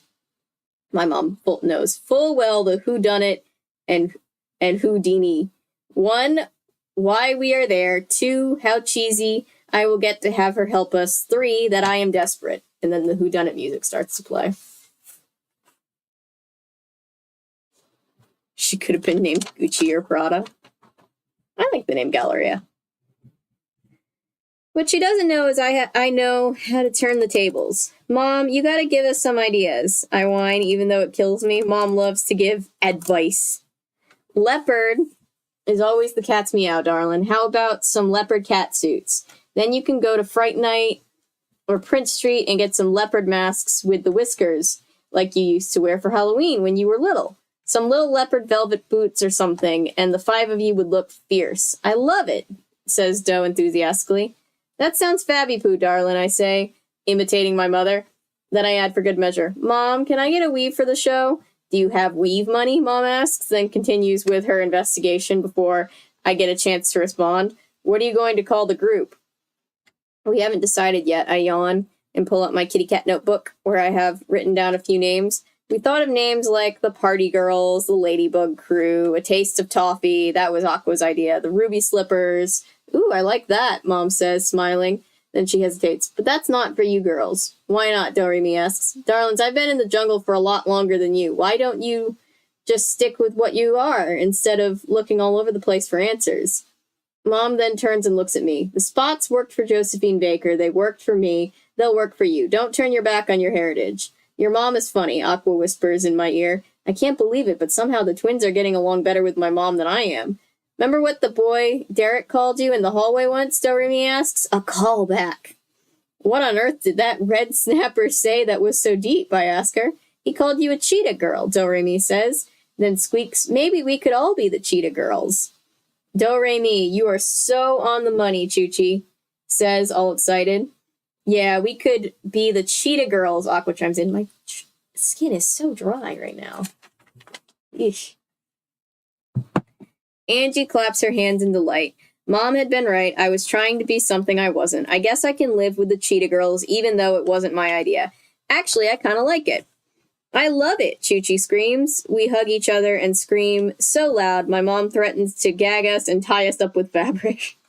I catch my mom's eyes, then point to the backpacks, then to my friends, and mouth the word poso, which in Italian means, can I please? Mom doesn't even put up a fight. She walks over to the cheetah backpacks and gives one to each to Do, Aqua, and Angie, like it was her idea. Now, would you please settle down so I can take your measurements for the costumes, Mom says with a smile and a sigh. Oh my god, Do re mi gasps and runs over to give Mom a hug. There is something special between those two already, I'm glad.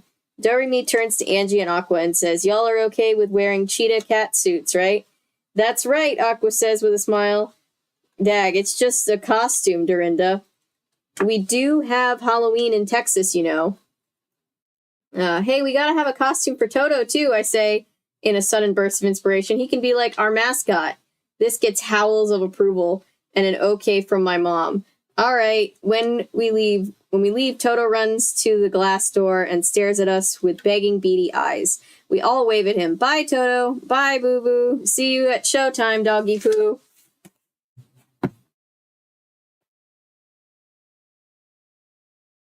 Do you have weed money? This next chapter's short. We're almost done, guys.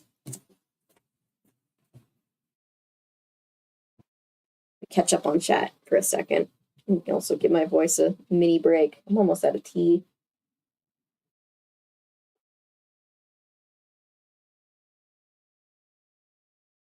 My throat is starting to hurt, and I'm like, I sure hope it's just because I've been reading a lot and not because I'm getting sick. I really would hate that.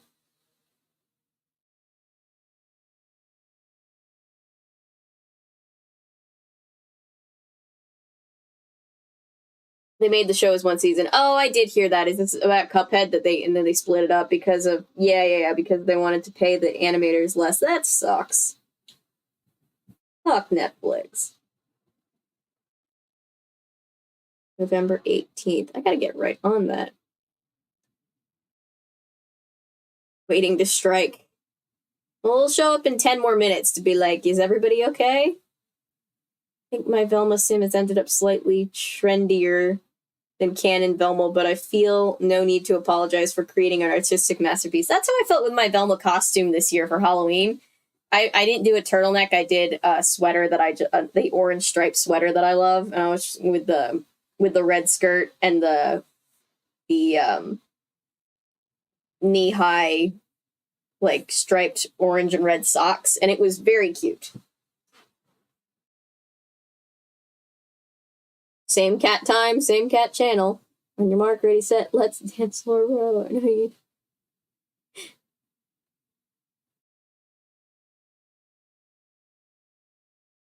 Is that Cake Frost? Jesus Christ. Mom is tummy thick. Treat Ms. Dorothea with respect. Even targeted whistles and bad pickup lines doesn't sound like fun, TBH. No, it's not fun. Only good if someone's... It's very uncomfortable. Really uncomfortable, annoying. It makes me mad and embarrassed at the same time. Yeah. It's uncomfortable. It's uncomfortable when it happens in person. It's uncomfortable when random strangers hit on you online. It's just uncomfortable. It's not... It's uncomfortable. He is a badass, especially when she did her standard revisions on Jackal's contract. Nice. I need to do videos for sure. Guys can be trash. I know I am one. There are a lot of guys who are not trash. There are a lot of guys that have respect and decency, but there are a lot that do not.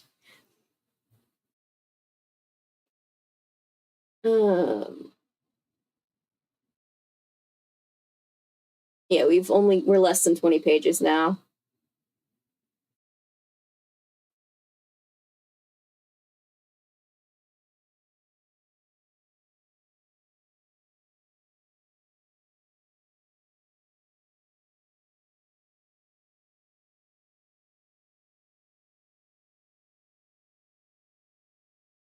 No, but there's Poochie, like the guy who made the pants. Oh, I didn't put that together. That's great. Galleria sounds very Italian, yes. I thought Poochie was his nickname. I thought Poochie was his nickname, too.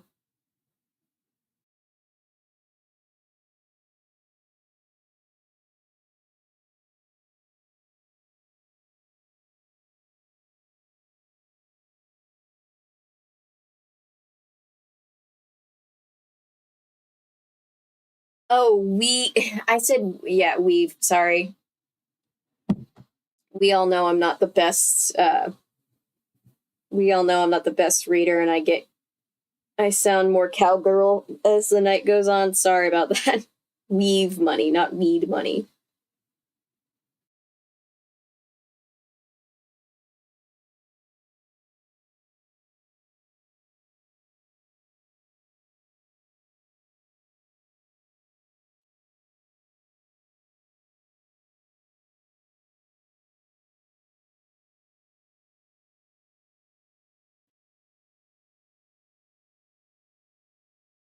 I will never escape Plant Zaddy. Oh, no way.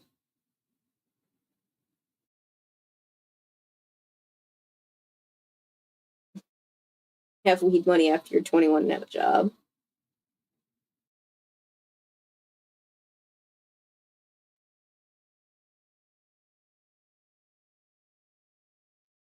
Netflix show. Can we have another season? Do you have another season money? Velma Sim has a cropped turtleneck under a plaid blazer. Ooh. And a red pleated skirt that's slightly more punk style, and her socks have garters. I love it. That's a cool show, creator. Yeah, and our characters are gay and witches. Disney, I sentence you to death. Yes. What a good show, though. It's such a good show. I assume we're talking about Owl House. It's such a good show. Up their names, though, you'll see. There's one coming up soon, I think. Thank you for being our tour guide through the Cheetah Girls books, Milo. I appreciate it. Oh, wow. Look at that. Want to find love? Our AI will help. God. Thank you, Paulo.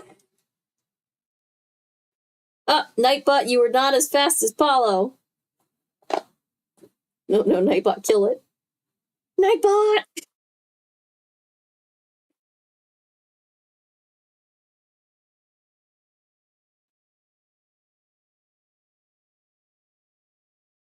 Wait, no, Nightbot, I wanted to find love. Now I'll never find love. Mm.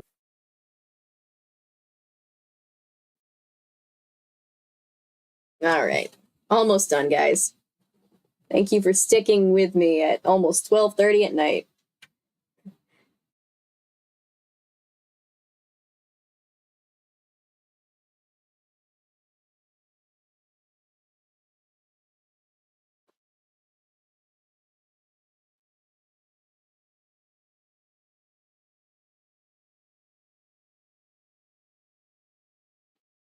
I went to approve Tunimations, and one of the mods was faster than me.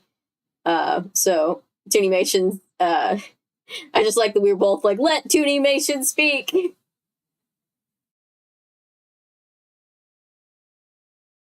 It's no good, even Putin couldn't find.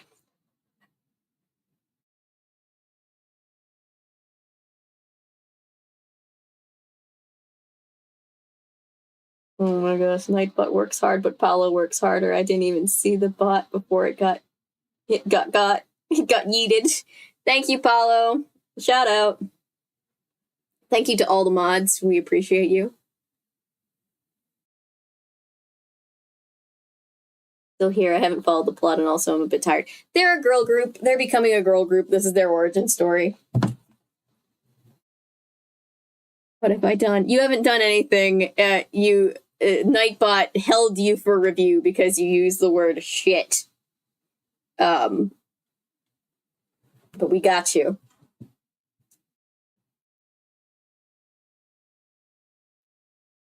Jokes and yeeting love sites. Oh, and allowing plant zaddy chats. This has become my life. I'm so sorry. We are so appreciative, though. Cameron, are you trying to get hidden? Maybe it just has something out for Toonimations. What's that all about?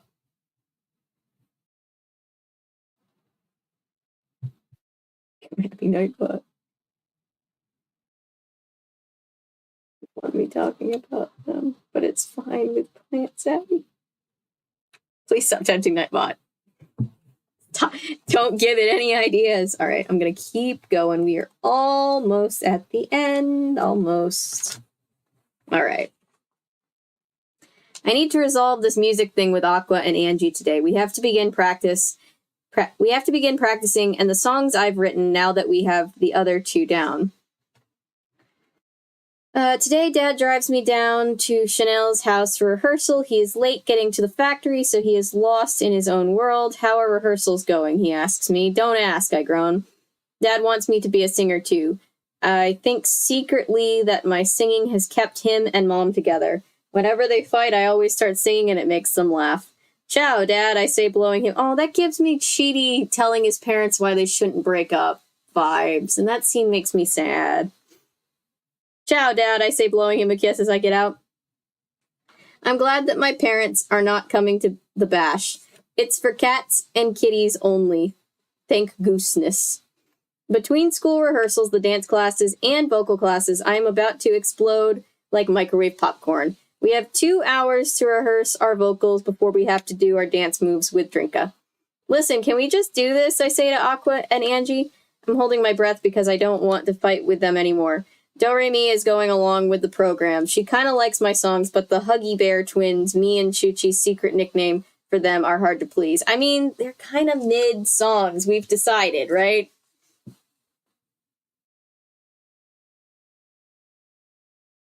Alright, Aquamones. We'll just start with the first verse today, I say, so that Chuchi and Doremi can join in. You two listen up and try to come in where you know the words. We start to sing. Some people walk with a panther or strike a buffalo stance that makes you want to dance. Oh, there's a lot of lyrics.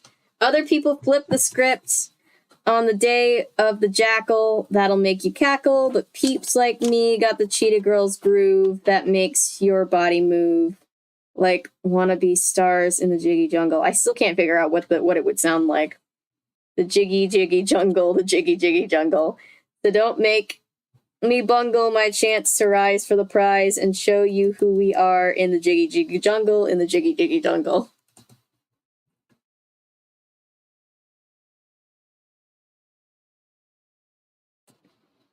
Going to bed. Good night, Basilius. Thank you for hanging out.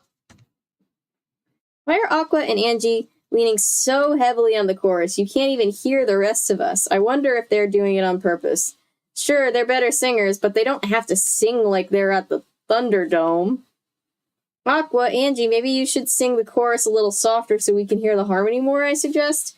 Okay, they both say. Chanel doesn't say anything. For someone who can run her mouth like she's doing a TV commercial on Telemundo, I can't get a squeak out of her when I need her to represent me. Why do I always have to stick up for us? And why is Doremi singing so softly? Doremi, you need to sing louder after the first verse, I think, no? But peeps like me got the Cheetah Girl groove, Doremi sings, this time with more gusto. Like that? Yeah, Aqua answers. I'm wondering if anyone will boo at us at the Cats and Kitties. Could they be that cold? After dance rehearsal, we're standing outside of the Drinkas building, but now I've had about all I can take. Not only did the singing rehearsal go badly, but the dance rehearsal went even worse, especially Chanel. She was so busy giggling, she couldn't even get through the numbers. Why don't you pay attention to what you're doing? I scream at her. Oh, we're screaming again. Okay. I scream at her now, losing my cool completely. Angie, Aqua, and Doremi get real quiet. In the what jungle? We've been over this.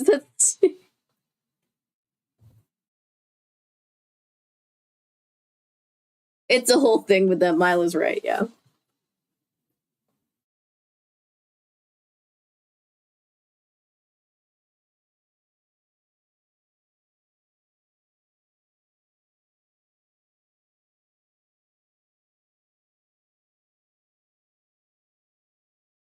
Guess Nightbot is racist against me. Nightbot, how dare you?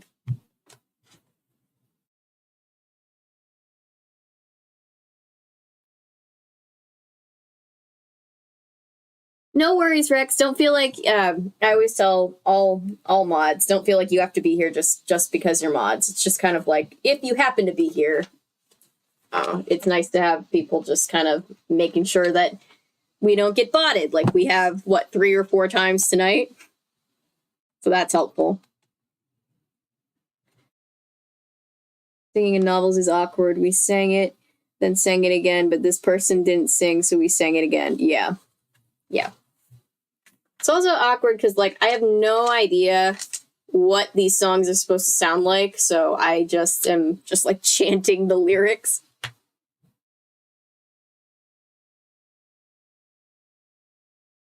Sometimes Nightbot works, and sometimes it really is shit, yeah.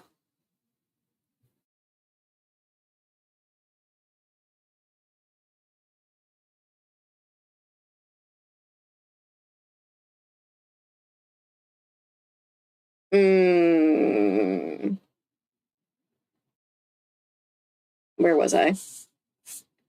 What happened? Chanel yells. What did I do? Chanel, you better not mess this up. You have to try to pay attention to what we're all doing so we look like you're doing the same moves. I'm not the one messing it up. You are, with your big mouth, she screams at me. Chanel never screams. Only I do. We argue right there on the street. Oh, okay. Angie and Aqua and Doremi wait on the sidewalk. Well, me and Chanel are fighting. I hate when you act so stupid and you don't listen to me, I tell Chanel. Oof. Galleria is mean. You don't know what you're talking about. You chocolate-covered cannoli. Wow. Fuck. Jesus. What?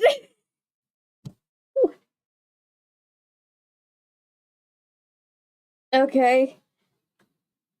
No, she did not go there. So what if I was half Italian? She's black and Latin. I never make fun of her. What the fuck was that? I know, right? I'm just as uncomfortable about it as you. More so, because I had to read it.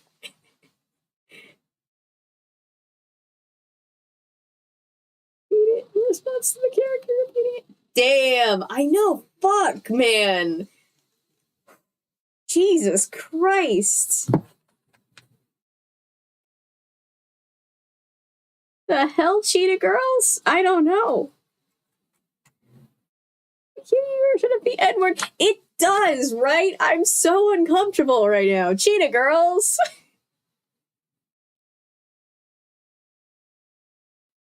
Christ almighty, I hate that. Fuck. Oh my god. Just gonna keep going. Well, almost never.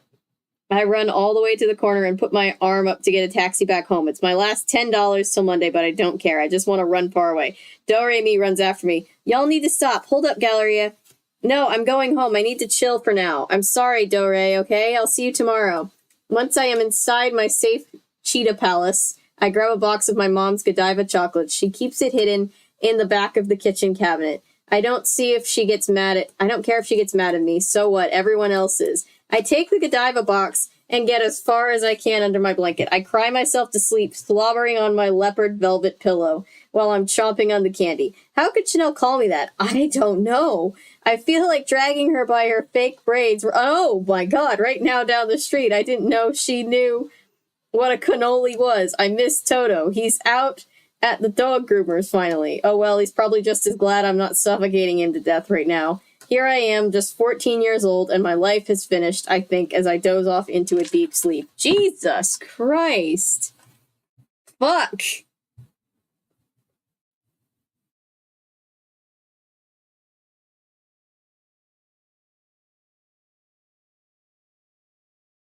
No, I'm already uncomfortable enough without trying to make it, the next Plant Zaddy. We don't need to go there. Holy shit! What the fuck?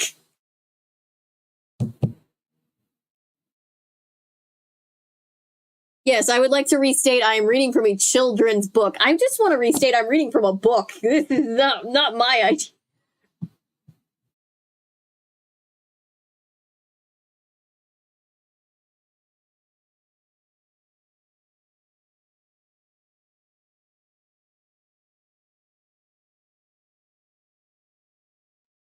Galleria needs to shut up because she's always going on about Chi-Chi being Latin and Tillamodo. She does. She makes a lot of digs.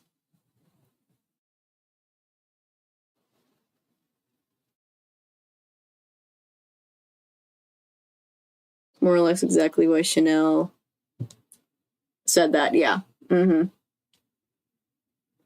Cheetah Girls engaging in a cat fight. An episode of Real Housewives. I don't care if everyone else is. You started it. You don't get to be sad and bitter when you started it. Jesus Christ, I know, right? I went from 0 to 100 real quick. I think that took a year off my life. Maybe because it's another way of calling Galleria and Oreo. Right. Yeah. Jesus Christ. Children's book seems alright, and then boom. Yeah, basically a children's version of a mere racial slur. Jesus. Fuck. Book. Why?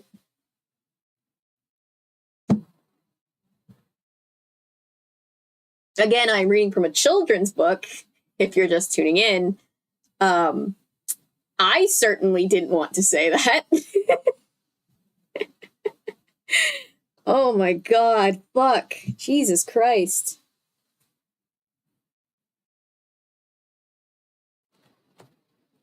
Book, this is an intervention. Children's books are wild, right? I think there's a reason why a bunch of us loved reading as kids and then didn't as adults. Kids books bring it like nothing else I've ever seen. Jesus Christ. I need a second before I get to the last bit of this. I gotta process what I just processed. Children's books are like the what? They really are. No, they really are. Children's books get away with a lot, man. Children's books are always better, right? I still think children's books are my favorite. I always say that I'm falling back in love with reading from doing these streams. Creators of Real Housewives wrote kids' books. From real pterodactylists, kinky puppets, to one kid nearly calling another kid a slur. The book processes it too, don't worry. Okay, that's good. Especially chapter books. I mean, it's still bad. Yeah, no, I get you. Basically, children's books are more hardcore than movies. Pretty much. I honestly think a lot of it comes from the fact that they know that adults are never gonna read these. But they talk about why that was really fucked up. Well, that's good. I mean, I'm not against showcasing fucked up things to then use it as a learning experience of why it's fucked up. I just, that hit me out of nowhere. Jesus Christ.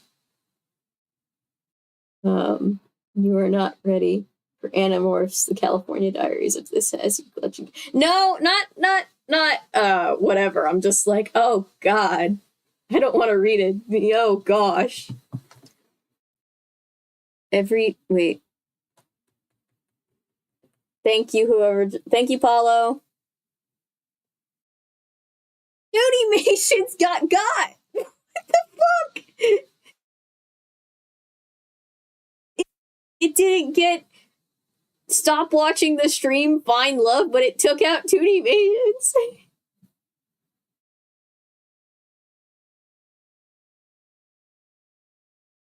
Oh, it says here. It says on my end that it was hidden by Paulo. Thank you, Ellery. Thank you, whoever hit it. Again? What the hell? No, where Perry is. She's abandoned us in our darkest hour.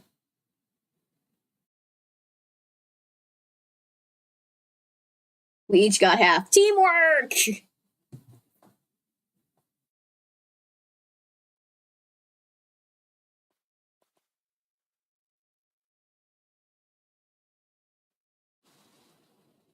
Perry knew the book would get ugly. A sake, sorry, Toonimations. Someone protect Toonie from Nightbot. That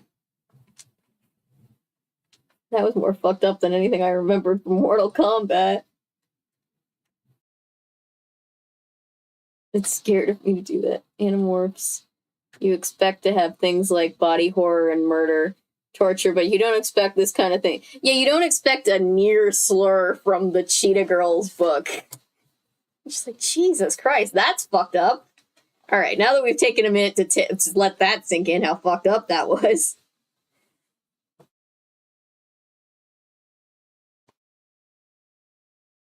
Alright. Chapter 8. We're almost there. Fighting a spotted cheetah in the desert, trying not to speak to your best friend when the two of you go to the same school. By the time I left homeroom to make a mad dash to my color theory class, I was seeing spots from trying to keep my eyes glued on the desk so I would never look up and make eye contact with Chanel. As I walked down the hallway, I concentrated on the answers for my quiz on primary colors. Red and yellow make orange, blue and red make purple. Wait. That's in the high school color theory class? Interesting. I had to do that in the first grade. Oh no. I hissed to myself, Chanel number 5 can get on the stage by herself and eat Meow Mix for all I care. Galleria! Galleria! Chanel yells, puffing down the hallway. She finally catches up to me, even though I still try to ignore her. I just want to know. You still want me to do your hair today after school? I'm so mad I forgot all about that. My mom is finally going to let me get a weave, and Chanel is supposed to put it in. Chow chow, chinchilla cheetah. I snarl, shooing her away with my hand. Pretend I'm not here. It's a mirage. Breathing really hard, Chanel chokes on her words. I had a bad dream last night, Galleria. For real, please talk to me. Por favor? Please? Cheese whiz, Chanel number 5 has finally learned something in her Italian class. I open... per favor. I said that wrong. Sorry to anybody who's Italian. I'm so sorry. To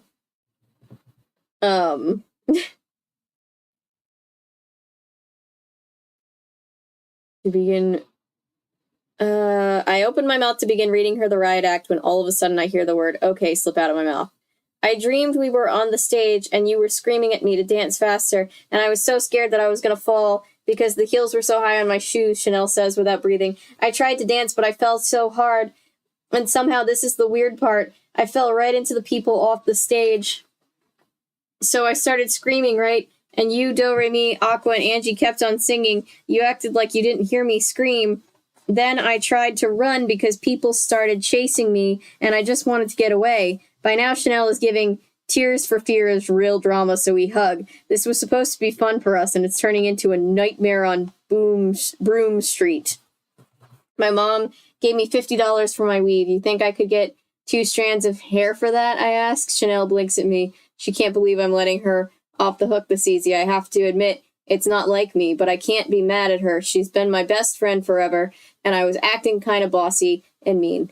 3 at least, she says, giggling. Then she gets serious. I'm sorry for what I said, she confesses. You made me mad. I didn't like what you said in front of Aqua at the time. What time, I asked. When we were at the pizza pit and you said I would be giving out piñatas later.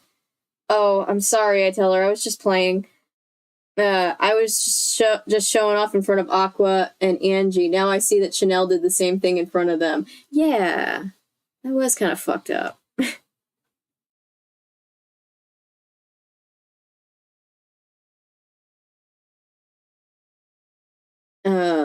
By the time school was out, we were rolling like usual. First, we had to pick up leopard paper masks with gold whiskers from the Fright Night shop on Prince Street. Then we had to take the subway to Harlem to pick up Do Re Mi at the YMCA since she works so close to It's Unbelievable, where they sell hair by the pound. Do Re Mi works at the Junior Youth Entrepreneurship Leadership Program store in the Harlem YMCA. The program is designed for teens who need jobs, and it's supposed to teach them leadership skills. Do Re Mi had to complete a 12-week curriculum on Saturdays, attend workshops during the week, and work in the store. I don't know how she does it all. She's yawning till break of dawn half the time. Because we never miss an opportunity to harmonize, and I am determined to get Do-Re-Mi's voice at least a tidbit stronger in the soprano department, we start singing on Lenox Avenue as soon as we pick her up. Let's take it from the last verse, says Chanel. Or Chanel says to Do-Re-Mi, taking charge for a change. To all the competition... This is the song. For all the competition, what can we say? You better bounce, y'all, because every cheetah has got its day. You better bounce, y'all, because the Cheetah Girls are about to pounce, y'all. And get busy in the jiggy jungle. No diggity, no doubt. Get busy in the jiggity jungle, the jiggity jungle, the jiggity jungle, the jiggity jungle. We are styling again. And more important, we are crew again, now and forever. I've never seen you with hair so long, Miss Thing, my mom says, touching my new Rapunzel weave. But I still prefer to take my girls off at night and scratch my head. Mom is, of course, referring to her wig collection. I love Mom. Dorothea is the best. Angie and Aqua get a giggle out of this. They both have gotten their hair done on the press and curl tip. I think they're amused by Mom's wild and woolly wigs. Is it me or is it hot in here? I'd better open the door and get some air in here. Mom doesn't wait for us to answer. She just opens the glass door and puts down the stopper hinge to stop the door from closing on its own. We are so excited because we're getting our final fitting for our cat suit costumes for the show tonight. Let me see your nails, Mom asks Aqua, who is definitely growing into the super show-off of the two. What is that, dollar bills? Uh-huh, Angie answers proudly, flossing about the gold dollar bill sign decal she has put on her red tips. You trying to stay on the money, huh? My mom says, smirking. Well, you gotta make some first. Angie and Aqua only get $25 a week allowance apiece. $25 a week apiece. Can you? I can't imagine. Wouldn't be me. From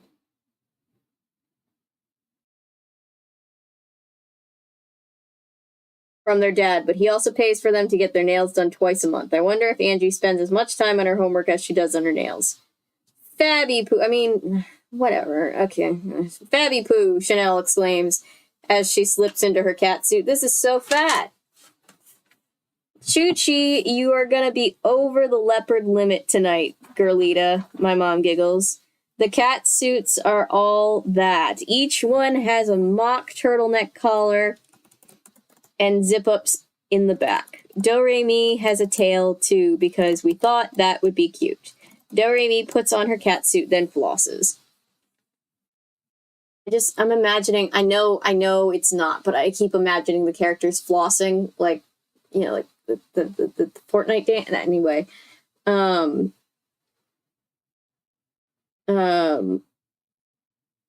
know how to work it, Miss Thing. Mom snips. Not too tight. Mom asks Do-Re-Mi, who is prancing around like she's the cat's meow. Do-Re-Mi's catsuit looks really tight, but when Mom asks her again, she just shakes her head sideways, smiling, and answers, Cheetah Senorita SWN. Mom smiles, then holds out a plate of Godiva chocolates for us to munch. She is being so nice to us, I poke Aqua, who excitedly takes a piece of chocolate and smiles. Thank you, Miss Garibaldi. Miss Dorothea.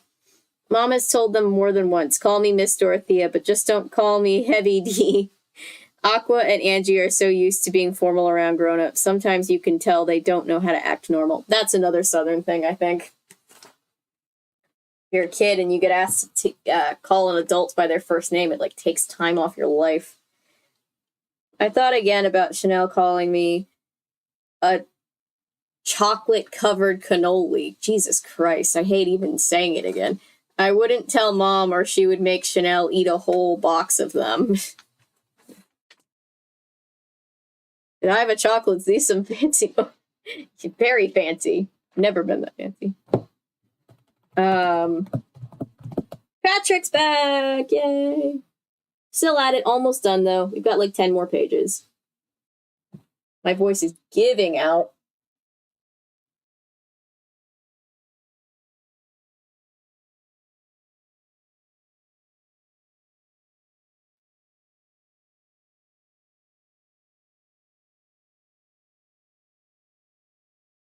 Bye.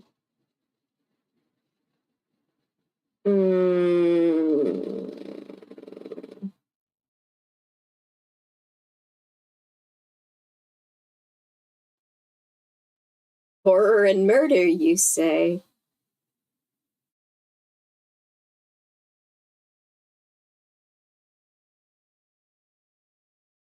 You don't expect fighting on Real Housewives, but we've had a handful of fist fights on the. I mean, at this point, I definitely expect it.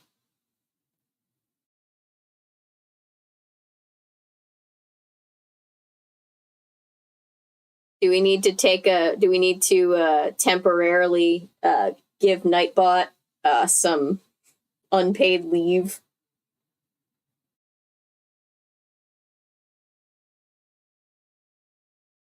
Your one-on-one art class. Agency power of chat, I promise. No, Cameron. No.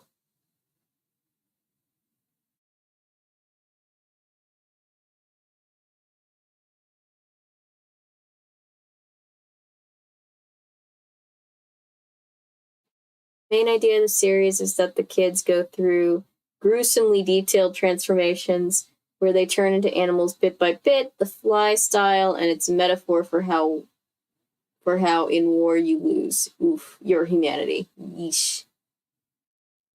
Needs a hug like stat. It does sound cool. But like the Fly and Fast Forward copy.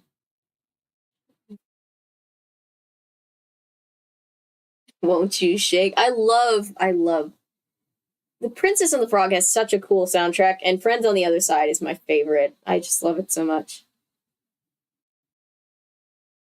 Well, that was resolved. I mean, it's not really resolved. Covers are not accurate. It's not a full body transformation all at once. It's like their hands will start turning to monkey paws, and then they'll slowly grow fur, etc. Halfway transformed and looks super. Oh gosh, that is going to be frightening. For rules to morphing, they can't just morph into whatever animal they think of. Explaining the central metaphor. Kids that transform. How gross it is. Oof. Racial slurs and them like these children. Not that I recall. They use the word skank a few times. I hate that word.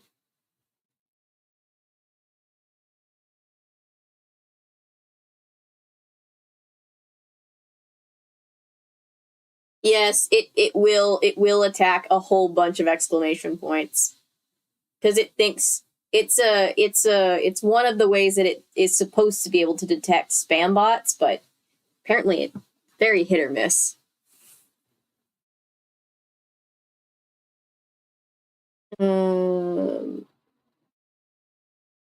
Yeah, it was an often used word just in the 2000s a lot. We hadn't gotten to a place where we were like, hey, don't use that word. Don't say it. Like, it's not a racial slur, but it's just disrespectful. War story that has a lot of messed up things happen simple for the sake of winning the war. Still alive, had to do the news. Film treats, questions. Should the other be socially awkward or clumsy? I could see either for Velma.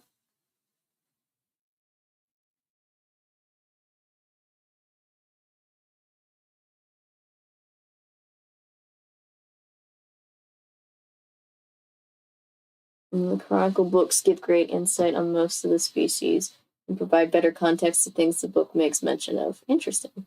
Socially awkward. Yeah, I can see socially awkward.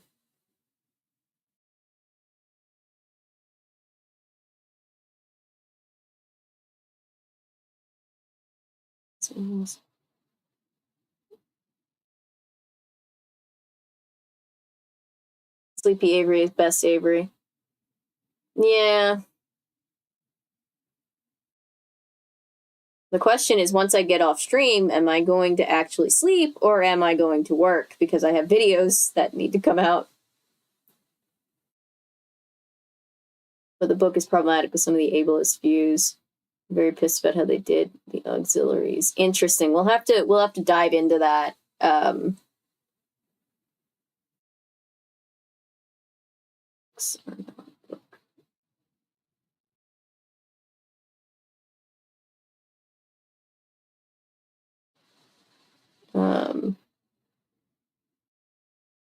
Yeah, we'll have to dive into that.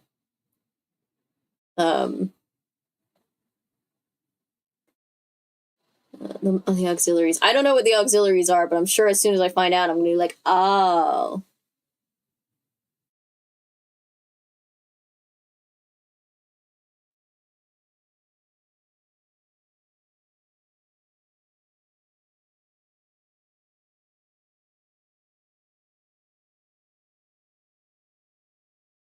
Applegate was attempting to do social commentary about the treatment of the disabled in war regimes, but maybe also I'm giving her too much credit. I mean, it could have been. I haven't read it yet, obviously. How many books were there? Daniel sent me PDFs of all of the books, but I can't remember how many there are. But yeah, sometimes like you try to make a point and you kind of just fumble the ball. Unimation. You know what? That's it. Nightbot. We're putting Nightbot on leave for right now.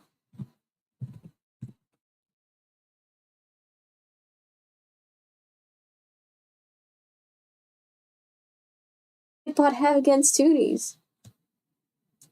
And a few ghostwriters, especially near the book's end. So I don't think Applegate was involved with some of the attempted wokeness. Nightbot needs to chill its robo tits. I like that.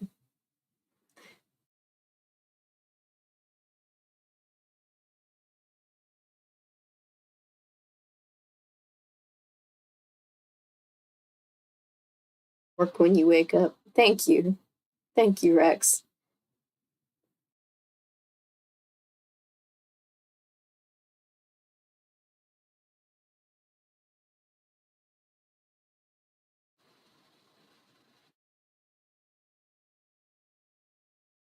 '62, including the Megamorphs Chronicles, strip plot, important side novels.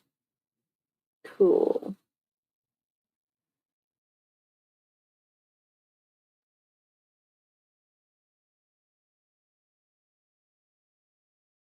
We've got also handle the bots. So yeah, we've got the Knights of the Bot table merch idea.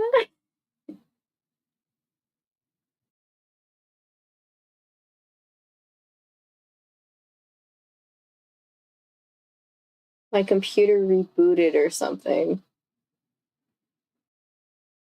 Wait, what happened? No, I'm just opening up another tab. I think it just looks like my computer went dark. I think, unless I just froze. Did I freeze? No, I didn't. Okay.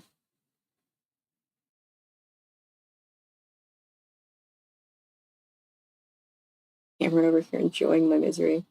There are 4 Chronicles, 4 Megamorphs, and I think 62 regular books. Ultramorphs are not canon. They literally just retelling of the earlier books, but in a choose your own adventure style. Okay. Knights of the Bot gear.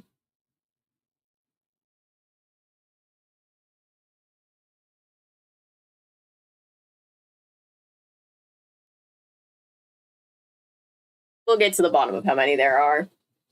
As far as like what order to read them in. Is there anything special I need to know? Nightbot.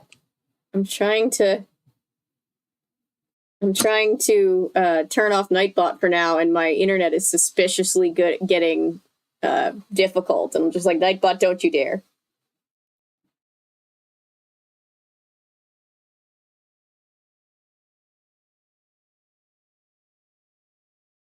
Knights of the Bot table merch. I need to like get it designed.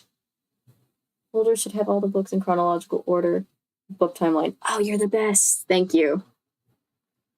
Come on. I just want to turn off Nightbot. Nightbot's being a bully.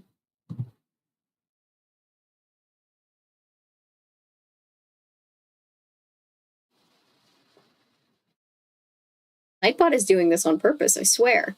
Look, his evil eyes, look at him.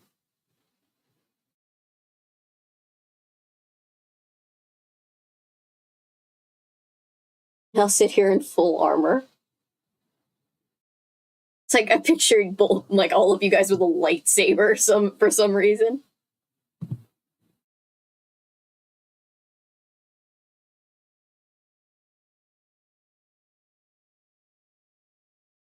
What's up the night table?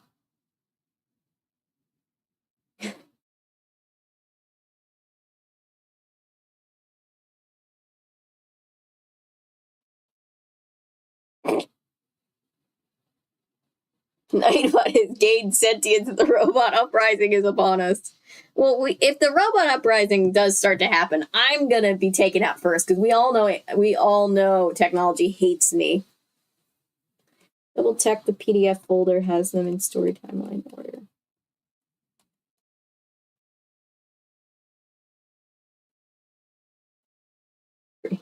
What brings you here today? Avery sobbing. Nightbot won't leave me alone.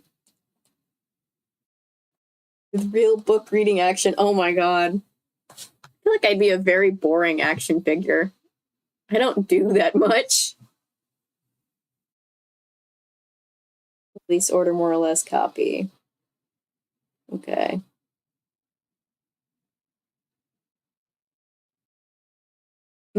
Kingdom Hearts gameplay expansion set sold separately. An Avery doll. Oh god.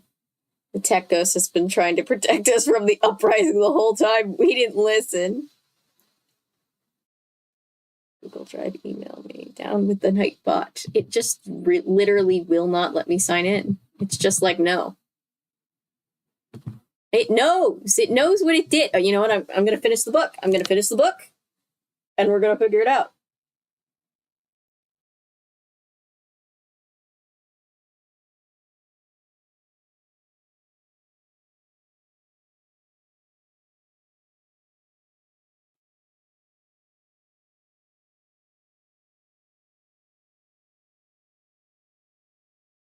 It literally just won't let me in. I click log in, and it just dumps me back to the main page. I don't know what's happening. I'm so confused.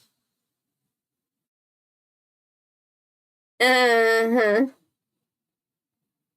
Damn you, Nightbot. Oh yeah, what are they called? Drew Gooden and Danny Gonzalez have ones.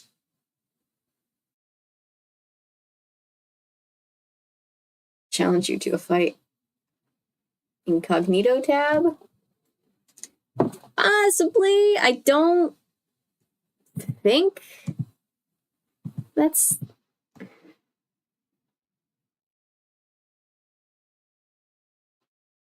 think Nightbot's just being fucky, which wouldn't surprise me. And really, your tech pains, they're pretty bad. Started off this night with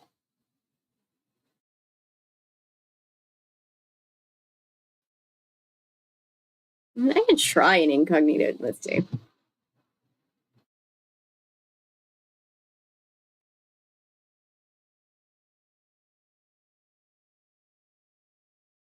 I could kick your virtual butt. You mess with one of us, you mess with all of us. Yeah, you can't kick Toonimations around. That's fucked up.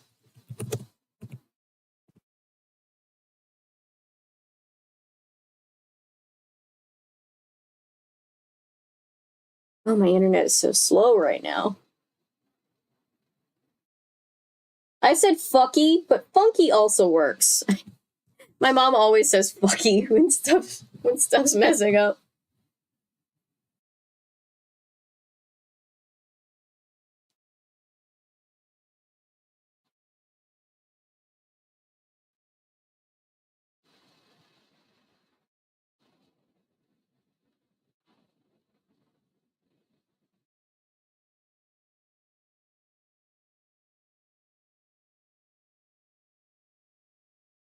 My god, I can literally start reading while it's loading. Jesus Christ, it's like dial-up. Us. Nightpot. Yes. It can't die or get rid of itself. I know, it's like the ancient gods. Yeah, I'm gonna just start reading in a second. I'm just mad.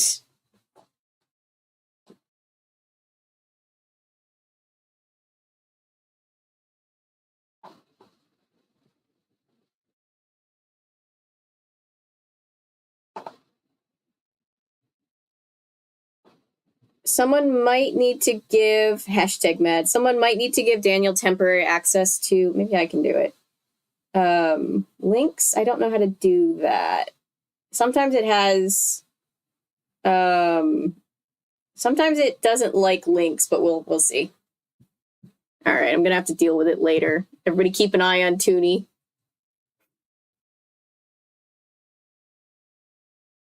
All right.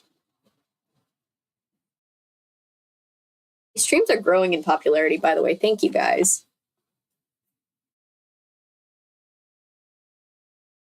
Name of list of stream. You are under arrest, moderator. Yes. When I talk crap. Okay, I understand. I see how it is. I gotta get it turned off. I'm gonna have to deal with it after stream. Sorry, Toonie. Let me just finish this really quick.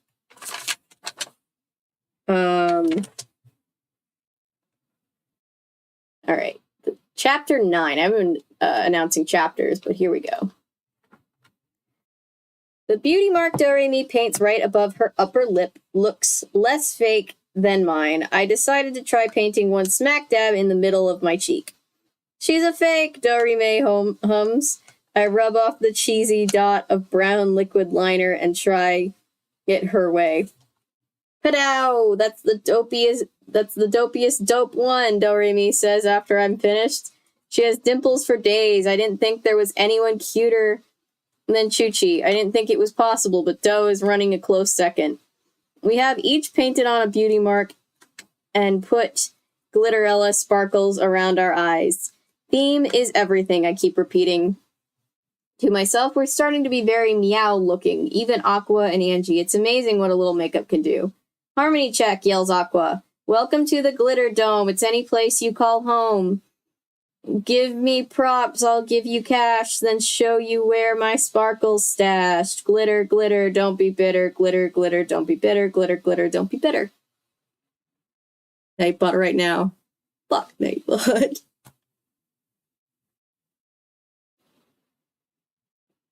Looks entertaining.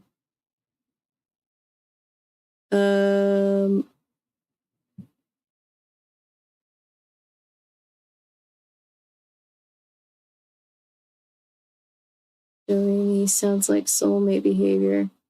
Yeah, I don't. Yeah, it does for real.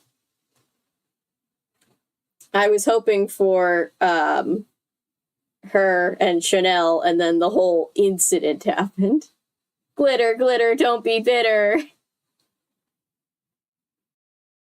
Glitter Dome is inside all of us in our hearts. Oh wait, let me go on back onto the regular cam. Sorry, forgot. We were on point and almost finished beating our faces, as Mom's calls it. She thinks we may have a future. She came to one of the rehearsals at Chuchi's and watched. Daggone, Galleria, you should just give me this lipstick, Angie says, outlining her full smackers with my lipstick. Actually, we were splitting the one tube of Snap's lipstick in flack between the 5 of us, but I was holding on to it. That's enough, Chuchi yells. Flack is the metallic purple-blue color that may give mad effects under the Cheetah-rama's strobe lights. Oh boy, strobe lights more on stage. It's not blue, Galleria. It looks more purple. In the light, Aqua says, holding up the tube. If you get hot sauce on it, it'll be red, Chanel blurts out, then snatches Aqua's backpack. Let me check your bag. You can't carry a bottle of hot sauce in your bag anymore. It could break and ruin everything. Just carry packets, Doremi giggles. That's a Cheetah Girls rule, I yell out. Now come on, we've got 1 hour to go. The club to get to the club before showtime. Doremi, you sure your cat suit isn't too tight?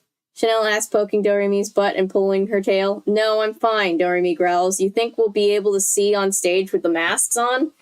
Is anybody getting flashbacks to Phantom of Venice where Nancy Drew danced in the cat suit? The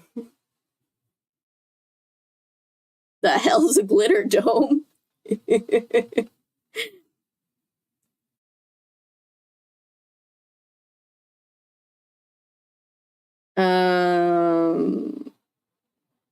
We just ain't gonna move too close to the edge so we don't fall off, says Angie. Truth or dare be told, Angie and Aqua are looking more relaxed than the rest of us. They have more experience singing, and besides, anyone who could get those church ladies to fall out in the aisles has serious skills.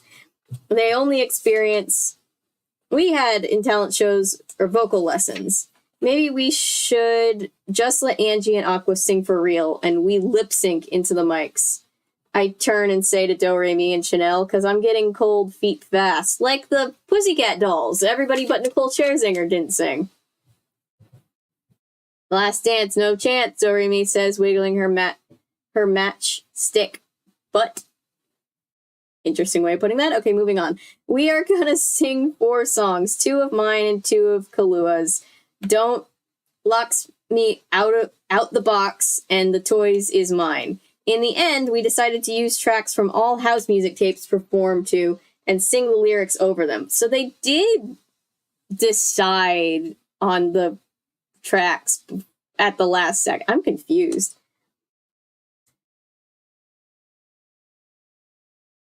I can't believe this is happening. Not the performing part. I can't believe that me and Chanel haven't been singing long enough into plastic hairbrushes to win the unofficial wannabe stars in the Jiggy Jungle Award. I just can't believe we are actually going to make some money on the DDL, the Devet Ducats license. We walk over to the Cheetah-rama in our outfits. Cheetah Girls in the house. I almost said Cheetah Girls, Cheetah Sisters, just out of habit. Matchstick butt.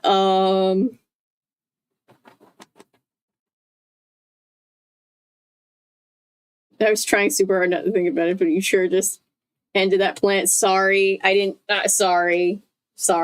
I needed to know that I wasn't alone. Chuchi yells down the block. It's Halloween, so everyone is looking at us and smiling. We are only 5 blocks away. Oh, does this chapter take us all the way to the end? Okay. We're only 5 blocks away from the Cheetah-rama, which is at the end of West Broadway near the Mad Hatter Lounge. My mom goes there for tea on Sundays. The Cheetah-rama is the dopiest dope club.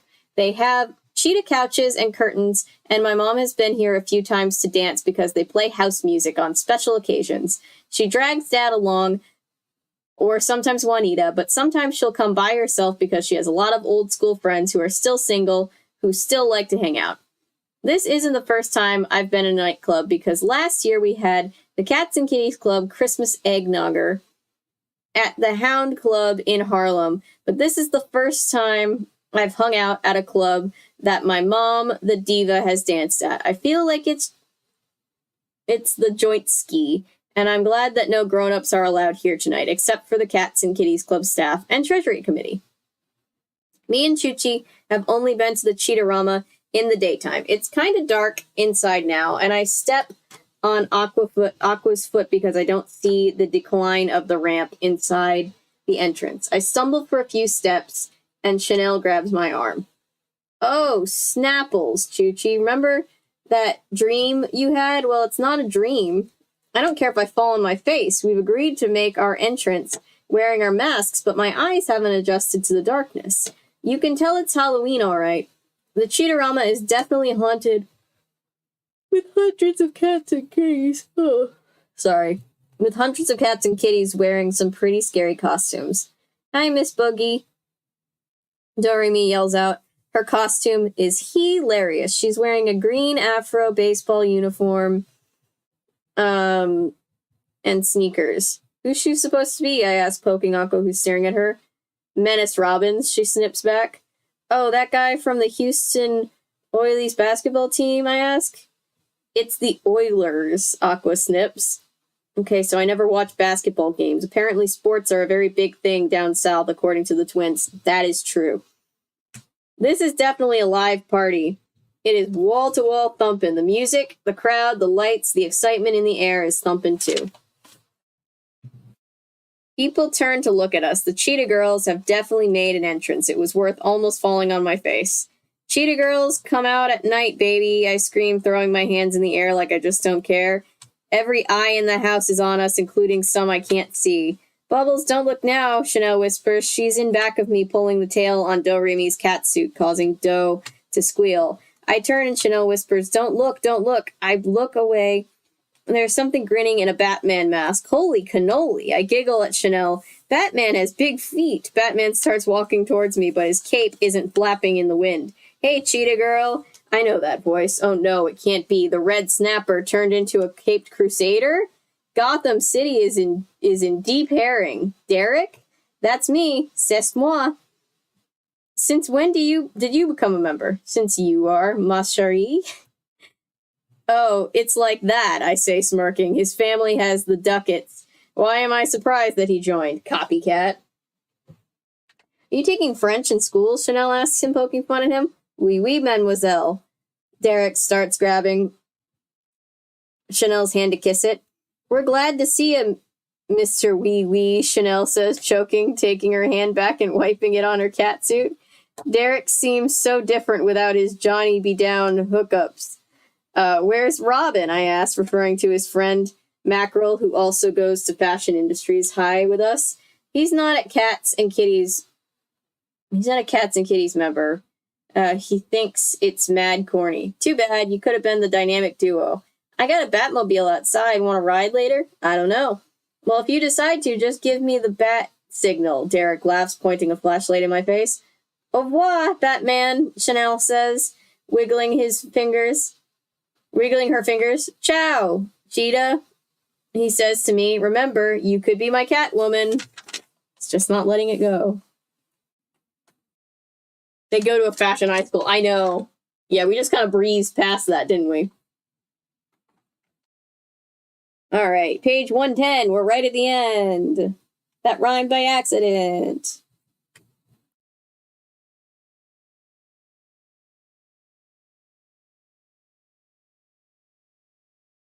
You know what they say about big feet. It just reminds me of Fresh Prince where he's like, they say, damn, those some big feet.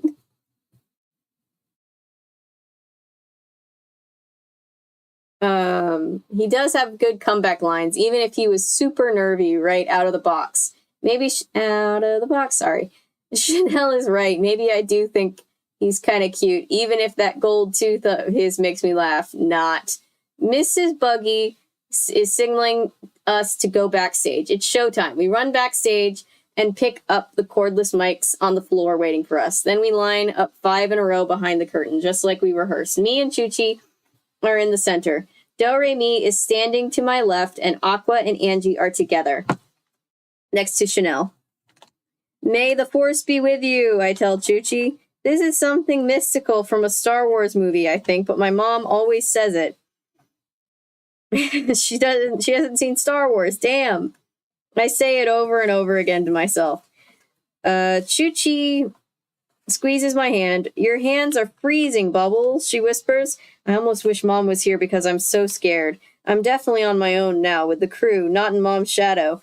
Me and Chuchi have followed the yellow brick road just like we said we would. We made the promise to each other when we were 7 years old. We would follow the yellow brick road until we were independent on our own. And yes, we had money of our own in our own cheetah purses. We were never going to work at Mickey D's. What's wrong? I mean, I get you, but working at Mickey D's is a valid job. I don't get why people look down on people that work at Mickey D's. We'll always be crew, no matter what happens, I whisper to Chuchi, winking at her. I really do love Chuchi. My ace, senorita, my fairy god sister. Do-Re-Mi is sniffling. Do-Re, you're not crying, are you? Chuchi asks. No, she giggles. I swear she cries more than the Tin Man. I'm not supposed to know this, but Chuchi told me. My heart is pounding through my ears. At least I know I have one. DJ Doggy Dogs is lowering the music. That means it's definitely showtime. No turning back. Are y'all ready, girls? Miss Buggy asked, sticking her head behind the curtain. Ready for Freddy, Aqua quips. Freddy Krueger, that is. Aqua loves her horror movies and her horoscope. I can't help but laugh. Freddy is probably out there, and Aqua is probably invited him. Cats and kitties, it's showtime, and we have a very special treat for you tonight, Mrs. Boogie announces to the crowd. It's Halloween. How many of you are scared out there? Cameron doing everything he can. Nightbot. Me. Nightbot. Jesus. Poor Toonie. It's a magnet school in the movie. Yeah, I think you're right.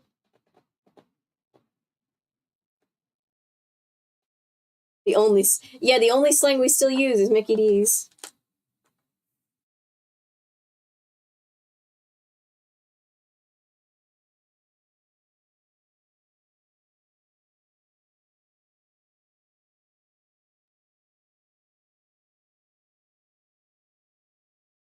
Funny how the twins are the most religious, churchy conservatives ones of the group, and they also love gory slasher movies, right?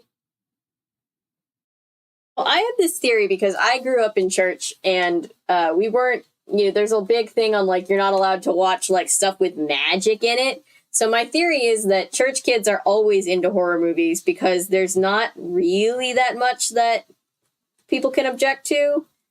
Like, I don't know. At least in the church that I grew up in, nobody had nearly the emphasis on violence that they did on, like, magic and sex and stuff.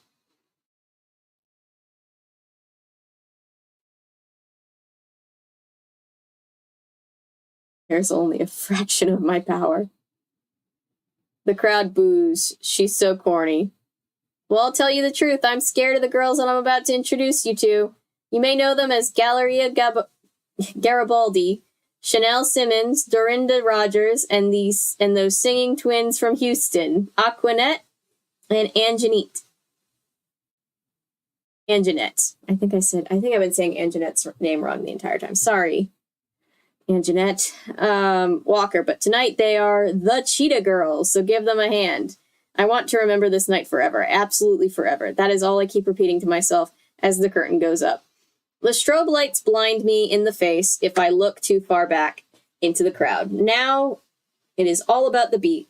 On 3, we begin to sing as if we've done this 100 times, and the truth is we have, in rehearsals. Don't locks me out of the box, baby, because you'll never know what side I'm buttered on. My taste is sweet. I can feel the heat. Wow, they're 14. They're 14. Okay. Her mother said, oh, right, I had a friend who wasn't allowed to read Harry Potter because it had magic. Mother said, if you read that, you'll think you're a witch, and you'll jump off a cliff thinking you can fly. And when my friend related this to me, I said, does she think you're stupid? That was a big thing. Oh, for sure, that was a big thing. My parents were harsher on the magic thing when I was younger, and then they kind of completely gave up. So I started reading, I think when I was like 13, 14, I started reading Harry Potter. And my dad was like kind of upset about it at first, but then he got over it. And yeah, I had youth leaders who literally told me that I was going to be possessed by demons because I was reading Harry Potter. I'm going to get back to the book, but I'll let you chew on that. The cats and kitties are live. They're clapping along to Kalua's song, and we're really getting into it. Everything is going just as we planned. They won't stop clapping. We wait before we go into the next song, and I try not to look into the audience. There are too many people, and I will lose my concentration. It's time to sing Welcome to the Glitter Dome. On this song, we are facing the curtain. Then we are supposed to turn and sing from the side profile as the strobe lights flash on and off to imitate the stars in the sky. Even out of the corner of my eye, I can see that Angie and Aqua are still seconds off from the dance cues. They don't turn as fast as the rest of us do. I do not let this distract me, but I pray that no one notices. Oh, I could just die, I'm thinking, when it's Do Re Mi's turn to take center stage. To do her, stage and do her split. This is when I see people I know smiling at me. Cats and kitties who live in Manhattan. They're all in the house. I am smiling from ear to ear, then pouting on cue as the song goes along. My mic is going in and out, but I can hear a sound as distinct as the sweetest melody. It's the sound of Do-Re-Mi's cat suit splitting. Oh no. A sound I will never forget. She's giggling and so is everyone else. The people closest to the stage are pointing and giggling at her. They not only heard it, but they saw it happen too. Bless her little heart, as Aqua would say. Do-Re-Mi keeps dancing and she doesn't stop, but she cannot do the somersault at the top of Wannabe Stars in the Jiggy Jungle, or everyone would see the split in her cat suit.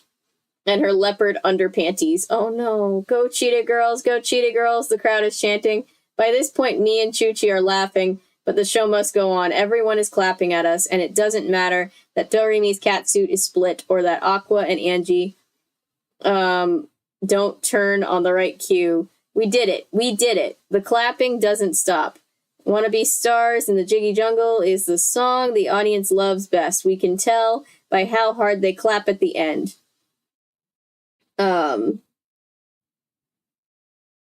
We take our bows and lift our masks off and throw kisses like we just like we planned. When the curtain comes down, we scream, "Oh my gooseness, lickety split!" Chanel shouts, grabbing Do-Re-Mi's booty as we scramble into the dressing room. Okay. That's what you get for showing off. When we get into the dressing room, Do-Re-Mi chews out Aqua and Angie. Aqua, you two gotta turn faster when we do that pivot step. What were y'all thinking about? Do-Re-Mi gets all bossy as she changes into her velvet leopard leggings. We stay in our costumes as planned and take our masks off. I'm sweating like crazy. We about to get paid, baby, Chuchi yells. We don't get our money till next week, I call out. Chanel sighs. I know, I'm just saying. There's a knock on the door. Go away, we're not ready to come out, I shout. Mrs. Budgie sticks her head in the doorway anyway. There's someone who wants to see you, girl, so hurry on out. It's probably Batman, Chanel quips. No, it's the Joker.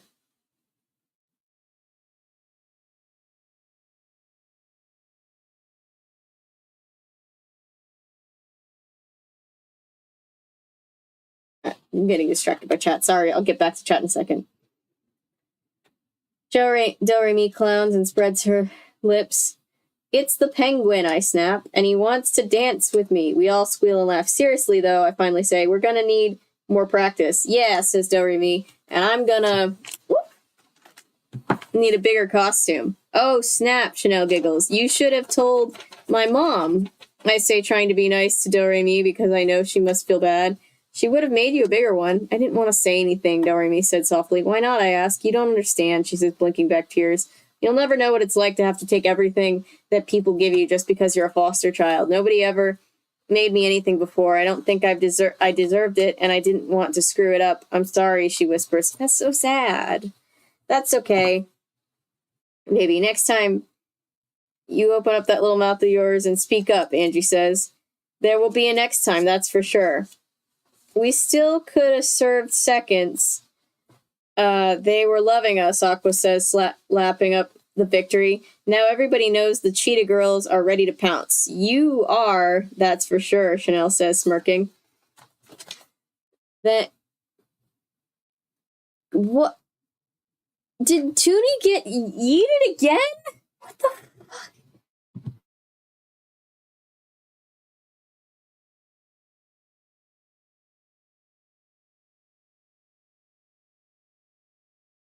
The whole page is frozen.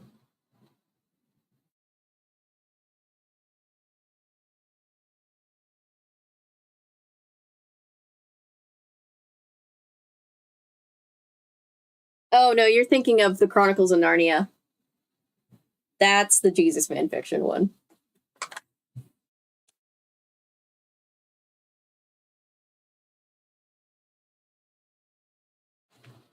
Then I say what I cannot believe, but I know to be true. I want us to stay as a group, no matter what happens, even if we don't make any money. Oh, I'm definitely buying a ranch back home, Angie says, snarling. I don't know about y'all. You know what I'm saying. We know what you're saying, Do-Re-Mi says sweetly. I spread out my hand so we can form a call of the wild circle. Let's take a Cheetah Girls oath. I make up the oath right on the spot. We're the Cheetah Girls, and we, number 5, what we do is more than live. We stay together through the thin and thick. Whoever tries to leave gets hit with a chopstick. Whatever makes us clever forever.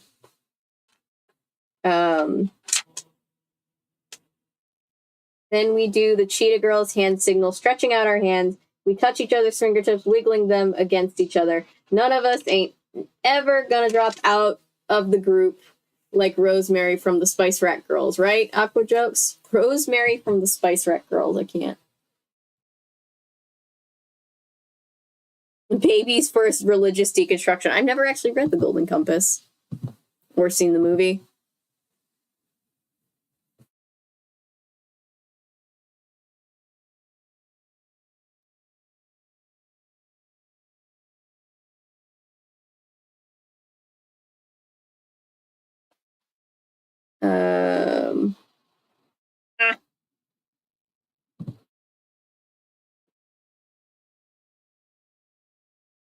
Oh, right, Doremi says with a drawl.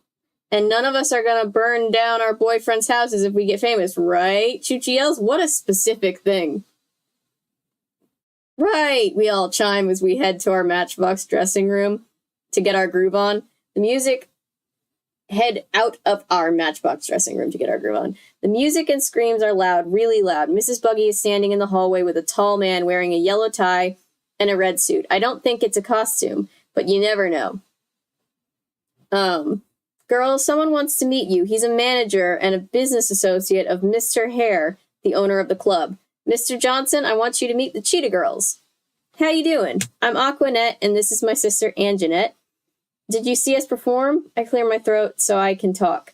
Hi, I'm Galleria. This is Chanel and Dorinda, I say to Mr. Johnson. I wonder what he thought of our performance. Nice to meet you, Mr. Johnson says, shaking my hand.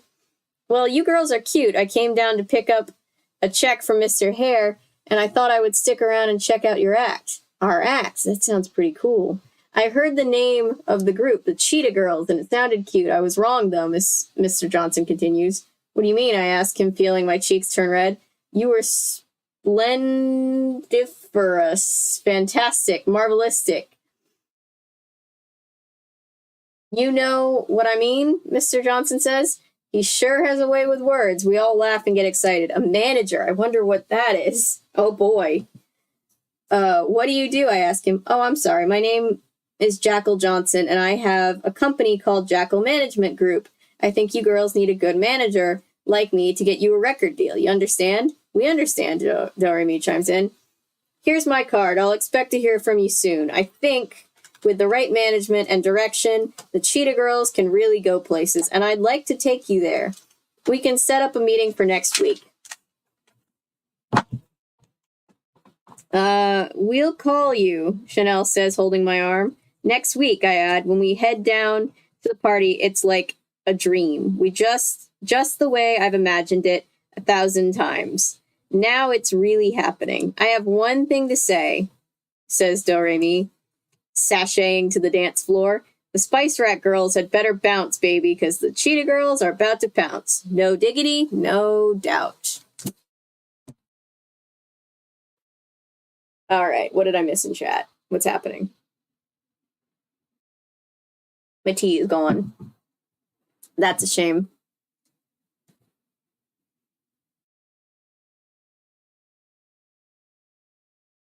Toonie, this is so tragic.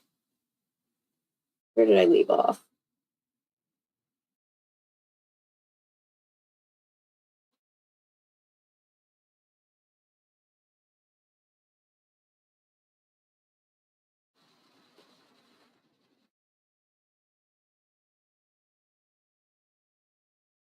I was reading The Golden Compass around some church friends once, and one of them started like interrogating me about it because his mom told him it was an evil book which persecuted Catholics. Oof.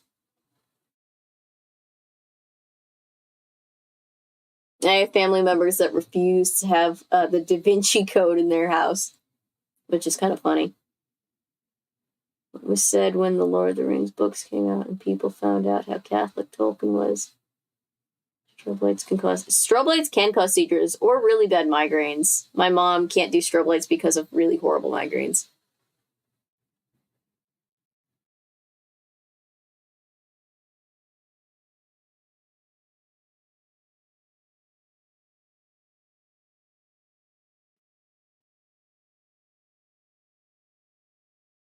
Pretty books made that clear, pretty against the church. Toonimations! What did Toonimations do? Gregory's mother was in... Oh, that's sad. Leave Toonie alone!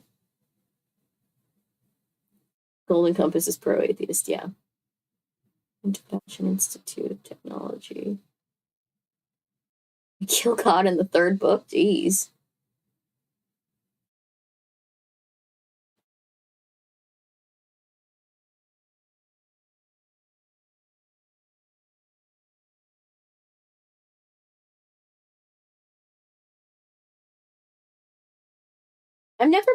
I've been through New York, but not to New York.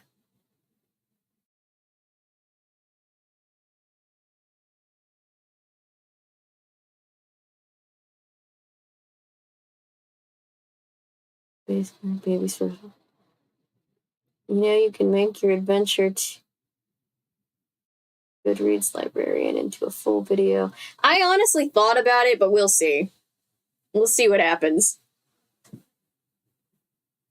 It's not really it's not really in the vein of what people watch, so we'll see what happens, and then maybe we can get a full video going later on down the line.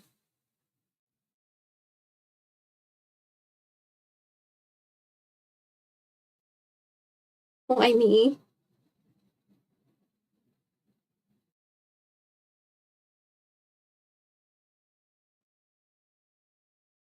Oh no. What did Cameron do? Oh god.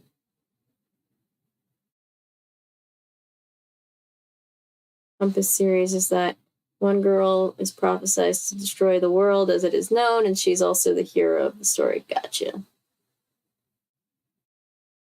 The bot is being a bitch tonight. Yeah, it is. I really want to get it. I really want to get it gone. New York is fun. I have several friends who live upstate, and also I spent like just shy of a month there for my high school graduation trip. Nice.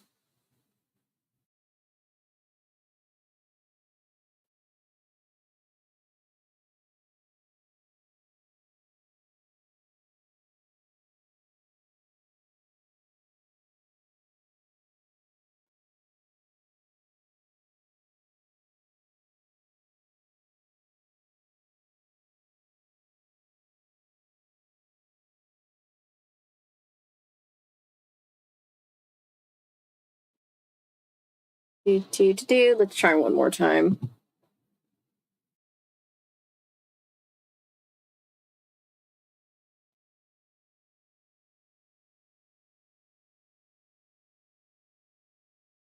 Oh, the Nightbot Wars. Thank you, mods, for keeping us mostly out of anarchy. We appreciate you. Oh, why can't I just...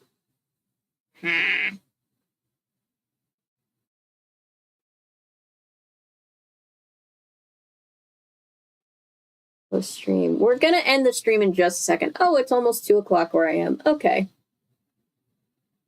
Really been an almost 6-hour stream. Okay. Probably part of why my voice hurts so bad.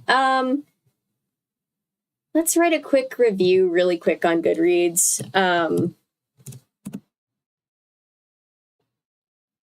What are we thinking star rating, guys?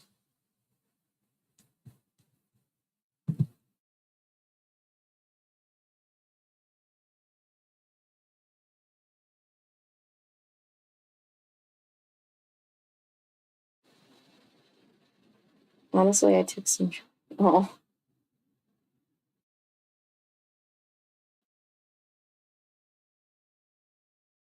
3 out of 5. I see a 3 out of 5. 3 stars.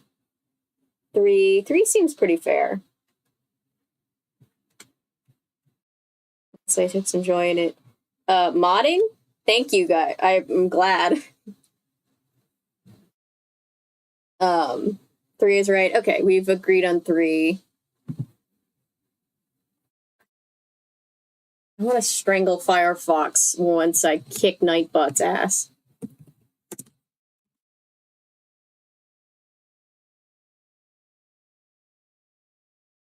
The book didn't really age well, but it's fun. That's, yeah, probably pretty true. I do like how, ooh, I'm in. Hang on.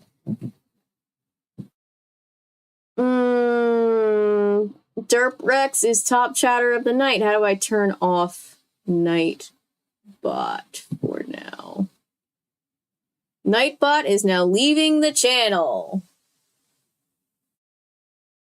So long, Nightbot. Hope Stephanie's so outdated. That's gonna be fun. The fuck? It would be a 3 out of 5 without the near slur incident. Yeah, that was a lot. Oh, a lot. I do like how inclusive it is. Like, right off the bat, I do really love that. The near slur incident, I did not love. That was the opposite of love. I did not love that.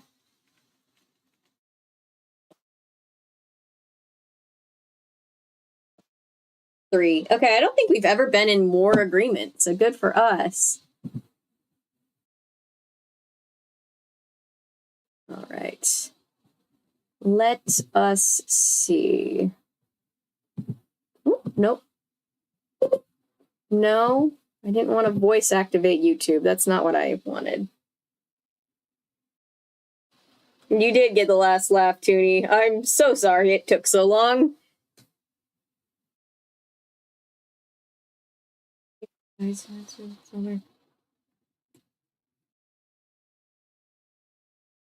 All right, let's see. Yeah, these streams are growing, and I appreciate all of you because you guys are the reason that's happening. So thank you so much.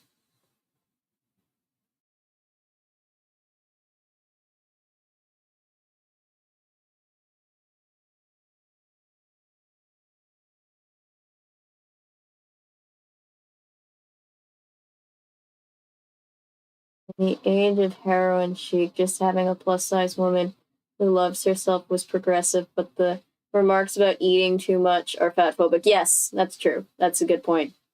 And the constant harping on weight in general is a little, yeah, IDK weird. Yes, got you.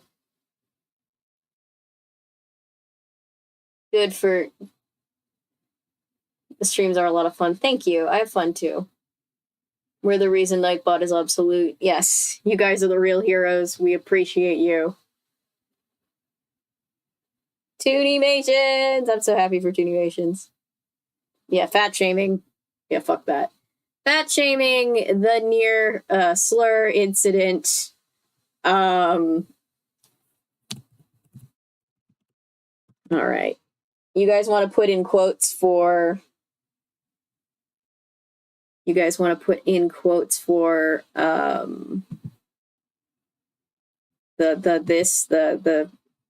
we'll do a quick little review. Let's get on small cam. We have read this one. Congratulations, guys. We have read 24 books now on stream. Pagers should make a comeback. Should Pagers make a comeback, though? It has 3.5 out of... I feel like that's pretty fair as an overall rating.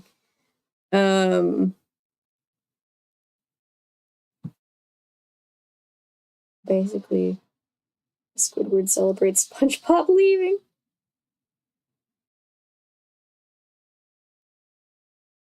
You watch trashy reality TV. You've read most of this book. A surprisingly mean first entry in the Cheetahverse. Yes. Yes, there you go. I just want to write a review. I always lose the write a review part. Write a review. Sure, I'll follow Deborah Gregory.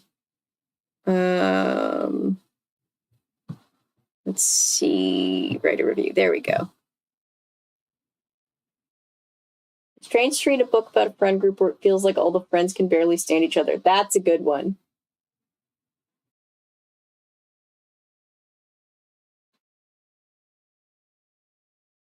It's at the edge of progressiveness, but it's a stop by the trappings of the yeah, it's stopped by the trappings of the time.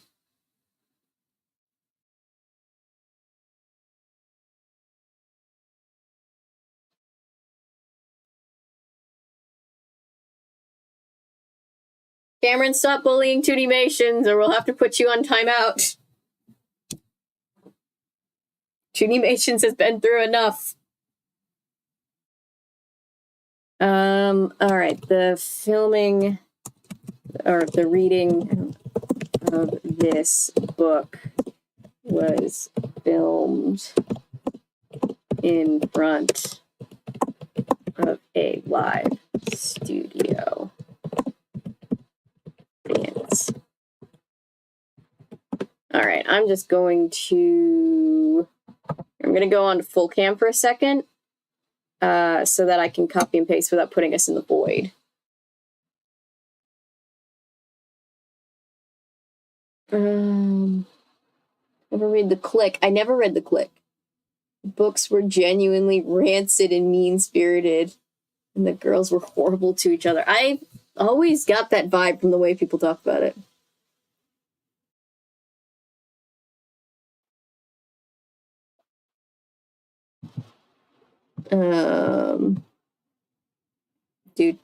Let's see.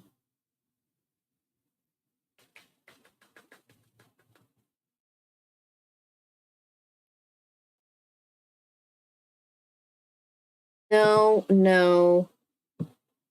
We don't need that right now. All right, let's see. So I've got a surprisingly mean first entry in the Cheetahverse. Yes, it is a word. Spell check, you're wrong. Quotes from chat.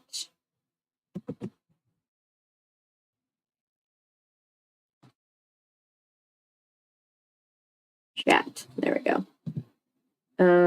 Let's see. If you've watched trashy reality TV, you've read most of this book.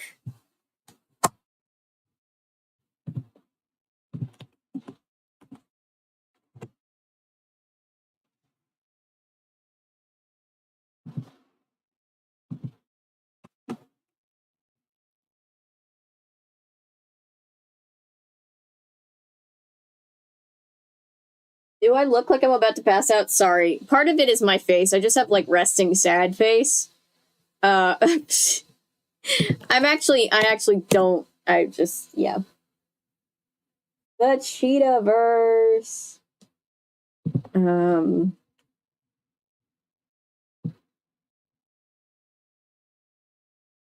Alright, Ellery says it's strange to read a book about a friend group where it seems like they can barely stand each other. That's going in for sure.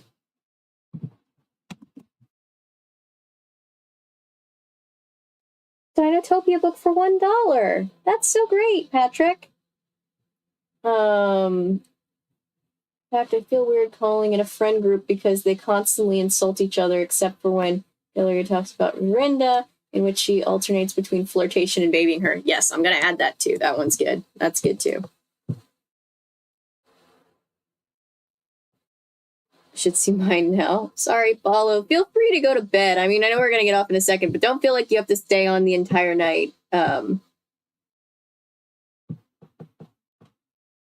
If you don't feel like it.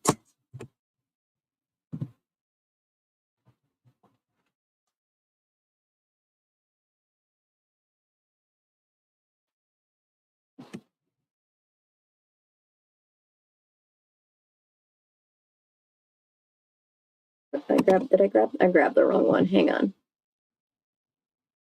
This is the one about the friend group not even being a friend group. There we go.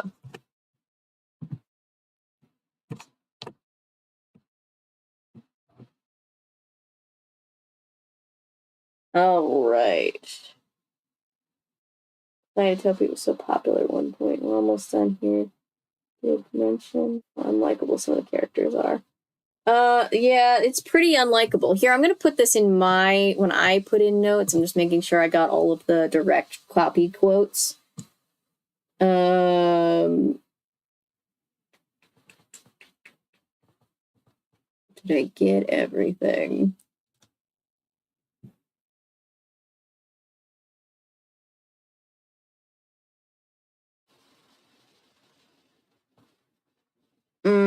I think I got it. Okay, let me go back to small cam, and I'm gonna put in my note, which is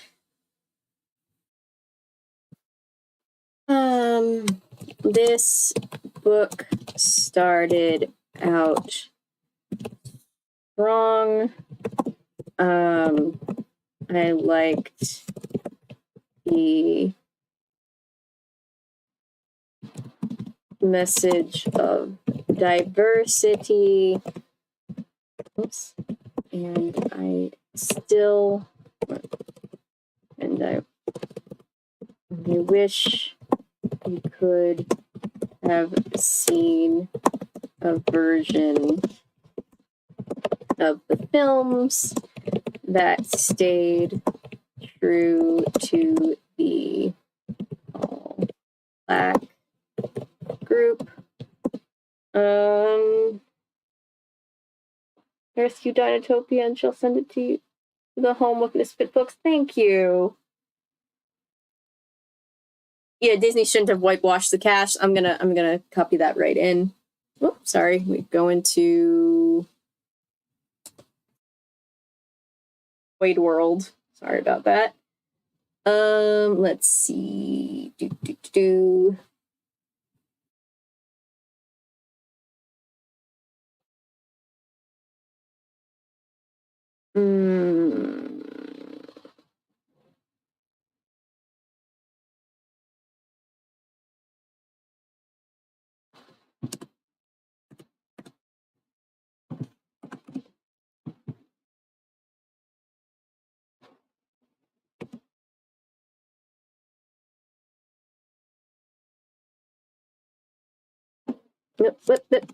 Sorry if I'm not talking, I'm just focusing.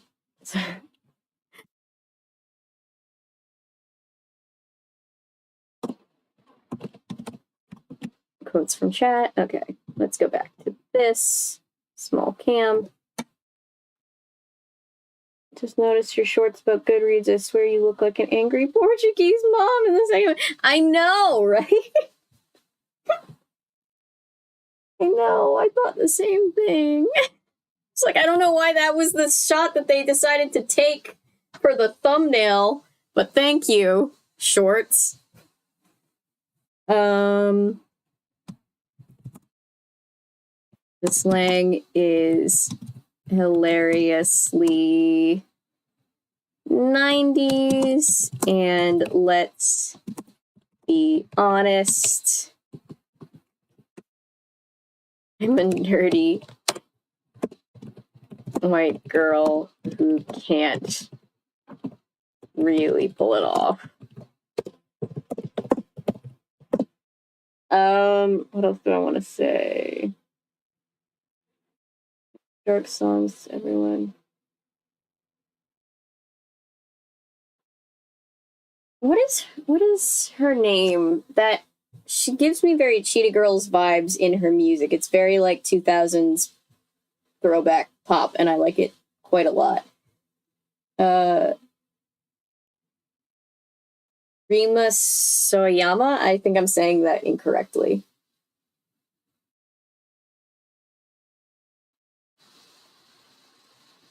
Featured on the cover.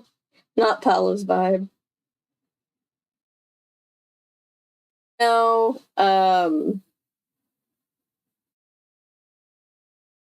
look it up. I'm so tired. We all know I'm fried at this part of the stream.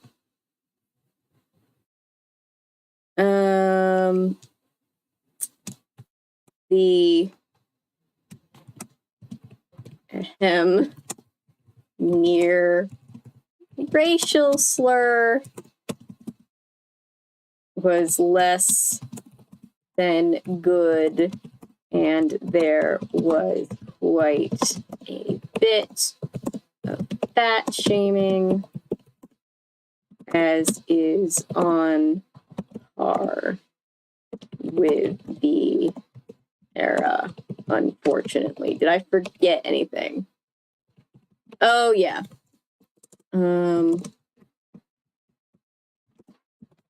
A couple of the characters come off intensely unlikable. Whoops, that's not how you say that. Unlikable for how much they basically bully each other. I think that's it, right?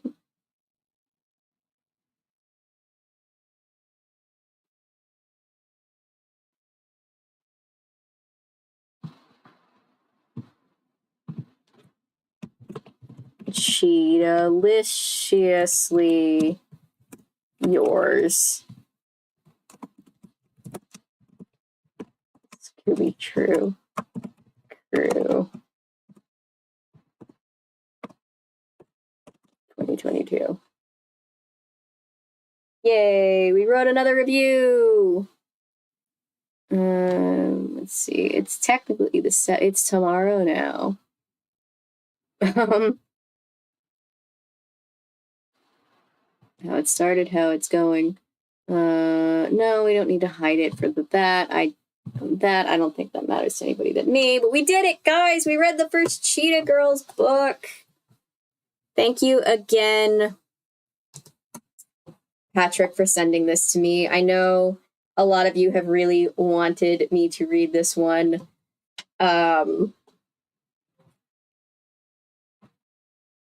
Yeah, as someone who's never read the book, I did my best to do it justice. I'd be open to reading more if we happen to stumble upon them. But yeah, this was a roller coaster. Yay, sleepy Kermit arms. I know, I'm so tired. It's 2:00. Oh, which means it's 2:00 for Pablo too, because I think we're in the same time zone. So I will let you guys go, but thank you guys for being here for yet another excursion into the home for Misfit books. Good night, everyone. Defeated the Nightbot Uprising and avenged Toonie. Yes, it was a productive night. Thank you guys. I will see those of you who are going to be around tomorrow for the Return of Kingdom Hearts with Maddie. That's like part 4. And I'll be updating you guys of my my Goodreads journey through the shorts. Thanks for the stream. Thanks for being here. Thank you. And thank you to mods for modding, and thank you to Milo for being our guiding light through this whole experience. I appreciate it. So I will see you guys soon. Goodbye. Good night, guys.